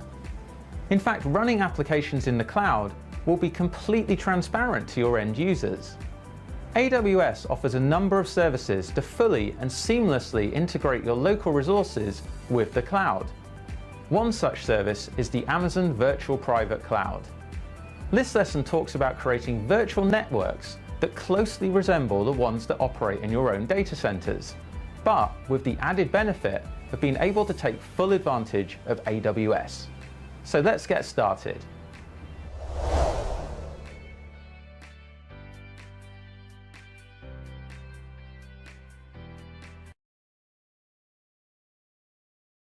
In this lesson, you'll learn all about virtual private clouds and understand their concept. You'll know the difference between public, private, and elastic IP addresses. You'll learn about what a public and private subnet is. And you'll understand what an internet gateway is and how it's used. You'll learn what route tables are and when they are used. You'll understand what a NAT gateway is. We'll take a look at security groups and their importance. And we'll take a look at network ACLs and how they're used in Amazon VPC. We'll also review the Amazon VPC best practices and also the costs associated with running a VPC in the Amazon cloud. Welcome to the Amazon Virtual Private Cloud and Subnet section. In this section, we're going to have an overview of what Amazon VPC is and how you use it.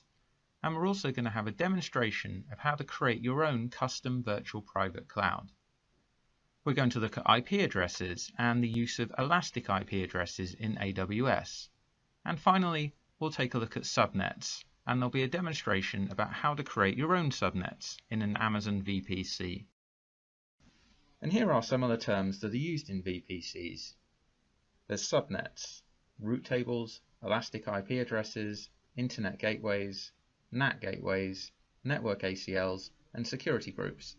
And in the next sections, we're going to take a look at each of these and build our own custom VPC that we'll use throughout this course. Amazon defines a VPC as a virtual private cloud that enables you to launch AWS resources into a virtual network that you've defined. This virtual network closely resembles a traditional network that you'd operate in your own data center, but with the benefits of using the scalable infrastructure of AWS. A VPC is your own virtual network in the Amazon cloud, which is used as the network layer for your EC2 resources. And this is a diagram of the default VPC. Now there's a lot going on here, so don't worry about that. What we're going to do is break down each of the individual items in this default VPC over the coming lesson. But what you need to know is that a VPC is a critical part of the exam, and you need to know all the concepts and how it differs from your own networks. Throughout this lesson, we're going to create our own VPC from scratch, which you'll need to replicate at the end of this so you can do well in the exam. Each VPC that you create is logically isolated from other virtual networks in the AWS cloud. It's fully customizable. You can select the IP address range, create subnets, configure route tables, set up network gateways, define security settings using security groups, and network access control lists. So each Amazon account comes with a default VPC that's pre-configured for you to start using straight away, so you can launch your EC2 instances without having to think about anything we mentioned in the opening section. A VPC can span multiple availability zones in a region. And here's a very basic diagram of a VPC. It isn't this simple in reality. And as we saw in the first section, here's the default Amazon VPC, which looks kind of complicated. But what we need to know at this stage is that the CIDR block for the default VPC is always a 16 subnet mask. So in this example, it's 172.31.0.0/16. What that means is this VPC will provide up to 65,536 private IP addresses. So in the coming sections, we'll take a look at all of these different items that you can see on this default VPC. But why wouldn't you just use the default VPC? Well, the default VPC is great for launching new instances when you're testing AWS. But creating a custom VPC allows you to make things more secure, and you can customize your virtual network as you can define your own IP address range you can create your own subnets that are both private and public, and you can tighten down your security settings. By default, instances that you launch into a VPC can't communicate with your own network. So you can connect your VPCs to your existing data center using something called hardware VPN access, so that you can effectively extend your data center into the cloud and create a hybrid environment. Now to do this, you need a virtual private gateway, and this is the VPN concentrator on the Amazon side of the VPN connection. Then on your side, in your data center, you need a customer gateway, which is either a physical device or a software application that sits on your side of the VPN connection. So when you create a VPN connection, a VPN tunnel comes up when traffic is generated from your side of the connection. VPC peering is an important concept to understand. A peering connection can be made between your own VPCs or with a VPC in another AWS account, as long as it's in the same region.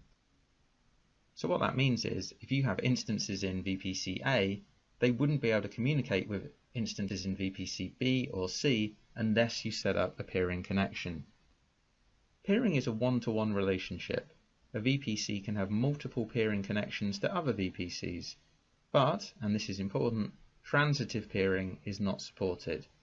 In other words, VPC A can connect to B and C in this diagram, but C wouldn't be able to communicate with B unless they were directly peered.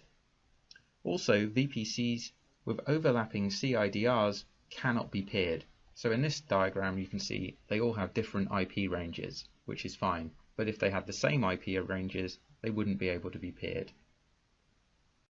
And finally for this section, if you delete the default VPC, you have to contact AWS support to get it back again.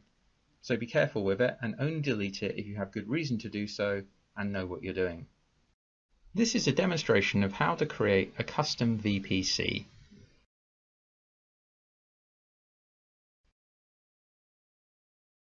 So here we are, back at the Amazon Web Services Management Console. And this time we're going to go down to the bottom left where the networking section is. I'm going to click on VPC. And the VPC dashboard will load up. Now there's a couple of ways you can create a custom VPC. There's something called the VPC wizard, which will build VPCs on your behalf from a selection of different configurations. For example, a VPC with a single public subnet, or a VPC with public and private subnets.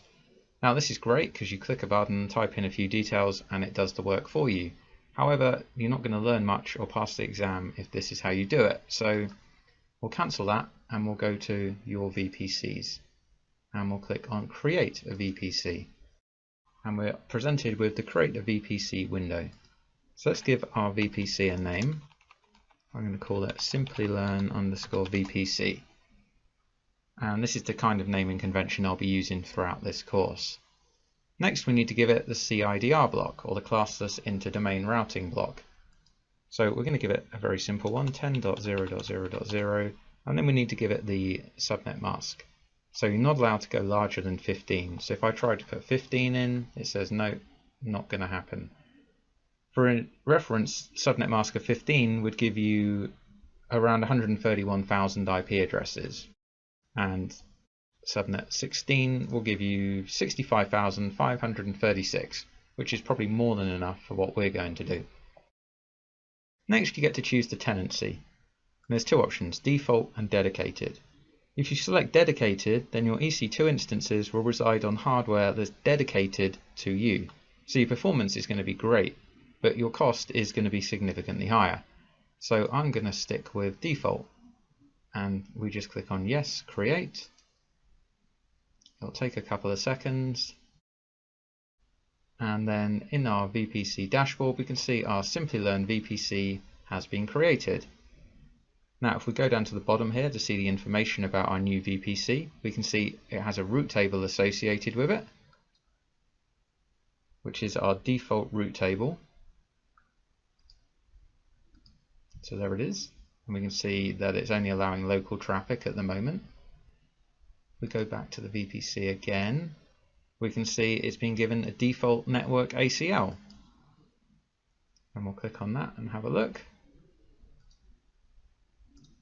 And you can see this is very similar to what we looked at in the lesson. So it's allowing all traffic from all sources inbound and outbound.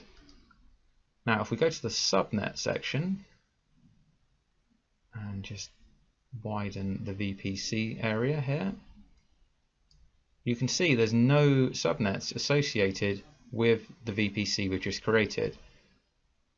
So that means we won't be able to launch any instances into our VPC. And to prove it, I'll just show you. We'll go to the EC2 section. So this is a glimpse into your future. This is what we'll be looking at in the next lesson. And we'll just quickly try and launch an instance. We'll select any instance, it doesn't matter. Any size, not important. So here, the network section, if I try and select Simplilearn VPC, it's saying no subnets found, this is not going to work. So we basically need to create some subnets in our VPC, and that is what we're going to look at in the next lesson.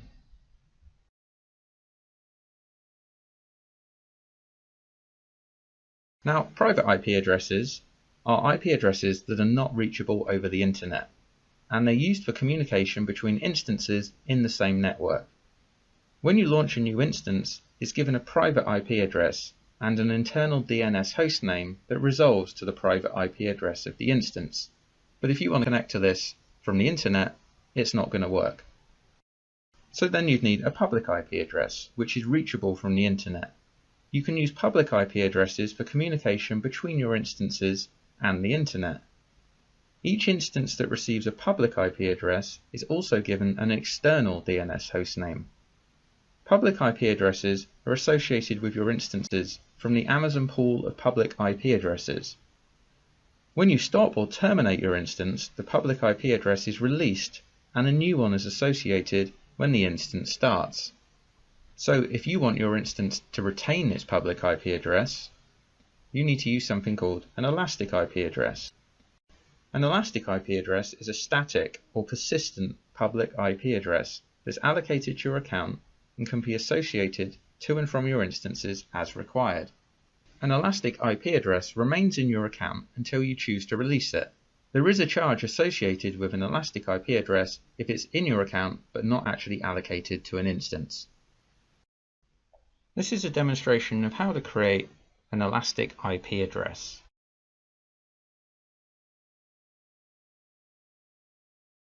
So we're back at the Amazon Web Services Management Console. We're going to head back down to the networking VPC section and we'll get to the VPC dashboard. On the left hand side we'll click on Elastic IPs. Now you'll see a list of any elastic IPs that you have associated in your account, and remember, any elastic IP address that you're using that isn't allocated to something you'll be charged for. So I have one available and that is allocated to an instance currently. So we want to allocate a new address, and it reminds you that there's a charge if you're not using it. I'm saying yes, allocate, and it takes a couple of seconds, and there's our new elastic IP address. Now we'll be using this IP address to associate with the NAT gateway when we build that.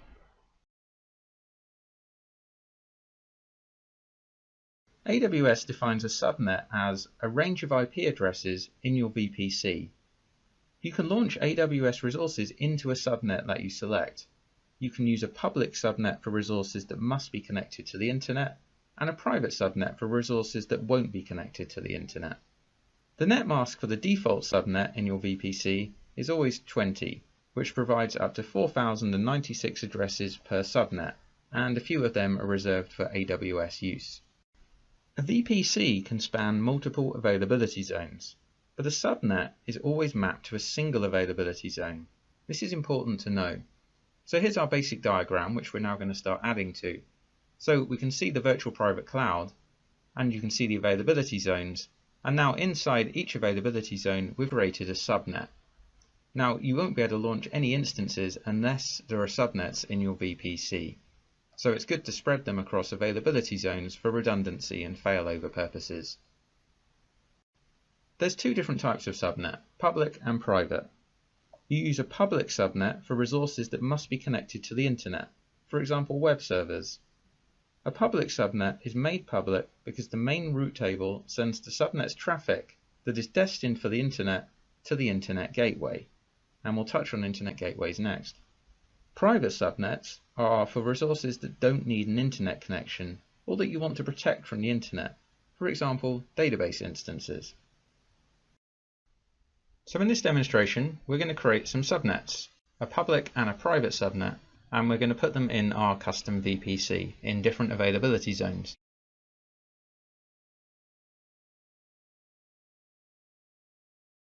So we'll head to Networking and VPC, wait for the VPC dashboard to load up. We'll click on Subnets. We'll go to Create Subnet. And I'm going to give the subnet a name. So it's good to give them meaningful names.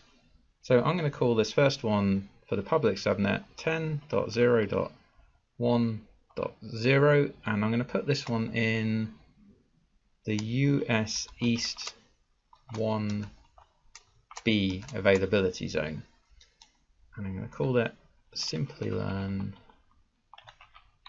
public.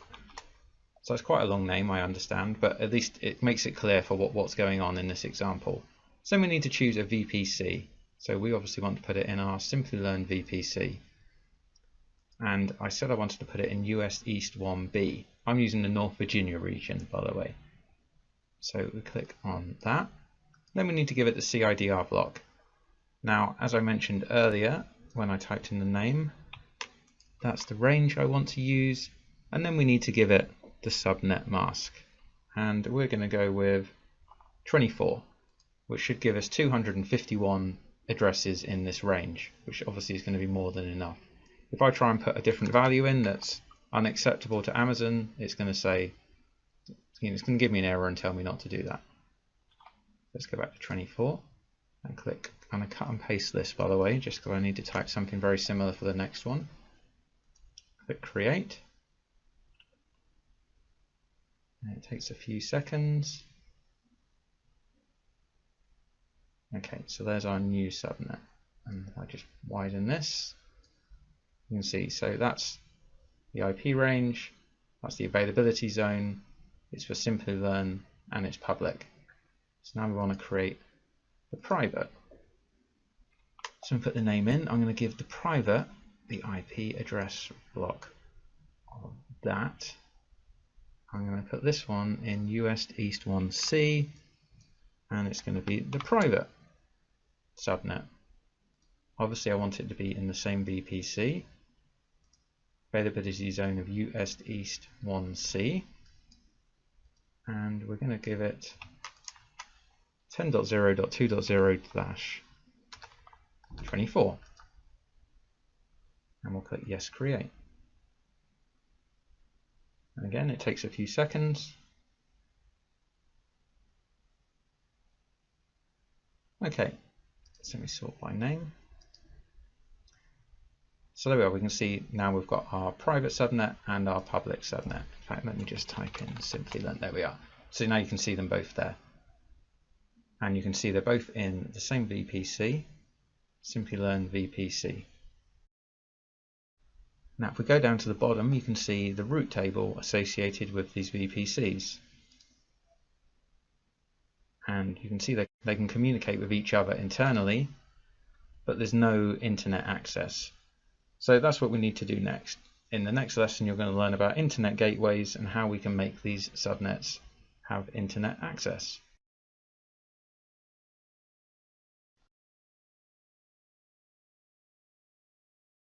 Welcome to the networking section.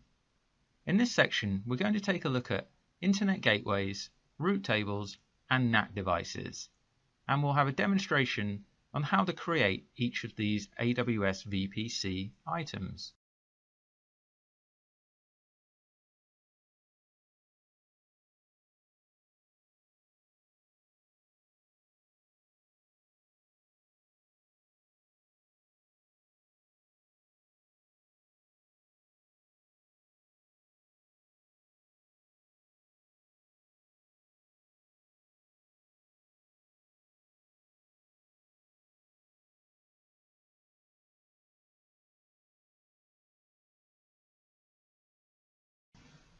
So to allow your VPC the ability to connect to the internet, you need to attach an internet gateway.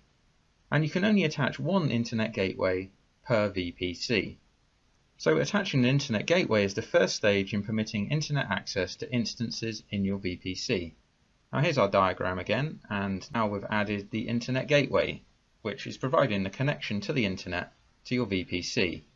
But before you can configure internet correctly, there's a couple more steps.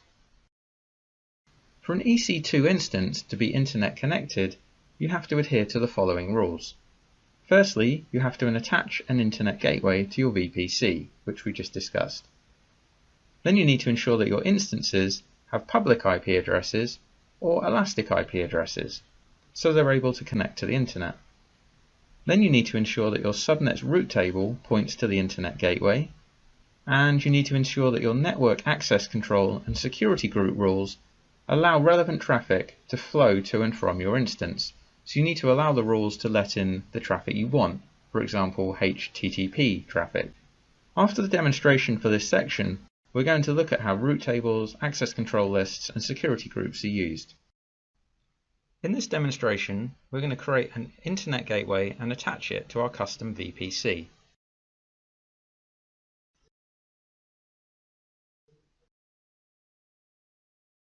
So let's go to Networking VPC,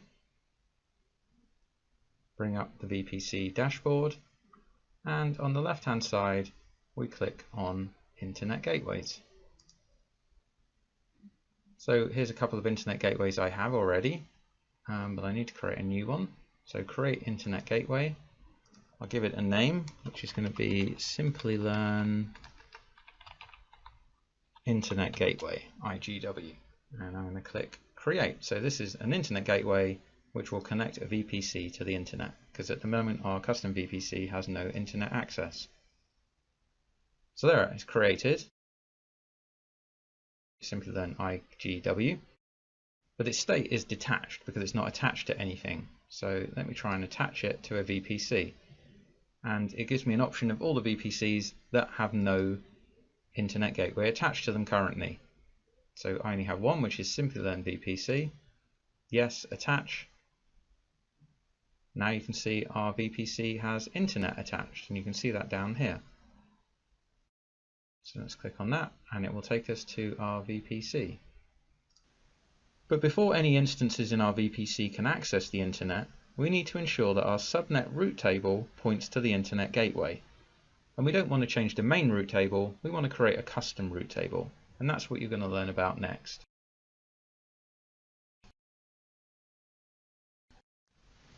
A route table determines where network traffic is directed.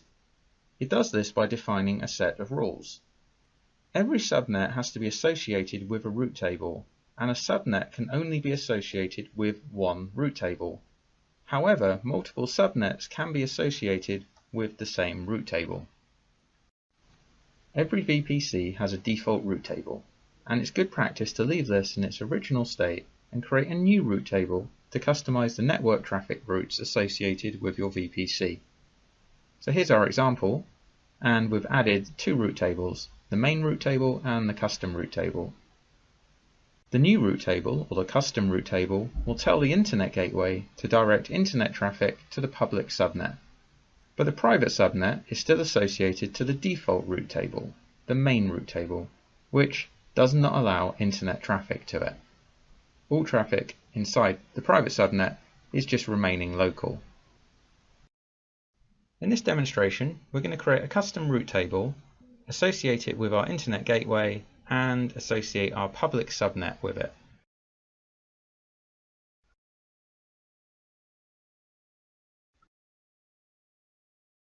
So let's go to Networking and VPC. The dashboard will load, and we're going to go to Route Tables. Now our VPC only has its main route table at the moment, the default one it was given at the time it was created. So we want to create a new route table, and we want to give it a name. So we're going to call it Simplilearn. I'm going to call it route table, RTB for short. And then we get to pick which VPC we want to put it in. So obviously we want to use Simplilearn VPC. So we click Create, It'll take a couple of seconds, and here you are. Here's our new route table. So what we need to do now is change its route so that it points to the internet gateway. So if we go down here to routes, at a minute you can see it's just like our main route table. It just has local access. So we want to click on edit, and we want to add another route. So the destination is the internet, which is all the zeros, and our target, and we click on this, it gives us the option of our internet gateway, which we want to do. So now we have internet access to this to this route table. And we click on save. Save was successful. So now we can see that as well as local access, we have internet access. Now at the moment, if we click on subnet associations, you do not have any subnet associations. So basically both our subnets, the public and private subnets, are associated with the main route table, which doesn't have internet access. So we want to change this. So we'll click on edit, and we want our public subnet to be associated with this route table. So click on save. So it's just saving that. So now we can see that our public subnet is associated with this route table, and this route table is associated with the internet gateway. So now anything we launch into the public subnet will have internet access. But what if we wanted our instances in the private subnet to have internet access? Well, there's a way of doing that with a NAT device, and that's what we're going to look at in the next lecture.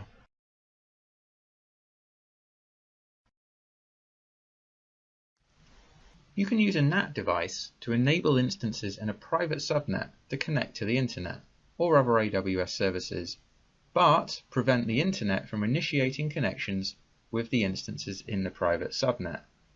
So we talked earlier about public and private subnets to protect your assets from being directly connected to the internet. For example, your web server would sit in the public subnet, and your database in the private subnet, which has no internet connectivity. However, your private subnet database instance might still need internet access or the ability to connect to other AWS resources. If so, you can use a network address translation device, or a NAT device, to do this.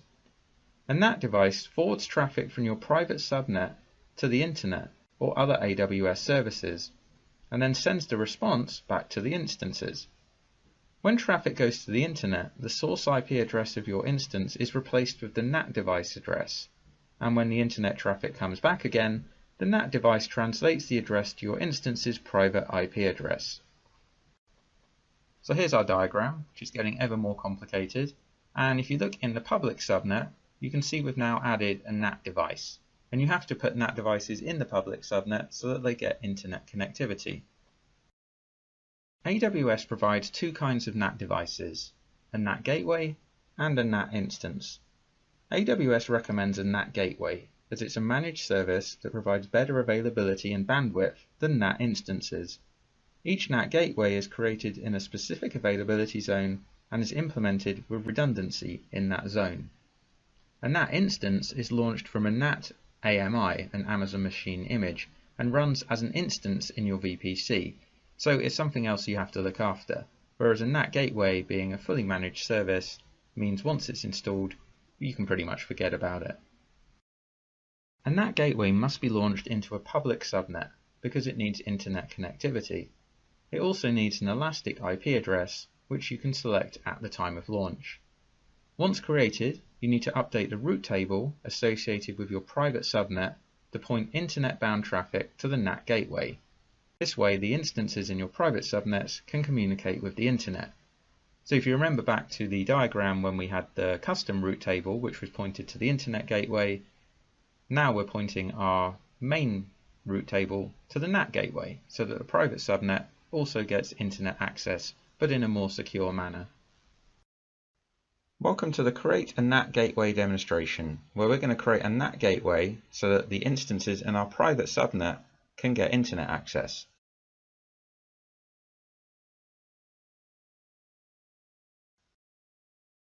So we'll start by going to Networking and VPC. And the first thing we're going to do is take a look at our subnets. and you'll see why shortly. So here are our Simplilearn subnets. So this is the private subnet that we want to give internet access, but if you remember from the section, NAT gateways need to be placed in public subnets. So I'm just going to copy the name of this subnet ID for the public subnet, and you'll see why in a moment. So then we go to NAT gateways on the left hand side, and we want to create a new NAT gateway. So we have to put a subnet in there. So we want to choose our public subnet. Now, as you can see, it truncates a lot of the subnet names on this option, so it's a bit confusing. So we know that we want to put it in our Simplilearn VPC in the public subnet, but you can see it's truncated. So it's actually this one at the bottom, but what I'm going to do is just paste in the subnet ID, which I copied earlier, so there's no confusion. Then we need to give it an elastic IP address. Now, if you remember from the earlier demonstration, we created one, so let's select that. But if you hadn't allocated one, you could click on the Create New EIP button. So we'll do that. Okay, so it's telling me my NAT gateway has been created. And in order to use your NAT gateway, ensure that you edit your route table to include a route with a target of, and then our NAT gateway ID. So it's given us the option to click on our edit route tables. So we'll go straight there. Now here's our route tables. Now here's the custom route table that we created earlier, and this is the default, the main route table, which was created when we created our VPC. So we should probably give this a name so that we know what it is. So let me just call this Simplilearn RTB main. So now we know that's our main route table. So if you take a look at the main route table and the subnet associations, you can see that our private subnet is associated with this table. So what we need to do is put a route in here that points to the NAT gateway. So if we click on routes and edit, and we want to add another route, and we want to say that all traffic can either go to the Simplilearn internet gateway, which we don't want to do. We want to point it to our NAT instance, which is this NAT ID here, and we click save. So now any instances launched in our private subnet will be able to get internet access via our NAT gateway.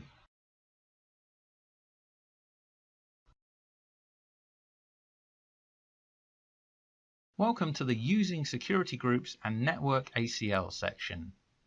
In this section, we're going to take a look at security groups and network ACLs, and we're going to have a demonstration on how you create both of these items in the Amazon Web Services console. A security group acts as a virtual firewall that controls the traffic for one or more instances. You add rules to each security group that allow traffic to or from its associated instances. Basically, a security group controls the inbound and outbound traffic for one or more EC2 instances. Security groups can be found on both the EC2 and VPC dashboards in the AWS Web Management Console. We're going to cover them here in this section, and you'll see them crop up again in the EC2 lesson. And here is our diagram, and you can see we've now added security groups to it. And you can see that EC2 instances are sitting inside the security groups, and the security groups will control what traffic flows in and out. So let's take a look at some examples, and we'll start with a security group for a web server. Now obviously a web server needs HTTP and HTTPS traffic as a minimum to be able to access it. So here is an example of the security group table, and you can see we're allowing HTTP and HTTPS, the ports that are associated with those two, and the sources, and we're allowing it from the internet. We're basically allowing all traffic to those ports. And that means any other traffic that comes in on different ports would be unable to reach the security group and the instances inside it. Let's take a look at an example for a database server security group. Now imagine you have a SQL Server database, then you would need to open up the SQL Server port so that people can access it, which is port 1433 by default. So we've added that to the table and we've allowed the source to come from the internet. Now, because it's a Windows machine, you might want RDP access, so you can log on and do some administration. So we've also added RDP access to the security group. Now, you could leave it open to the internet, but that would mean anyone could try and hack their way into your box. So in this example, we've added a source IP address of 10.0.0.0.0. So only IP ranges from that address can RDP to the instance. Now, there's a few rules associated with security groups. By default, security groups allow all outbound traffic. So if you want to tighten that down, you can do so in a similar way to you can define the inbound traffic. Security group rules are always permissive. You can't create rules that deny access, so you're allowing access rather than denying it. Security groups are stateful, so if you send a request from your instance, the response traffic for that request is allowed to flow in regardless of the inbound security group rules. And you can modify the rules of a security group at any time, and the rules are applied immediately. Welcome to the Create Security Group demonstration, where we're going to create two security groups, one to host DB servers and one to host web servers.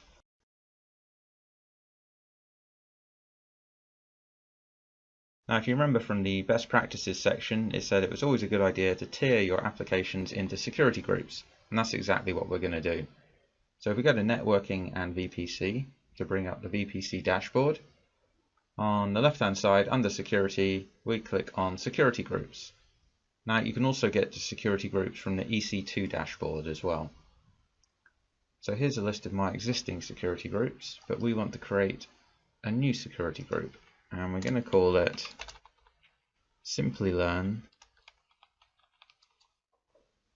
Web Server SG security group, and we'll give the group name as the same, and our description is going to be Simplilearn Web Servers Security Groups.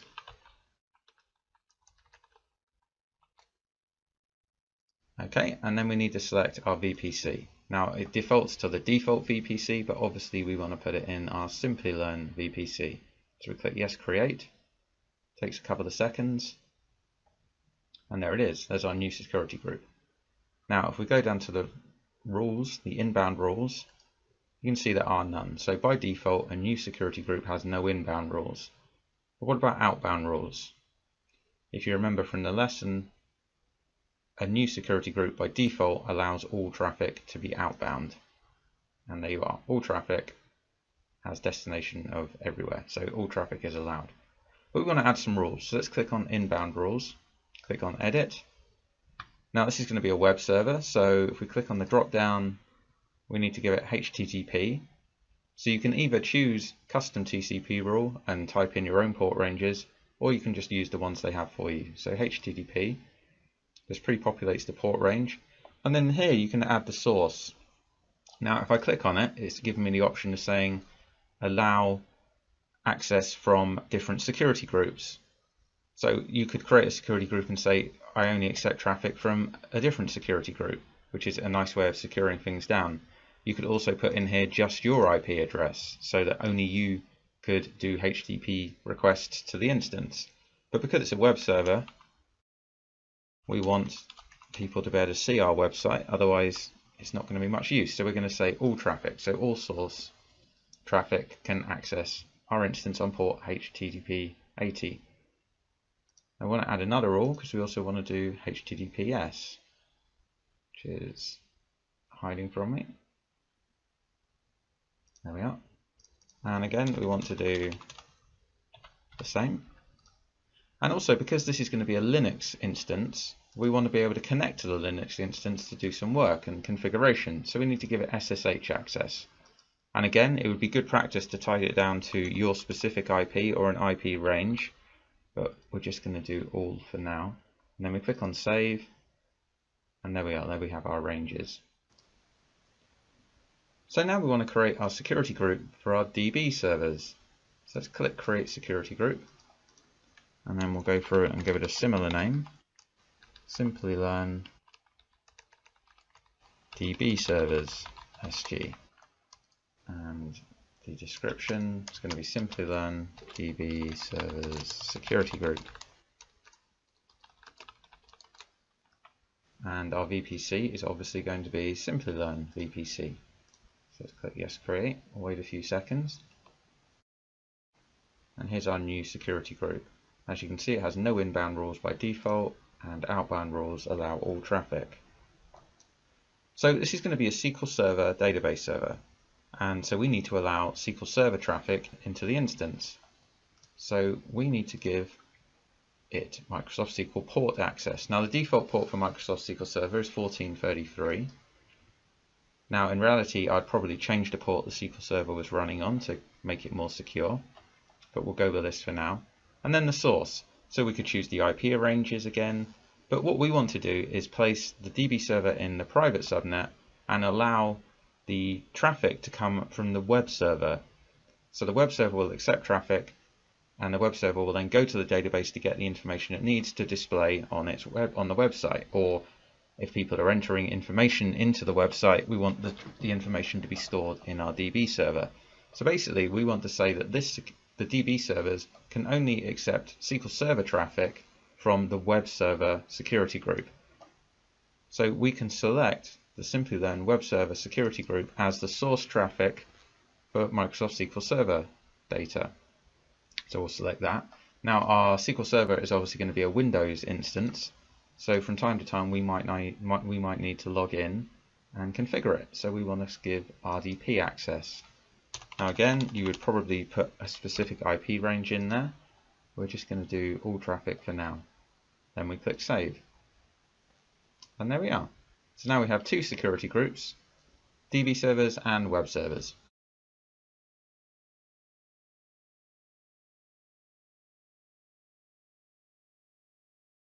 A network ACL is a network access control list, and it's an optional layer of security for your VPC that acts as a firewall for controlling traffic in and out of one or more of your subnets.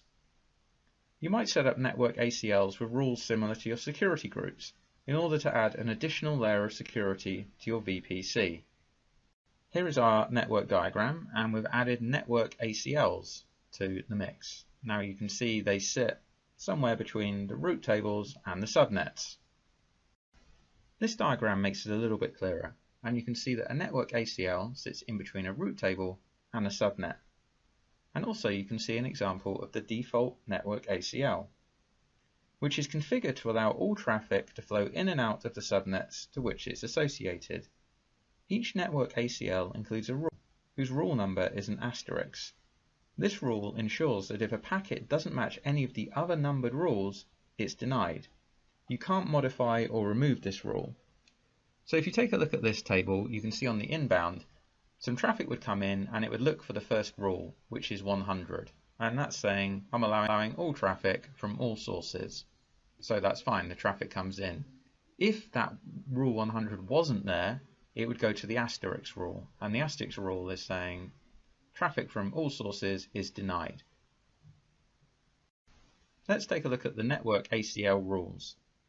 Each subnet in your VPC must be associated with an ACL. If you don't assign it to a custom ACL, it will automatically be associated to your default ACL. A subnet can only be associated with one ACL. However, an ACL can be associated with multiple subnets. An ACL contains a list of numbered rules which are evaluated in order, starting with the lowest. As soon as a rule matches traffic, it's applied regardless of any higher numbered rules that may contradict it. AWS recommends incrementing your rules by a factor of 100, so there's plenty of room to implement new rules at a later date. Unlike security groups, ACLs are stateless. Responses to allowed inbound traffic are subject to the rules for outbound traffic. Welcome to the network ACL demonstration, where we're just going to have an overview of ACLs where they are in the dashboard.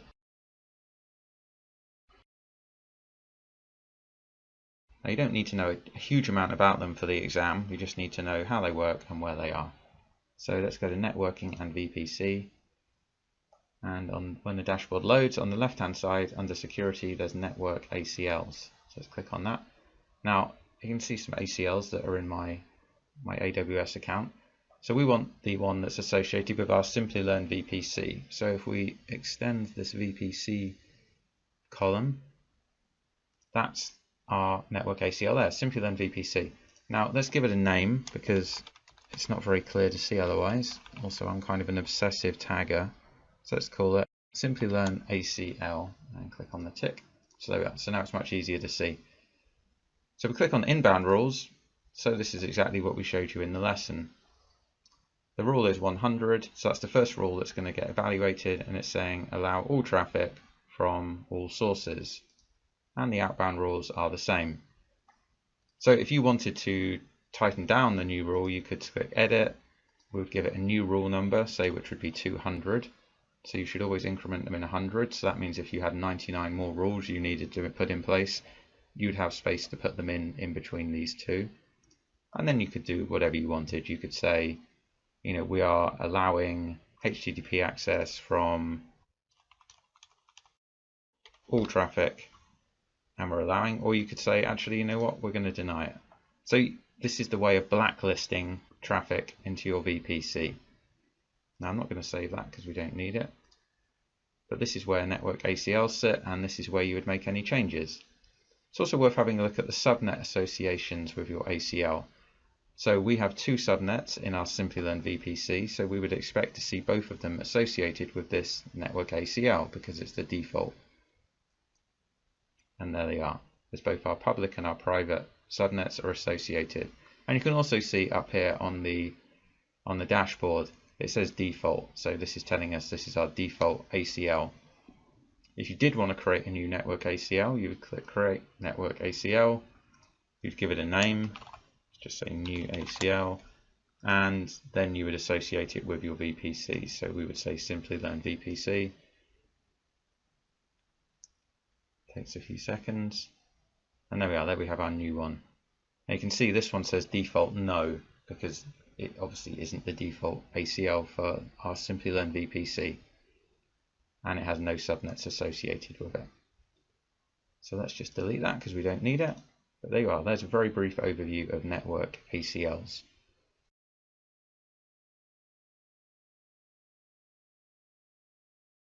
Welcome to the Amazon VPC Best Practices and Costs, where we're going to take a look at the best practices and the costs associated with the Amazon Virtual Private Cloud. Always use public and private subnets. You should use private subnets to secure resources that don't need to be available to the internet, such as database services.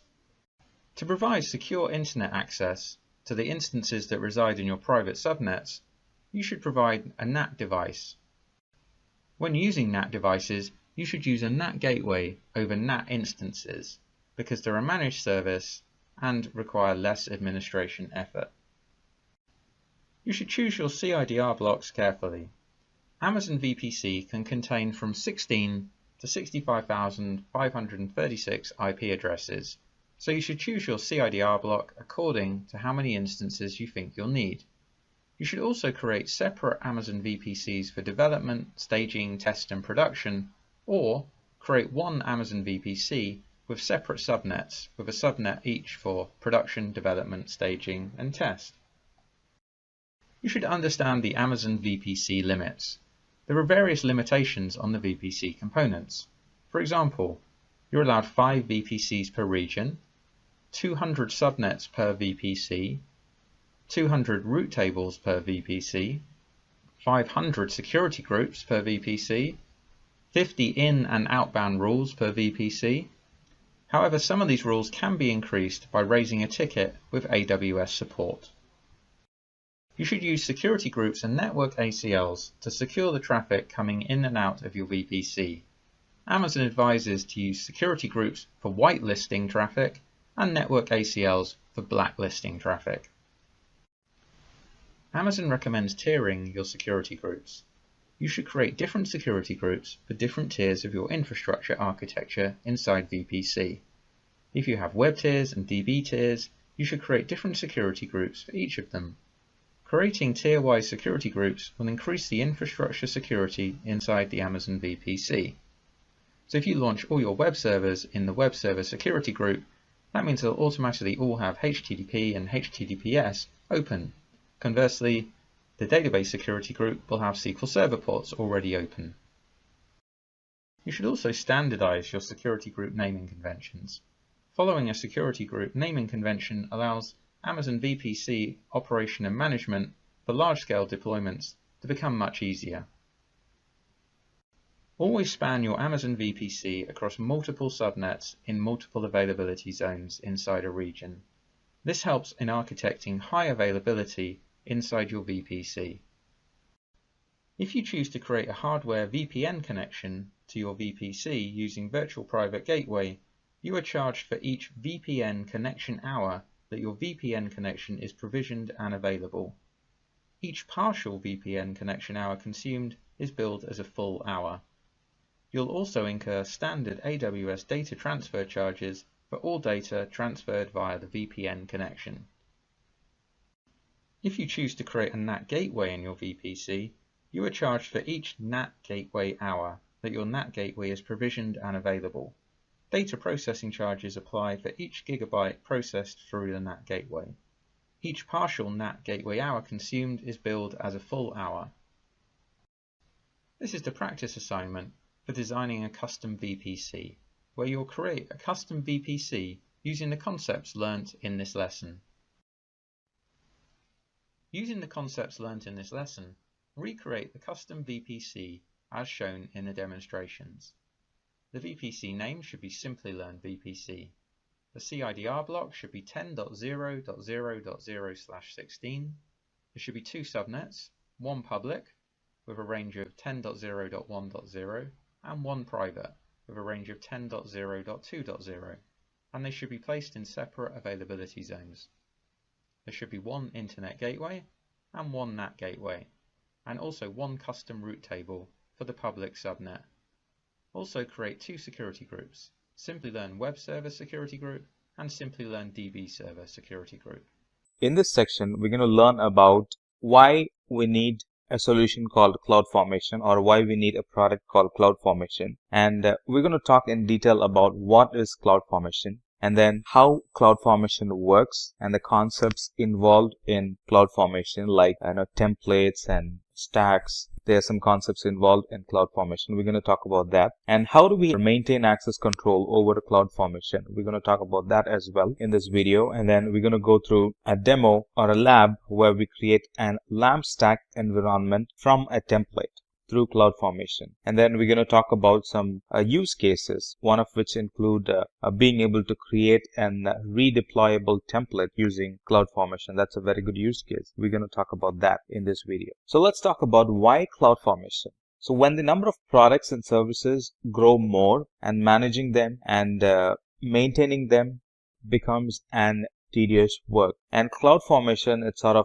eases that environment. Now, CloudFormation is really an infrastructure as a code, and it sort of solves all the problem that we discussed some time back.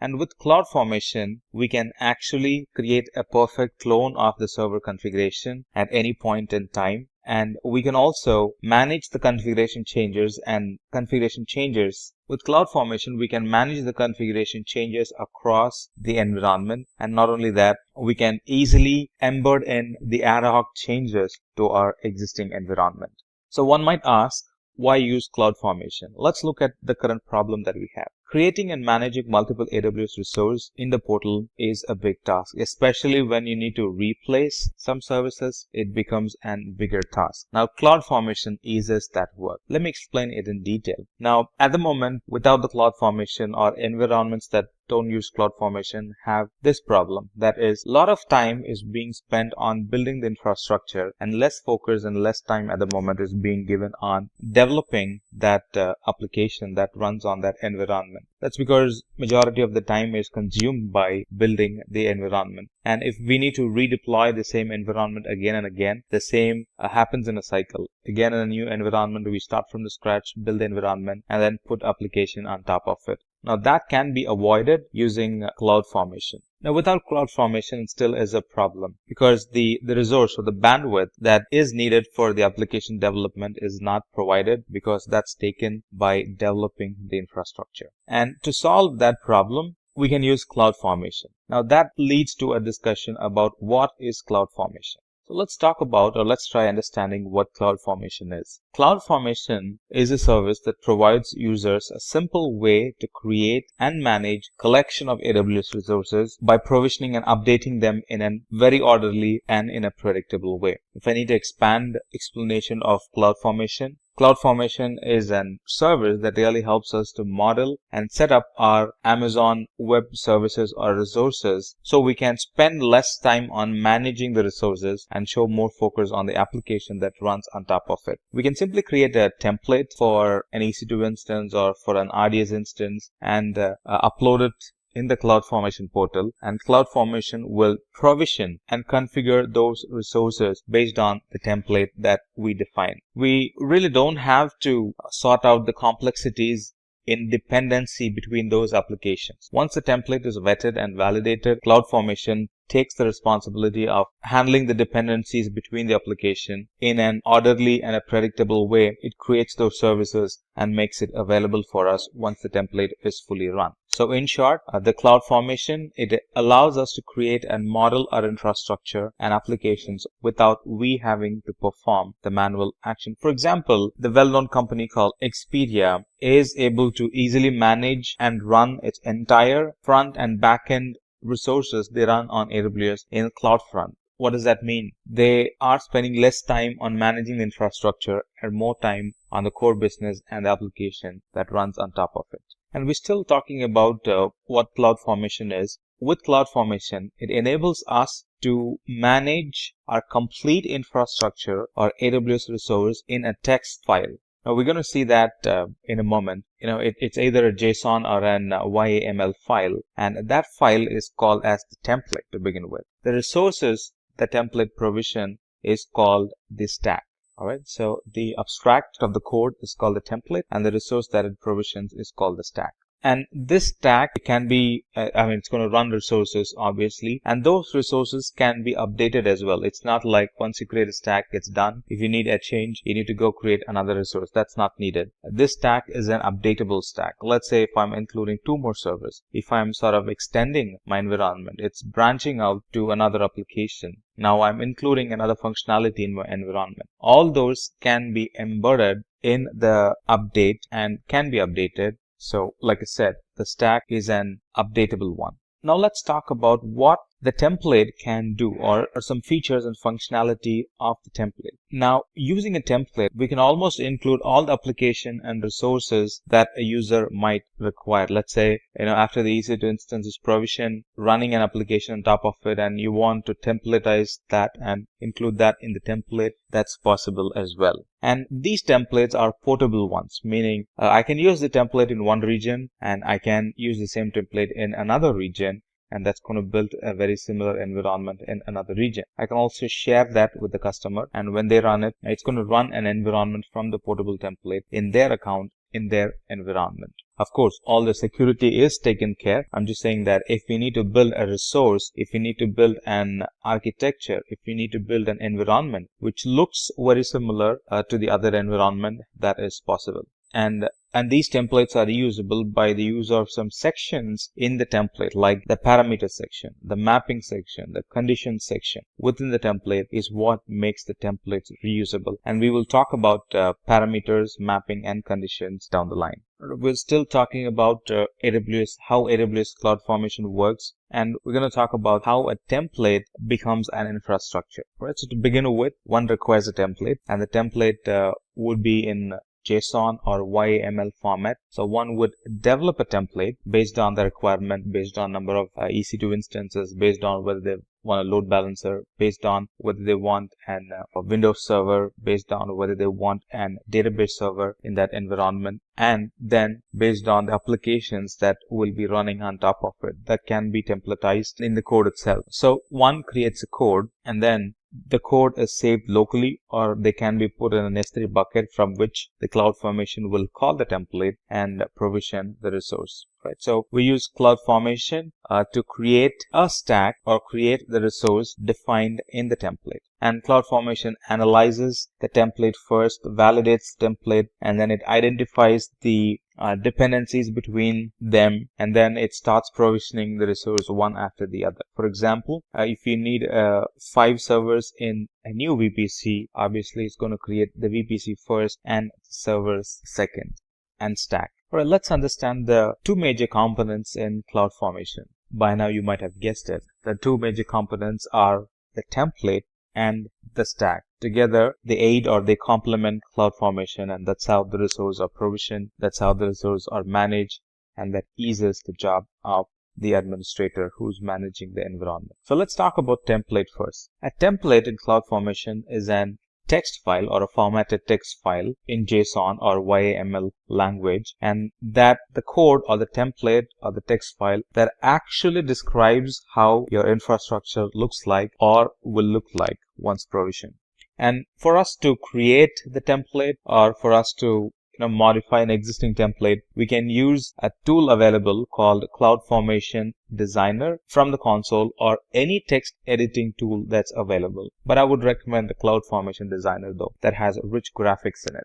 And these templates are built off, or they consist of 9 main objects. The first of which is the format version, and this really identifies the capabilities of the template based on the version number. And then the second object in a template would be description, and this helps us to include any arbitrary comments about the template. For what reason are we building this template? What's the purpose of it? Stuff like that.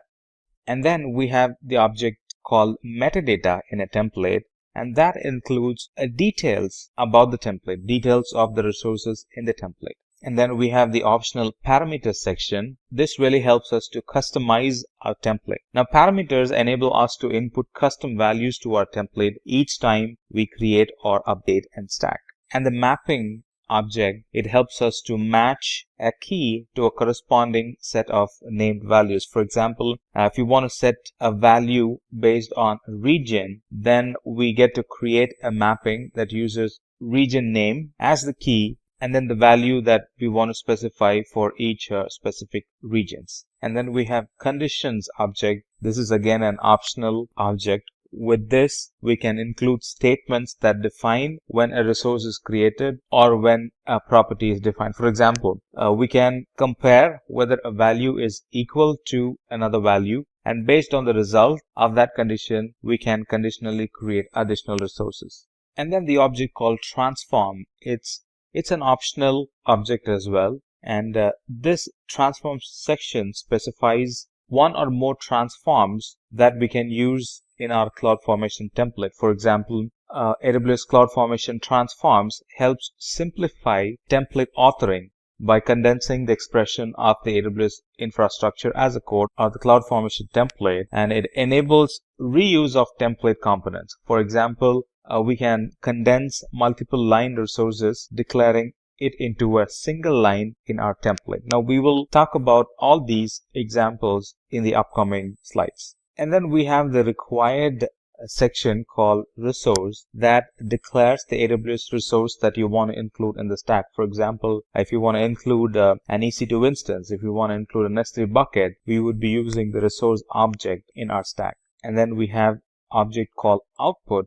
This output object, it's an optional object in the template, and it helps us to sort of declare the outputs that we can import into other stacks, or we can actually show it on the CloudFormation console. For example, if you want the output of the name of the S3 bucket that got created in response to a CloudFormation template, now we can have that outputted into an output section in the CloudFormation console itself. So it's sort of easy for us to identify the resources that the template provisioned.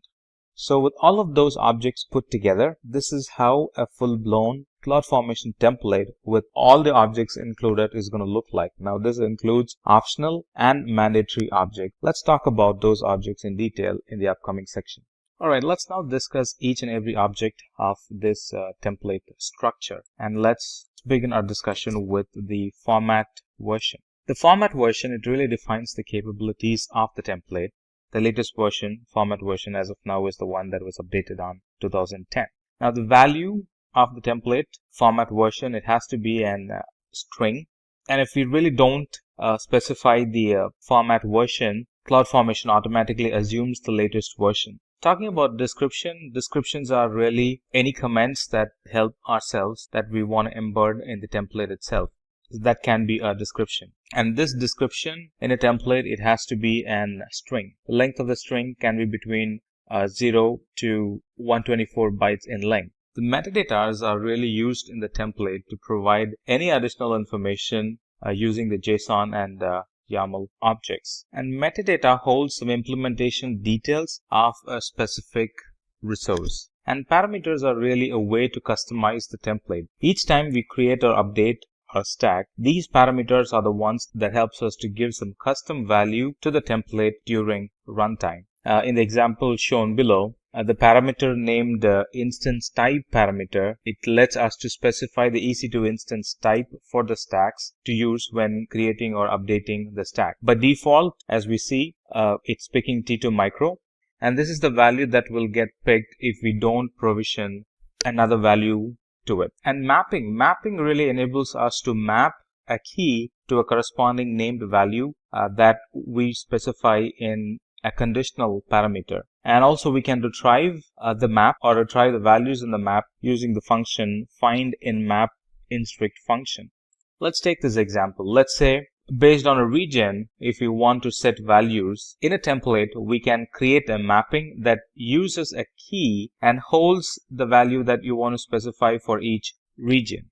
And the object conditions can be used when we want to reuse the templates by creating resources in a totally different context. For example, in a template, during stack creation, all the conditions that we mention in the template are evaluated, and any resources that are associated and that come up to be true are created, and any condition that fails or invalid are kind of ignored automatically, and the check moves forward to the next condition. And conditional is an optional object, and it includes statements that define when a resource is created or when a property is actually defined. For example, you can you can compare whether a value is equal to another value, and based on the result of that condition, we can conditionally create resources. If you have multiple conditions, then they are generally separated with commas. Sometimes conditions are very helpful when we want to create templates and we want to reuse those templates which was created for one environment to another environment. For example, if you want to use a template that was created in a test environment in a dev environment, conditions could be helpful. For example, in a production environment, we might want to include instances with certain capabilities, and in a test environment, we might want to include instances with some reduced capability in them for saving money. And condition helps us to create resources based on the environment it will be used in. We can also use intrinsic functions to define conditions like equals. We can also use OR conditions. We can use NOT functions, intrinsic functions in a condition. And when put together, the syntax is going to look like the one that you see on the screen. Now, the optional object called transform, it specifies one or more transforms that the CloudFormation uses to process our template. Now, these transform sections are built on a simple declarative language of AWS CloudFormation with a powerful macro system that helps us to reuse the templates or the template components. And they really help us to condense or simplify our codes by enabling reuse of the template components. For example, condense a multiple line resource declaration into a single line in our template. The resource section, it really declares the AWS resource that you want to include in the stack, such as EC2 instance, such as S3 bucket. And some of the resource fields are the logical ID, the resource type, and the properties. Let's talk about them in brief. The logical ID is unique within the template, and the logical ID name, it actually references the resource in other parts of the template. In this case, it's my bucket.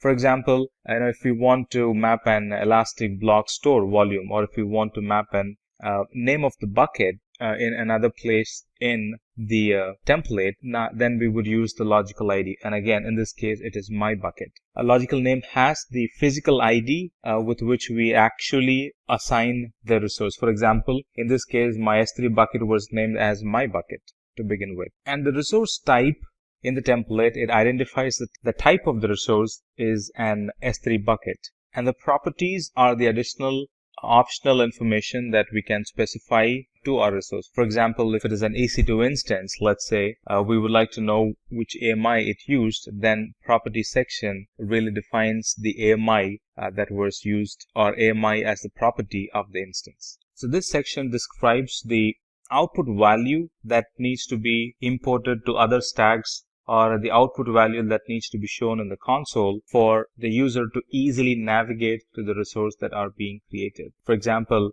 for a S3 bucket name, we can declare an output, and once the bucket is created, we can actually declare the output and sort of import the name of the bucket in a different place in the console, so it's easy to view instead of the user getting confused and going to S3 and searching for the bucket name. This can be made available in the CloudFormation console itself. And the output fields, it can include some of these followings, like the logical ID.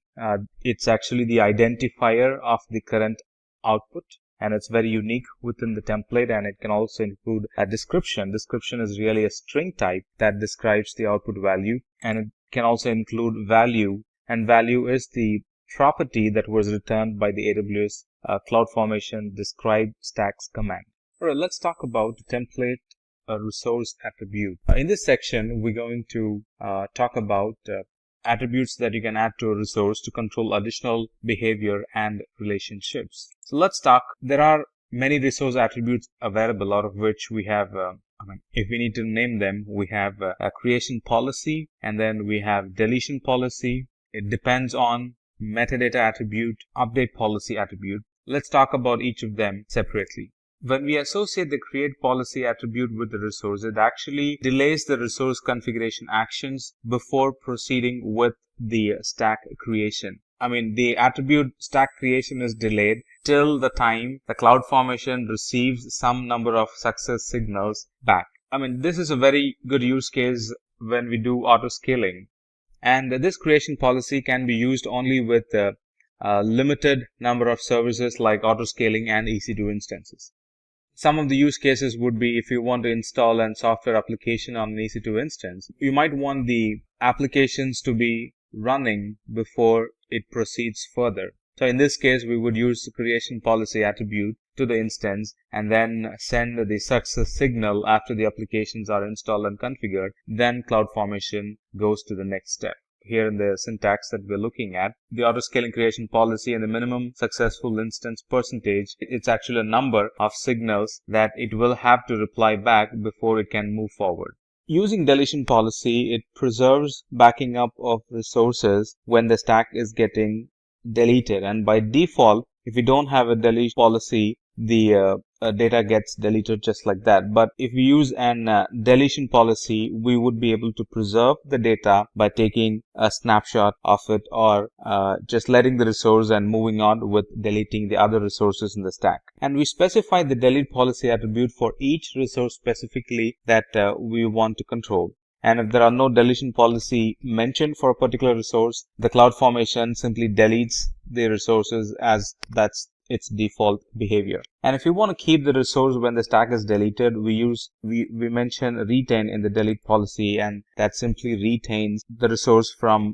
getting deleted. So in this example, we're actually retaining an DynamoDB table. Rest of the resources in the stack will get deleted. And using the depends on attribute, we actually create an order in which the resource gets deleted. For example, if I map one resource to another resource and say that this resource depends on the other resource gets created first, then followed by this instance or this resource. So with the depends on attribute, we can specify that the creation of specific resource is actually followed by another. When we add the depends on attribute to a resource, the resource is created only after the creation of the resource specified by the depends on attribute. Let's take this example. In this example, we're saying that the resource X depends on Y. we've said that X depends on Y. So in this case, when CloudFormation is executing, it's going to deploy Y first because it has some resources that depends on it. So it's going to create Y first, and then it's going to create the resource called X. On the same context, let's say in the template, we say that an EC2 is going to depend on S3, and when the CloudFormation is executing, it's going to create an S3 bucket first and then the EC2 instance. That's probably because the codes needed for the EC2 instance are stored in the S3 bucket. And what we're looking at is the syntax of how the depends on template resource attribute will look like. This is how it actually will look like when we put it in the CloudFormation. The instance depends on the bucket. The other template resource attribute is metadata. Metadatas are the one that really helps us to associate our resources with the structured data. And by including this attribute in our template, or by including this attribute to a resource, we can specify the data in JSON or in YAML language. For example, in this section of the template, we're creating a VPC, and the metadata explains, or metadata defines, that the VPC is part of the region US East 1. And the update policy template resource attribute in CloudFormation, we can manage and replace the updates of the instance in an auto-scaling group. For example, you're looking at this sample where it says that the update policy, will it replace the instance in an auto-scaling group or not? So depending on what the value is for the will replace section, whether it's true or false, depending on that, the update policy will replace the instance or will replace the auto-scaling group itself when it's doing a rolling deployment. Now that we've discussed about templates, let's talk about AWS stacks as well. Now we know that AWS stacks are the actual resources that gets generated or that gets created because we ran a template, right? So stack is a collection of AWS resource that we can manage in a single unit. In other words, we can create a stack, update a stack, or delete a stack, and that would actually create, update, delete the collection of resources within the stack. And all the resources in the stack are really defined by the CloudFormation template. And a stack, for instance, can include all the resources required to run a web application, such as a web server, a database server, and some networking rules that come along with it. All that gets embedded in a stack. And let's say if we want to delete all the resources that were created by template that is in a separate stack, we can simply delete the stack, and that would sort of delete all the resources that is in the stack. So it sort of helps us to manage all the resources in a single unit or as a single unit. So to summarize, stack is a collection of AWS resource, and it can be managed as a single unit. And the CloudFormation's template defines a stack in which the resource can be created, deleted, or updated in a very predictable way. And a stack can have all the resources like web server, database server, VPC,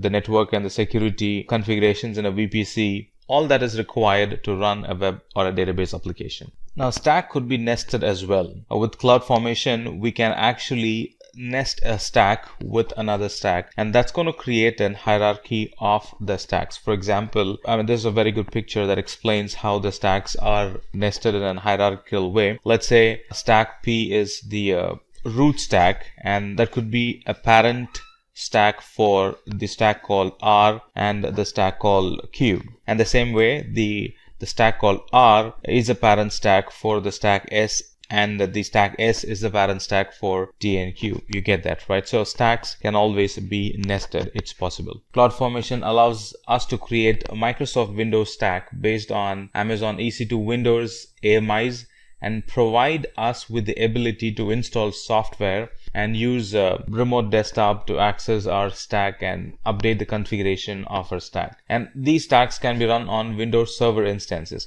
There are a number of pre-configured templates available, and it's directly available to use from the AWS website itself. To name a few, we have templates available for SharePoint running on an Windows Server 2008 R2. We also have templates that create a single server installation of Active Directory running on a Windows Server. And in fact, we have templates available for Elastic Beanstalk and some sample applications that runs from an Windows Server 2008 R2. Let's talk about stack sets. Stack sets actually has taken the stack level implementation to the next level. Using the AWS CloudFormation template, we can define a stack set that lets us to create stack in AWS account across the globe by using just a single template. And after we create the stack, or after the stack set is defined, creating, updating or deleting the stack in the target account and the regions can also be specified by us. So the stack set, it really extends the functionality of the stacks by allowing us to create, update and delete stack across multiple accounts, regions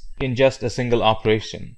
And using an administrator account, we can define and manage an AWS CloudFormation template and use the template as the basis for provisioning stacks into, some selected target accounts across a specified region. Let's talk about CloudFormation access control. With IAM, I can specify the list of users or list of privileged users who would have access to the CloudFormation template, who can create, update and delete stacks. So that's how IAM helps me with having or putting a layer of control over the CloudFormation service. And we can also use service roles. Service roles are the one that allows AWS CloudFormation to make a call to a resource in a stack on the user's behalf. And I can also have stack policies, and these stack policies are applied to the users who already have access to the CloudFormation service. And these policies are the ones that help the users who attempt to update the stack. All right, let's do a quick lab on creating an LAMP stack on an EC2 instance with a local MySQL database for storage. Now, we can do the other way as well. I can pick an EC2 instance and install the servers one top of the other. That can be done as well, but that's going to take a lot of time. Now, we're talking about automating it. We're talking about, provisioning an infrastructure using a code, and CloudFormation helps us to do that. So this is what we're going to do. We're going to create, or we have an CloudFormation template already, and we're going to use that template to provision a web instance, and that is going to have, look at that, that's going to have MySQL installed in it, that's going to have PHP, that's going to have HTTPD service installed in it and running. And it's also going to have a PHP website running from it. So that's going to receive information from the website, and that's going to store that information in the database that's very local to it. This is the template that defines that environment. All right, this is a very simple provisioning. So let's provision this environment. Let's create a stack. We're going to give a stack name and a database password.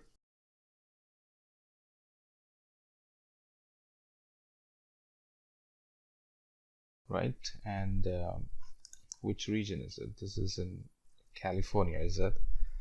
All right.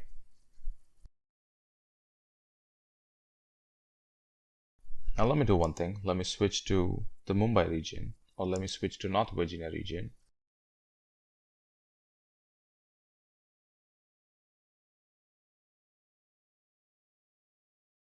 North Virginia, and from here, actually, let me switch to Mumbai region. Right, just to be sure, it's the same template that we're provisioning. Right, that's the same template that we are provisioning. Right, let's give this name. So it can be great. This could be Simplilearn. Simplilearn LAMP stack, and what could be the DB password? And DB root password, and what could be the DB user.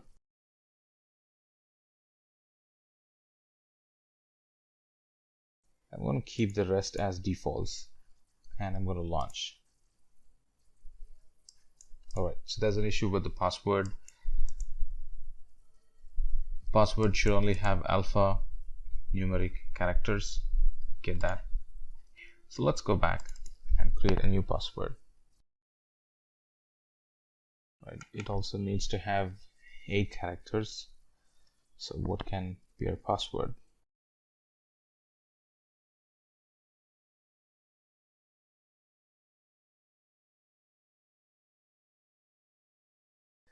Look at that. The template is actually creating the resources. And here in the screen, we can see the template that we used to deploy the environment. If you remember, we discussed about instant types in parameters, right? The default instance type is T2 small, but these are also allowed to run.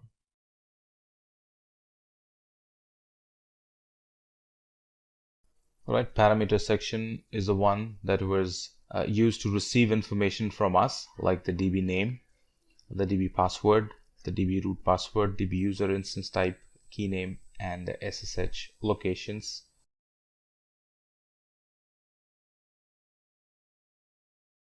All right, now this resource section is showing us the resource that it actually created. Right, it looks like it's rolling back. Why would that be? Give me a moment.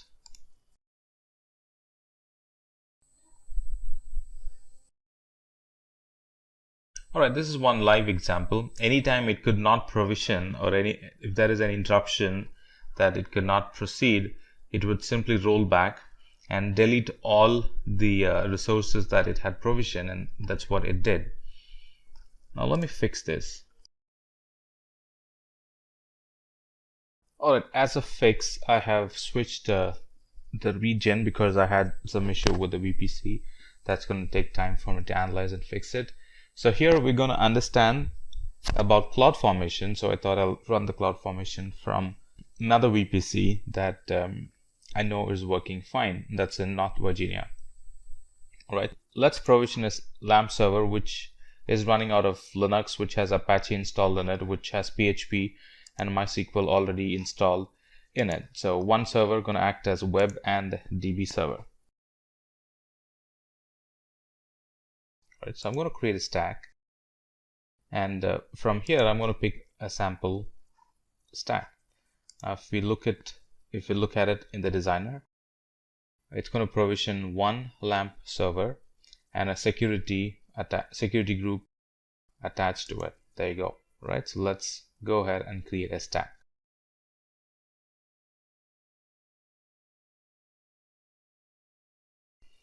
All right, parameters are used to receive input from us. What could be the DB password and the DB user, and let's select the key name. Right, I'm going to keep the rest as defaults, and I'm going to create a stack. All right, so our stack that we ran from the template, at the moment it's getting created, it's in progress. From here I can watch the events as to what is getting created at the moment.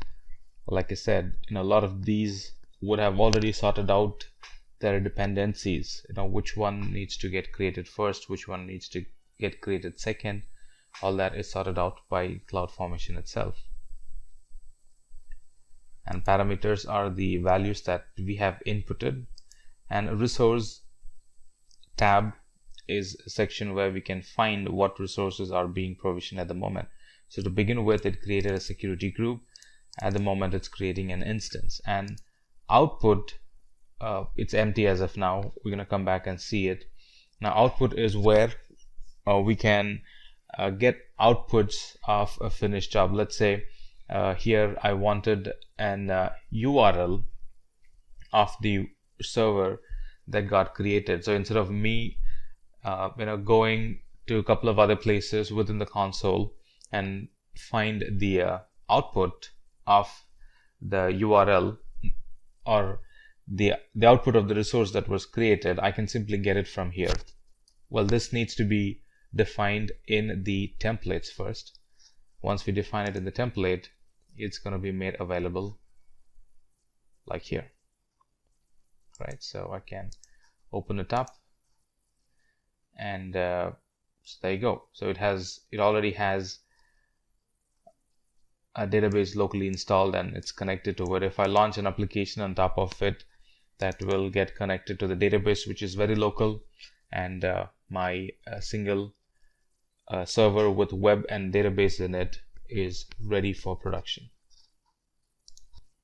Now, while we're talking about a LAMP server, a single LAMP server, let's talk about creating an environment like this, which has Elastic Load Balancer, a VPC, a server running in an auto-scaling group, and putting some restrictions that nobody will be able to access the EC2 instance directly, but they should be able to access the EC2 instance or the data only through the Elastic Load Balancer. This is a bit complicated than the environment that we've already created.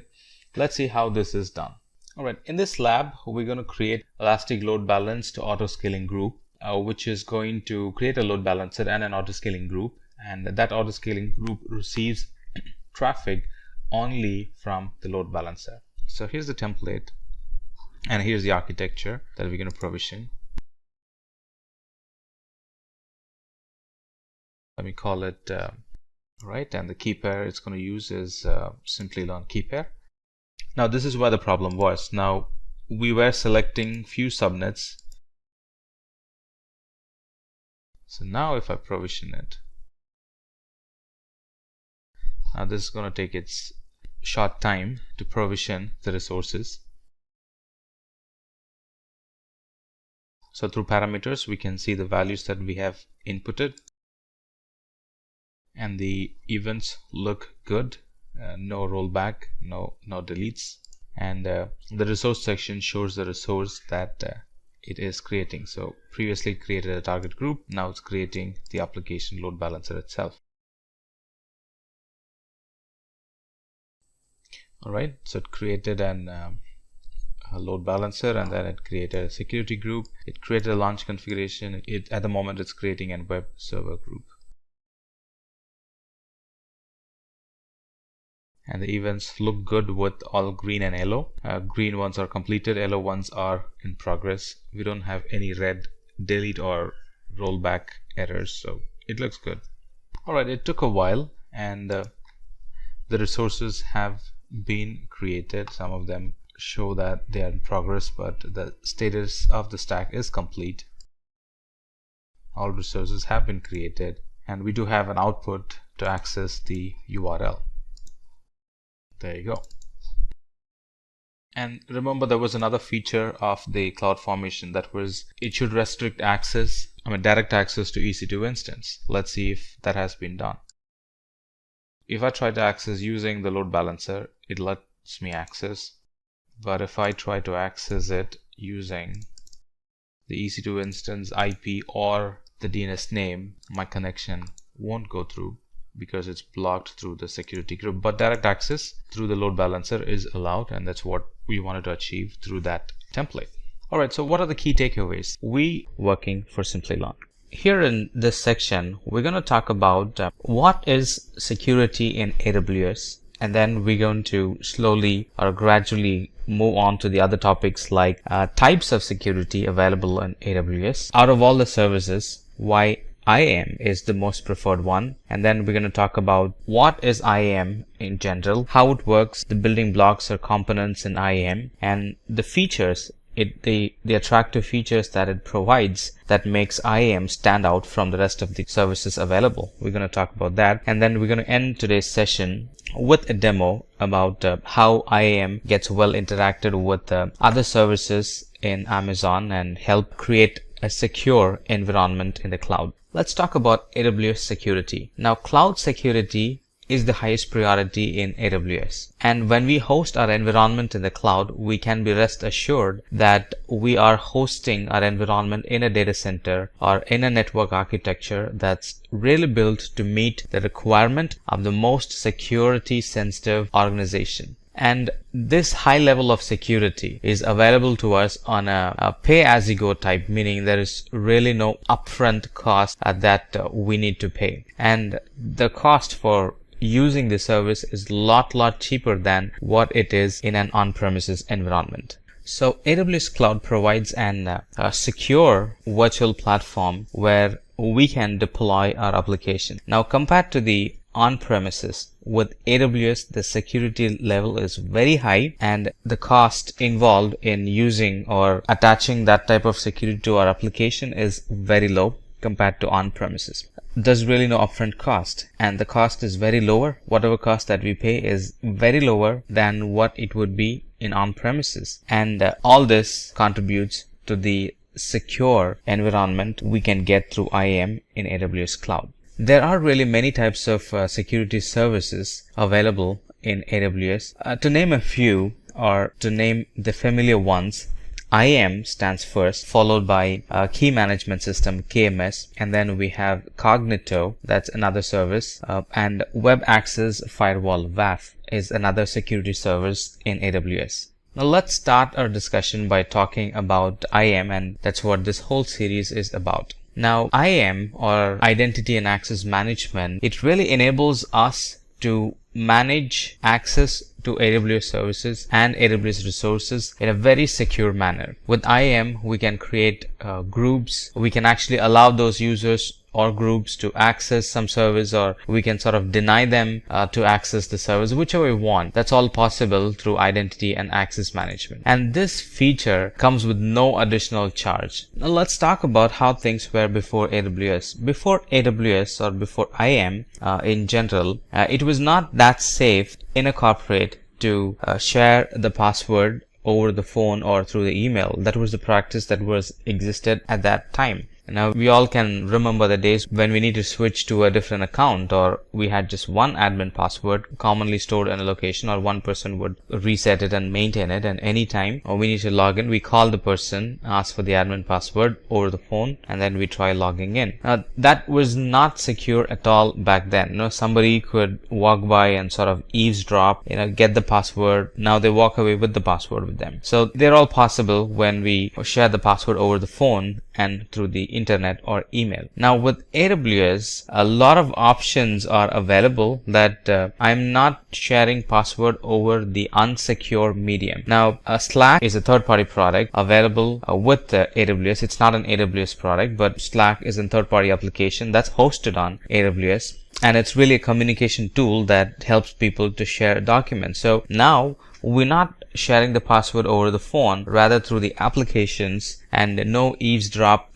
person can really catch the password and try it in their system to access our environment. That's not possible. So you see the difference now. Back then, sharing password was only through phone and email, and you would write it on a paper and you give it to somebody. But now technology is providing provisions enough for us to share the password in a secure way. We're still talking about IAM. IAM is an web service for securely controlling access to the AWS resource. Now it really helps us to authenticate or sort of limit access to a certain set of users accessing the AWS account, or certain set of users accessing a certain set of resources in AWS account. Now you see this picture, we have an IAM administrator who's trying to allocate permissions to different group of people. So we have group 1 on the top and group 2 in the middle and group 3 towards the end. The administrator using IAM, or IAM empowers the administrator, allow access to certain group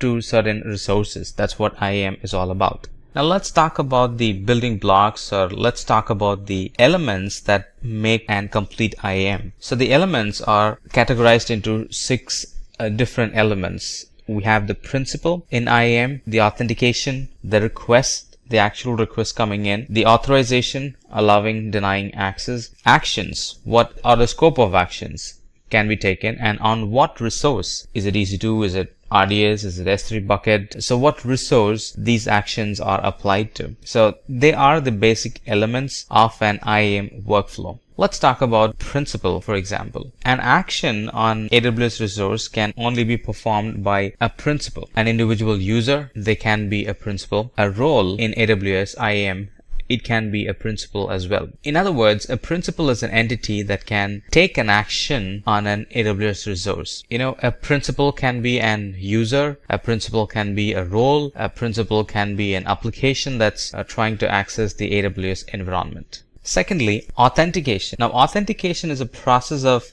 confirming the identity of the principal trying to access the AWS environment. Now, how do we get authenticated, or how does a user get authenticated? By providing credentials or the required keys to validate that this is what he or she is. as per what's in the record. So all principal must be authenticated, and we get authenticated using the username and password to log into the console. If it is CLI, or we get authenticated using the access key and the secret access key. The other component that makes up IAM is request. When a principal tries to use the AWS Management Console, what the principal is doing, or what the user is doing, is sending a request to the AWS environment. And the request will have the principal actually wants to perform. Is it a put request, or is it a get request, or is it a delete request, stuff like that. And it's also going to carry information about on which resource the action needs to be done. Is it on EC2 1? Is it on S3 bucket Simplilearn.com? Stuff like that. So it has a specific action that it wants to perform and the resource on which it wants to perform, and also some information about from where the request is originating from. Is it within an AWS environment, or is it with another cloud service provider, or is it with on-premises, stuff like that. So these information will be present in the request. Authorization. Now this IAM uses information from the request context to check for matching policies, and it takes a decision whether to allow or to deny the request. Now here it has a logic. By default, all the resources are denied, and IAM authorizes your request only if every part of the request is allowed by a matching policy. So there is an evaluation logic that says by default all requests are denied, and if there is an explicit allow, then it overrides the default deny. And if we are explicitly denying a service, then all the allow statements gets overridden, and all the other statements gets overwritten, and this explicit deny stands. By default, only the AWS account root user has access to all the resources in that account. So if you're not signed in as a root user, then we must be specifically granted permission through a policy. In other words, we need to be authorized through the policy. Now let's talk about action. Now after authenticating and authorizing the request, AWS approves the action that we are about to take. Now using action, we can view the content, we can create a content, or create a bucket, or create an EC2 instance. I can edit content, or even I can delete a resource. That's all based on the action that I'm allowed to do. Now that was about actions. Now where is the action performed? The action is performed on the resources. A set of actions can be performed on a resource, and anything that's not mentioned in the action, or anything that's not tagged with the action and the resource, they don't get to complete. For example, let's say if you attempt to delete an IAM role, and you also request to access the EC2 instance for that role, then the request gets denied. Now let's talk about some of the other components of IAM. So the other components of IAM are the basic building block is an user, and then many users together, they form a group, and then policies are the engines that allows or denies a connection. Based on policy, one gets to access or gets no access to a resource. And then roles are another component. Roles are temporary credentials, I would say, that can get assumed to an instance as and when needed. Right, let's talk about this component called user in an IAM. With IAM, we can securely manage access to AWS services, and we can create an IAM user anytime there is a new employee joining our corporate. So it's a one-to-one mapping. One user or one employee gets a username directly attached to them. And a username or a user is an account-specific thing. It's very local to that AWS account that we are using. So in detail, an IAM user is an entity that we create in an AWS environment to represent a person or a service that interacts with AWS environment. And this user is going to have some credentials attached to them. And by default, they do not have a password, and they do not have any access key or secret access key attached to them. In fact, literally no credentials of any kind. Now we must create an user, and we must create the type of credential that gets attached to the user. Do they want to access CLI? So based on that, we would be adding credentials to them. A user by default is not authorized to perform any action in AWS. And the advantage of having one-to-one user is that we can assign permissions individually to that user. For example, we might want to assign administrative permissions to few users who can administer our AWS environment, and users are entity within an AWS account.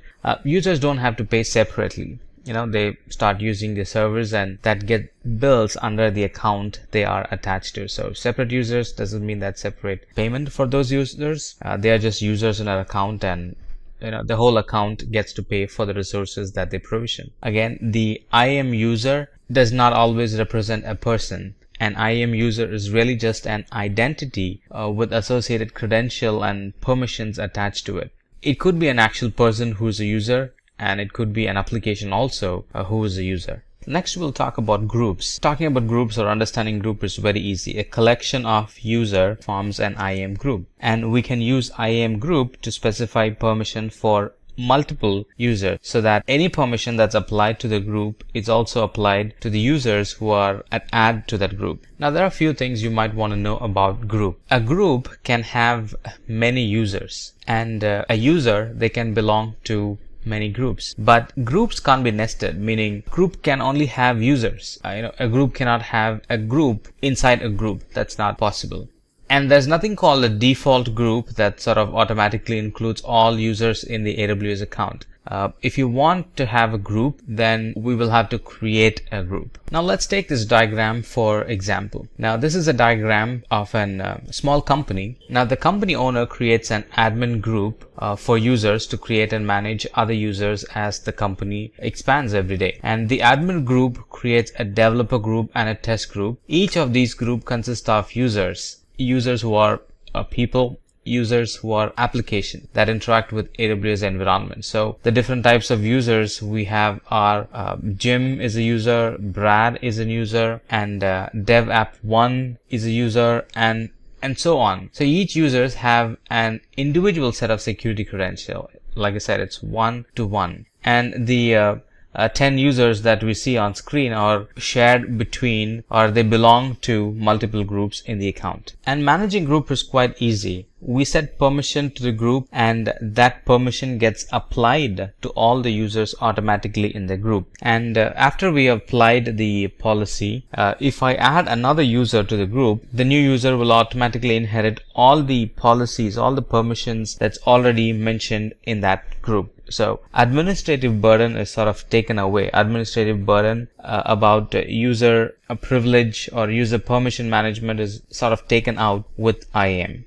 Alright, the next thing we would want to discuss is policy. A policy sets permission and controls the access to AWS resource. And the policies, these permissions and controls, are stored in JSON format. A policy is a very clear document. It defines who has access to a resource and what are all the actions they can perform. So in other words, policy is an entity in AWS that when a policy gets attached to an identity or a resource, it really defines the permission, what they can and cannot do. And AWS, it evaluates these policies when a principal, such as a user, makes an request. And the permission statement in the policy, it really defines whether the user is allowed to access a service or is he denied to access a service. Alright, let's take this example. Now we have a task. The task is to give Paul, who is a developer, access to Amazon S3 environment. And what you're looking at is a snippet of what a policy would look like. So these are some questions we will have to answer, or these are some questions the policy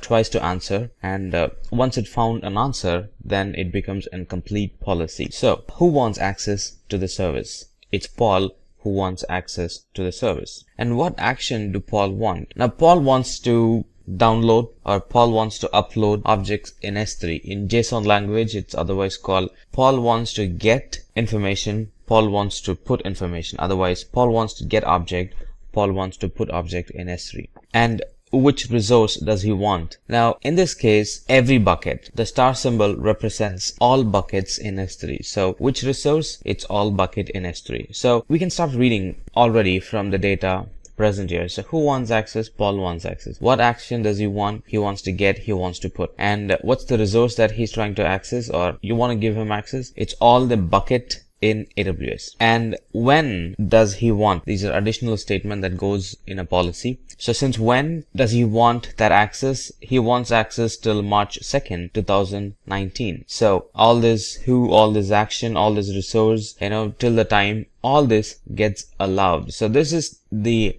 statement that really defines. Now, does this all refer to an allow statement, or does this all refer to a deny statement? If we had deny here, it's the direct opposite of what we discussed, but we have allow. That means Paul is allowed to get and put access in an S3 bucket, and all the buckets in S3 till March 2nd, 2019, he's allowed to access the resources. So if we put all the information that we have gathered, or all the answers that we have so far, if we put together in a JSON format, this is how it's going to look like. So the effect is allow or deny. Here it's allowing, and the principal is any. Who can access it? It's any. And action, it's any bucket in S3. Any action in S3, put get request, and the resource is any bucket in S3. So that's how a basic policy would look like, or that's how a basic policy is formed, by answering those basic questions. So let's talk about the types of policies. So we have two broad categories: managed policy and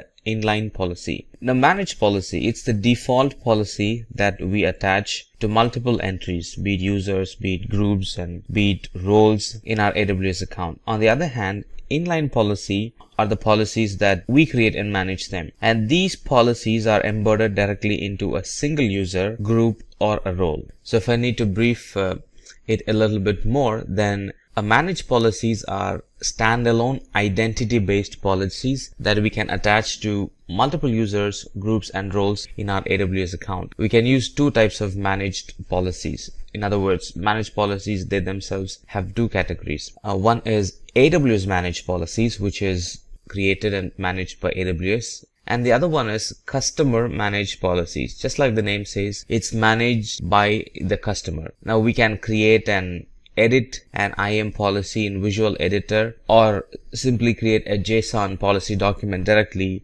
and upload it in the console and start using them. So that's managed policy. On the other hand, inline policies are policies that we create and manage, and that are embedded directly into a single user, group, or role. Let's talk about this next component called role. Now, this role is very similar to everything that we discussed so far.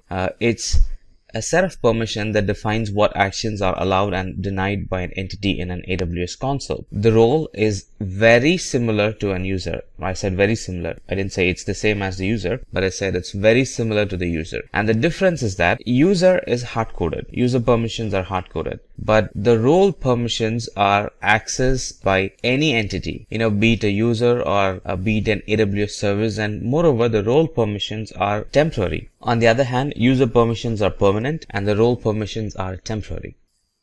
So in detail, a role is very similar to a user in that it's an AWS entity with permission policies that determines what the identity can and cannot do in AWS. Now, instead of it being uniquely associated with one person, a role is intended to be assumable by anyone who needs it. Roles generally do not have a long-term credential, password or access keys associated with it. It does not have long-term credentials. It only has temporary credentials created dynamically and provided to the user as and when the user assumes a role and wants to access any service. Roles can be assumed by users, roles can be assumed by applications, roles can be assumed by services that normally don't have access to AWS resources. For example, you might want to grant a user in your AWS account access to your resource that they do not normally have, or grant users in one AWS account access to resource in another AWS account. Now, this is something that we don't have by default, and this is something we may not need all the time. Or you might want to allow a mobile app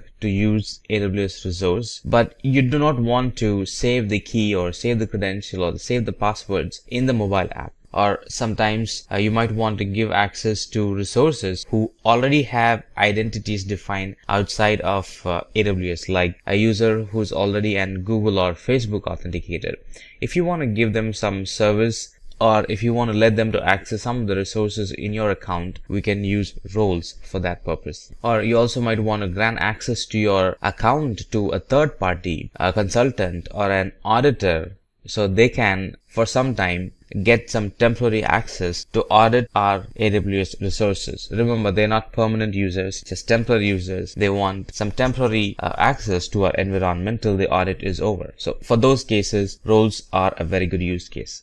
So let's take this example. Let's see where role sits, and let's see how roles give permission to other services. So here is a scenario where an EC2 instance wants access to an S3 bucket. By default, though both of them were created by the same username or the same admin, they do not have access by default. So by default, they don't have access. And I also do not want to give permanent access, one-on-one hard-coded permanent access. Instead, I would like to create and share access. So that's possible through roles. So coming back to the discussion, the scenario here is that an EC2 instance wants to access data in an S3 bucket. So the first thing is to create a role or a permission. We saw how that's done, right? Using policies. Roles use policies. Policy is the actual working engine for any permission related actions, right? So create a role with an appropriate policy that gives access to S3's bucket, and then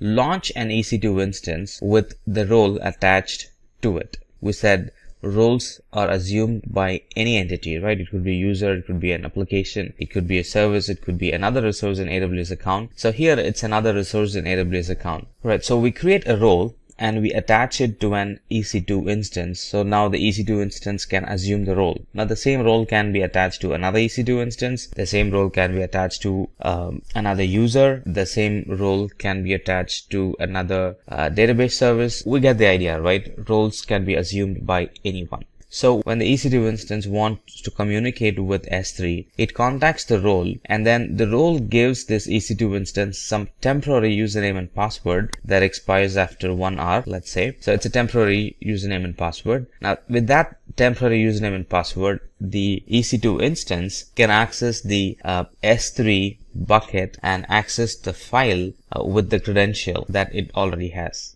And that credential is a temporary one. And the credential will expire after 1 hour, or how much ever time the admin sets it to be. And then the next time when an EC2 instance wants to contact S3, it will have to contact the role, and the role will propose a new access key and secret access key. In other words, a new credential. With that new credential, the second time the EC2 instance will be able to contact the S3 bucket and get the information. So the password is not a permanent or a one-time or a hard-coded password. It keeps rotating. It's a token. It's a secure token that an EC2 instance or any application that uses the role gets to access the resources on the other end. Well, let's talk about the features of IAM. The main feature of IAM is that I can create separate username and password for individual users or resources, and I can delegate access. Now, those days where we had just one username and password for admin and we need to call the other person to get the username and password over the phone,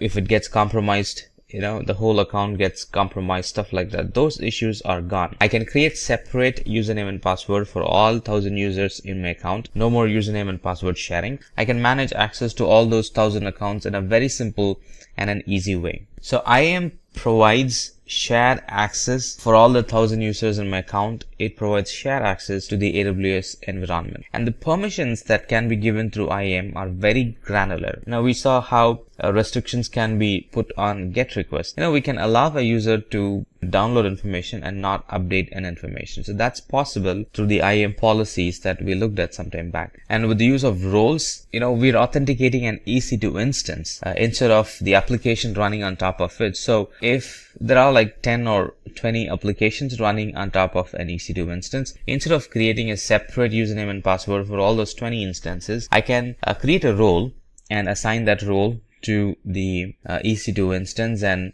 all the applications running on the EC2 instance get a secure access to the other resources, use the role credential that's provided to that EC2 instance. Now, besides username and password, IAM also supports multi-factor authentication, where we provide our credential, the username and password, plus an OTP from our phone, or an randomly generated number that gets displayed in our phone before Amazon console or before Amazon CLI would authenticate and lets us access some of the service in the account. So it's called multi-factor authentication. It's username and password plus something else from what you have.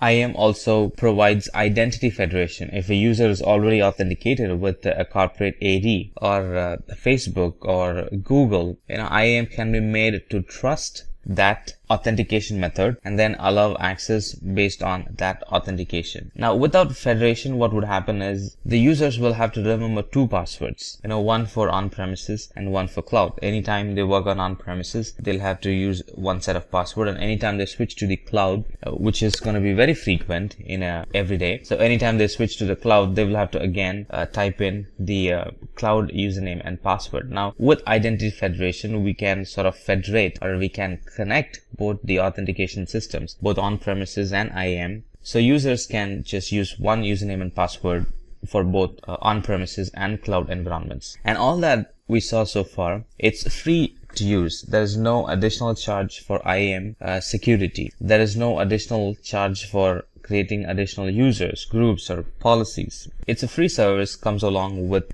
any account. IAM is an PCI DSS compliant product. IAM comes with password policy where we can reset the password remotely or rotate the passwords remotely. And we can set rules like how a user should pick and password. It should not be the one that was used in the past, any of the past 3 times, stuff like that. So you get the idea, right? How the features of IAM help us to build and secure authentication and authorization system in or for our AWS account. All right, it's time to do a quick lab. Let's put all the knowledge that we have earned so far together and apply it and try a lab and solve the problem. So here's a problem statement. We need to create an S3 bucket for a company where users can read or write the data only if they are multi-factor authenticated. So there could be like 20 users in an account, but a user is allowed to read or write a data in an S3 bucket only if the user is multi-factor authenticated. This is a very good use case if we have sensitive data in an S3 bucket and you only want privileged or MFA authenticated users to do changes to those buckets. And for those privileged users, you would enable multi-factor authentication. So let's see how that's done. Before that, let me talk to you a bit more about multi-factor authentication. Now, multi-factor authentication is that additional level of security process. It's provided by AWS. Here, the user's identity is confirmed only after the user proposes or the user passes 2 levels of verification. Now, one being the username and password and another being an OTP that gets generated. In this case, it's the mobile phone. It could also be an RSA token key that generates the one-time password. That's possible as well. But in this case, it's the mobile phone. Now, that's going to be very similar to how we log in to our Gmail account sometimes. When we log into a Gmail account and if you have the proper setting enabled, it's going to send an one-time password to the mobile phone, and only after we put that information, it's going to let us log in. Let's see how all this is done in an AWS account. So the first thing is to log in to the AWS account, create a user, and attach the user to the virtual MFA device. Now we're going to use Google Authenticator here, and we're going to attach the user to Google Authenticator and make the user use the Google Authenticator one-time password every time he logs in to the account. Now this is in addition to the username and password that he or she already has, right? So the first thing is to log into the account, connect or sync the virtual appliance with the AWS username and password. Now when we sync, there will be an one-time password that gets shown in the phone. Type in the password in the AWS console, and then the phone and the username comes to sync. And from that point onwards, the user, anytime they log in, they will have to propose their username and password, which is the first step of security. And then once they typed in the username and password, type in the MFA code that gets generated on the phone. That would be the second step of security or the last step of security. Once that is done, the account is going to let them log in and access the AWS resources. Alright, so in order to test IAM, MFA, S3 together, this is what we're going to do. So we're going to create a bucket, and we're going to have two users, and we're going to allow or deny access to the S3 bucket to those two users based on whether they are MFA authenticated or not. And on purpose, we're going to assign MFA to one user and no MFA to the other user. Like you might have guessed by now, the user with MFA will have access to the bucket, and the user with no MFA attached will not have access to the bucket. Both of them are going to have full S3 services, but MFA, like I said, is one layer above the other permissions. MFA stands at all time. So irrespective of whether the underlying policy says but they have full access to the S3 bucket, they're not going to, because MFA stands on top of it. Let's see how that's done. To begin with, firstly, we need a bucket. So let's create a bucket. So I'm in my AWS console. So let me go to S3. And in here, create a bucket. Call that bucket as Simplilearn MFA bucket. And let me put it in North Virginia and create. Alright, so that's done. Now I'm going to put a separate folder in here.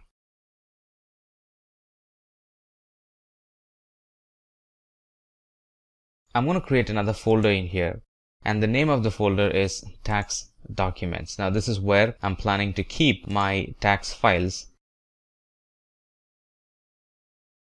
and I only want my privileged users to be able to upload and download information from the tax document. So on the bucket side, it's partially done, or on the S3 side, it's partially done. So let's go back to IAM, and here we're going to create two users, one a junior employee and another one a senior employee. The senior employee is the one who's going to have MFA access and more access to the S3 bucket, and the junior employee is the one who's not going to have access to that particular bucket. So let's get started. Let's create an user under IAM. Click on users, and let's create a user. Call this user junior .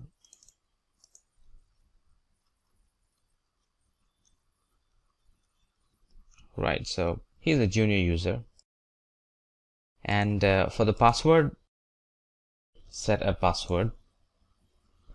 The user does not need to create a new password at sign in, because it's a test environment, and the user who creates the username and the user are the same person. So let's keep it simple. Username, password, management console access,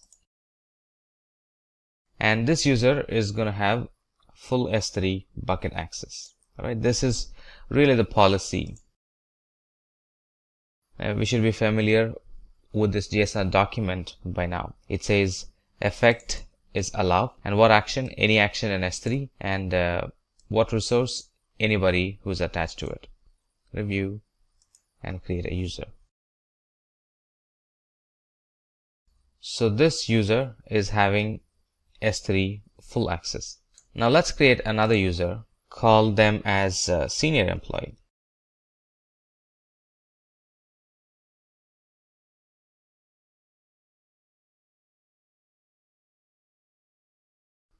All right, attach a policy to the user. From the surface level, both of them have the same permissions. Both of them have S3 full access. All right, so both of them have S3 full access, as we see. There's one thing different we're going to do to this senior employee. Now we're going to attach MFA to this employee. So the way we would do it is under the summary section of that particular user, click on security credential, and see, here is a place we can attach an MFA to this user. So let's attach MFA to this user. For MFA, I can use both virtual MFA or hardware MFA. This being a lab environment, we're going to use virtual MFA. Now, that is an application. There are a lot of applications available, but there is one application that I'm using at the moment called Google Authenticator. So once we have installed the application, once it is running,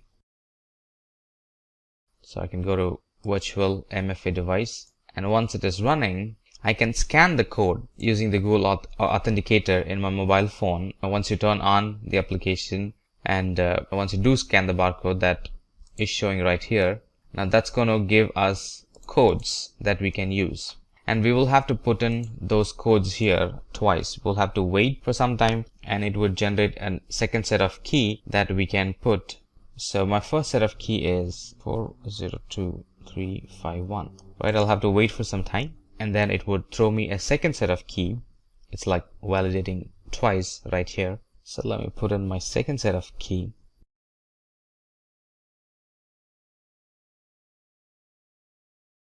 So this user is now MFA authenticated user. So anytime this user logs in, it's going to ask for MFA. Anytime this user proposes something, it's going to attach the MFA key along with it. Alright, so we're done with the IAM. What have we done with IAM? We have created two users. Both of them have S3 full access, but one of them have MFA access and the other one does not have MFA access. And based on whether the user is having MFA or not, we're identifying privileged users by this MFA. Alright, so based on whether the user has MFA or not, we're going to allow deny access in the S3 bucket. So we already have a bucket, we already have a folder, and this is a very privileged folder path. Here I would like to restrict access based on whether the user is having MFA or not. So let me create a bucket policy here. Now here's a policy that I have written. The policy says that, under tags document folder, give access only if the user is MFA authenticated. Right? If the user is not MFA authenticated, simply deny the access to that user. So as you might guess right now, the user 1 will not have access, or the junior employee will not have access because it's a privilege, and junior employee might tend to delete them unknowingly, and only privileged users get access to the tax document because it's confidential, because it's privileged, because if it gets deleted we won't be able to get it back for those reasons. Right, so apply the bucket policy.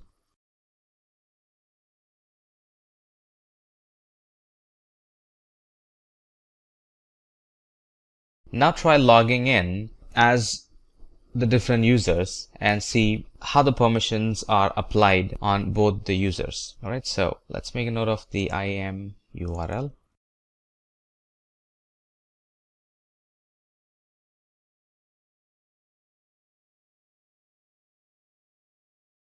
And then the two usernames and password.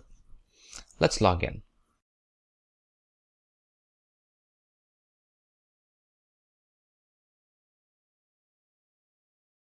So let me log in as the privileged user. Sure enough, I'm being asked for an MFA code. Let me put my MFA code.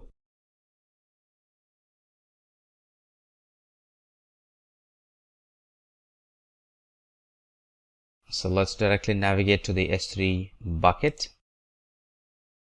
Right, here's my privileged path. Let me try uploading some content. Claim forms.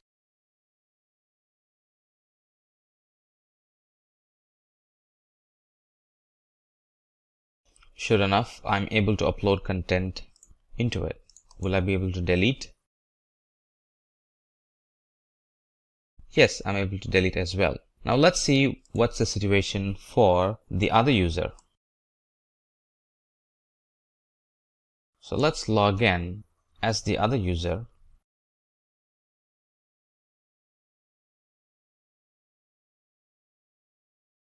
Navigate to the S3 bucket. If you noticed, when logging in, it did not ask for an MFA code because the user is not set up for MFA. So navigate to the folder which we want to test. Now try adding some files.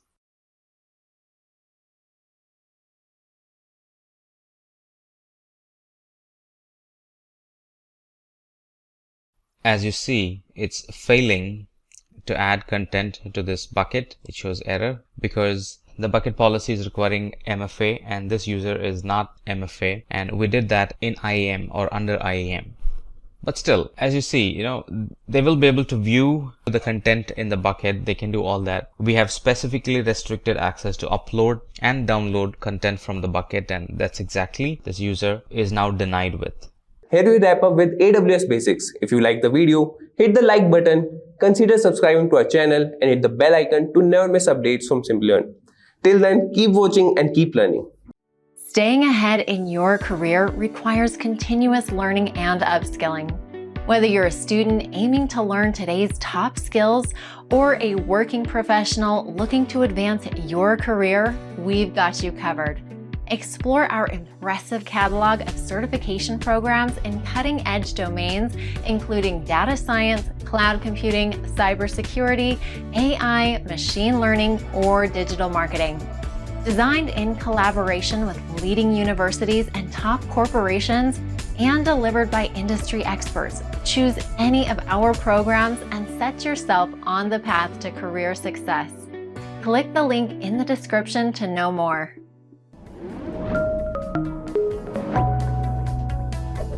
Hi there, if you like this video, subscribe to the Simplilearn YouTube channel and click here to watch similar videos. To nerd up and get certified, click here.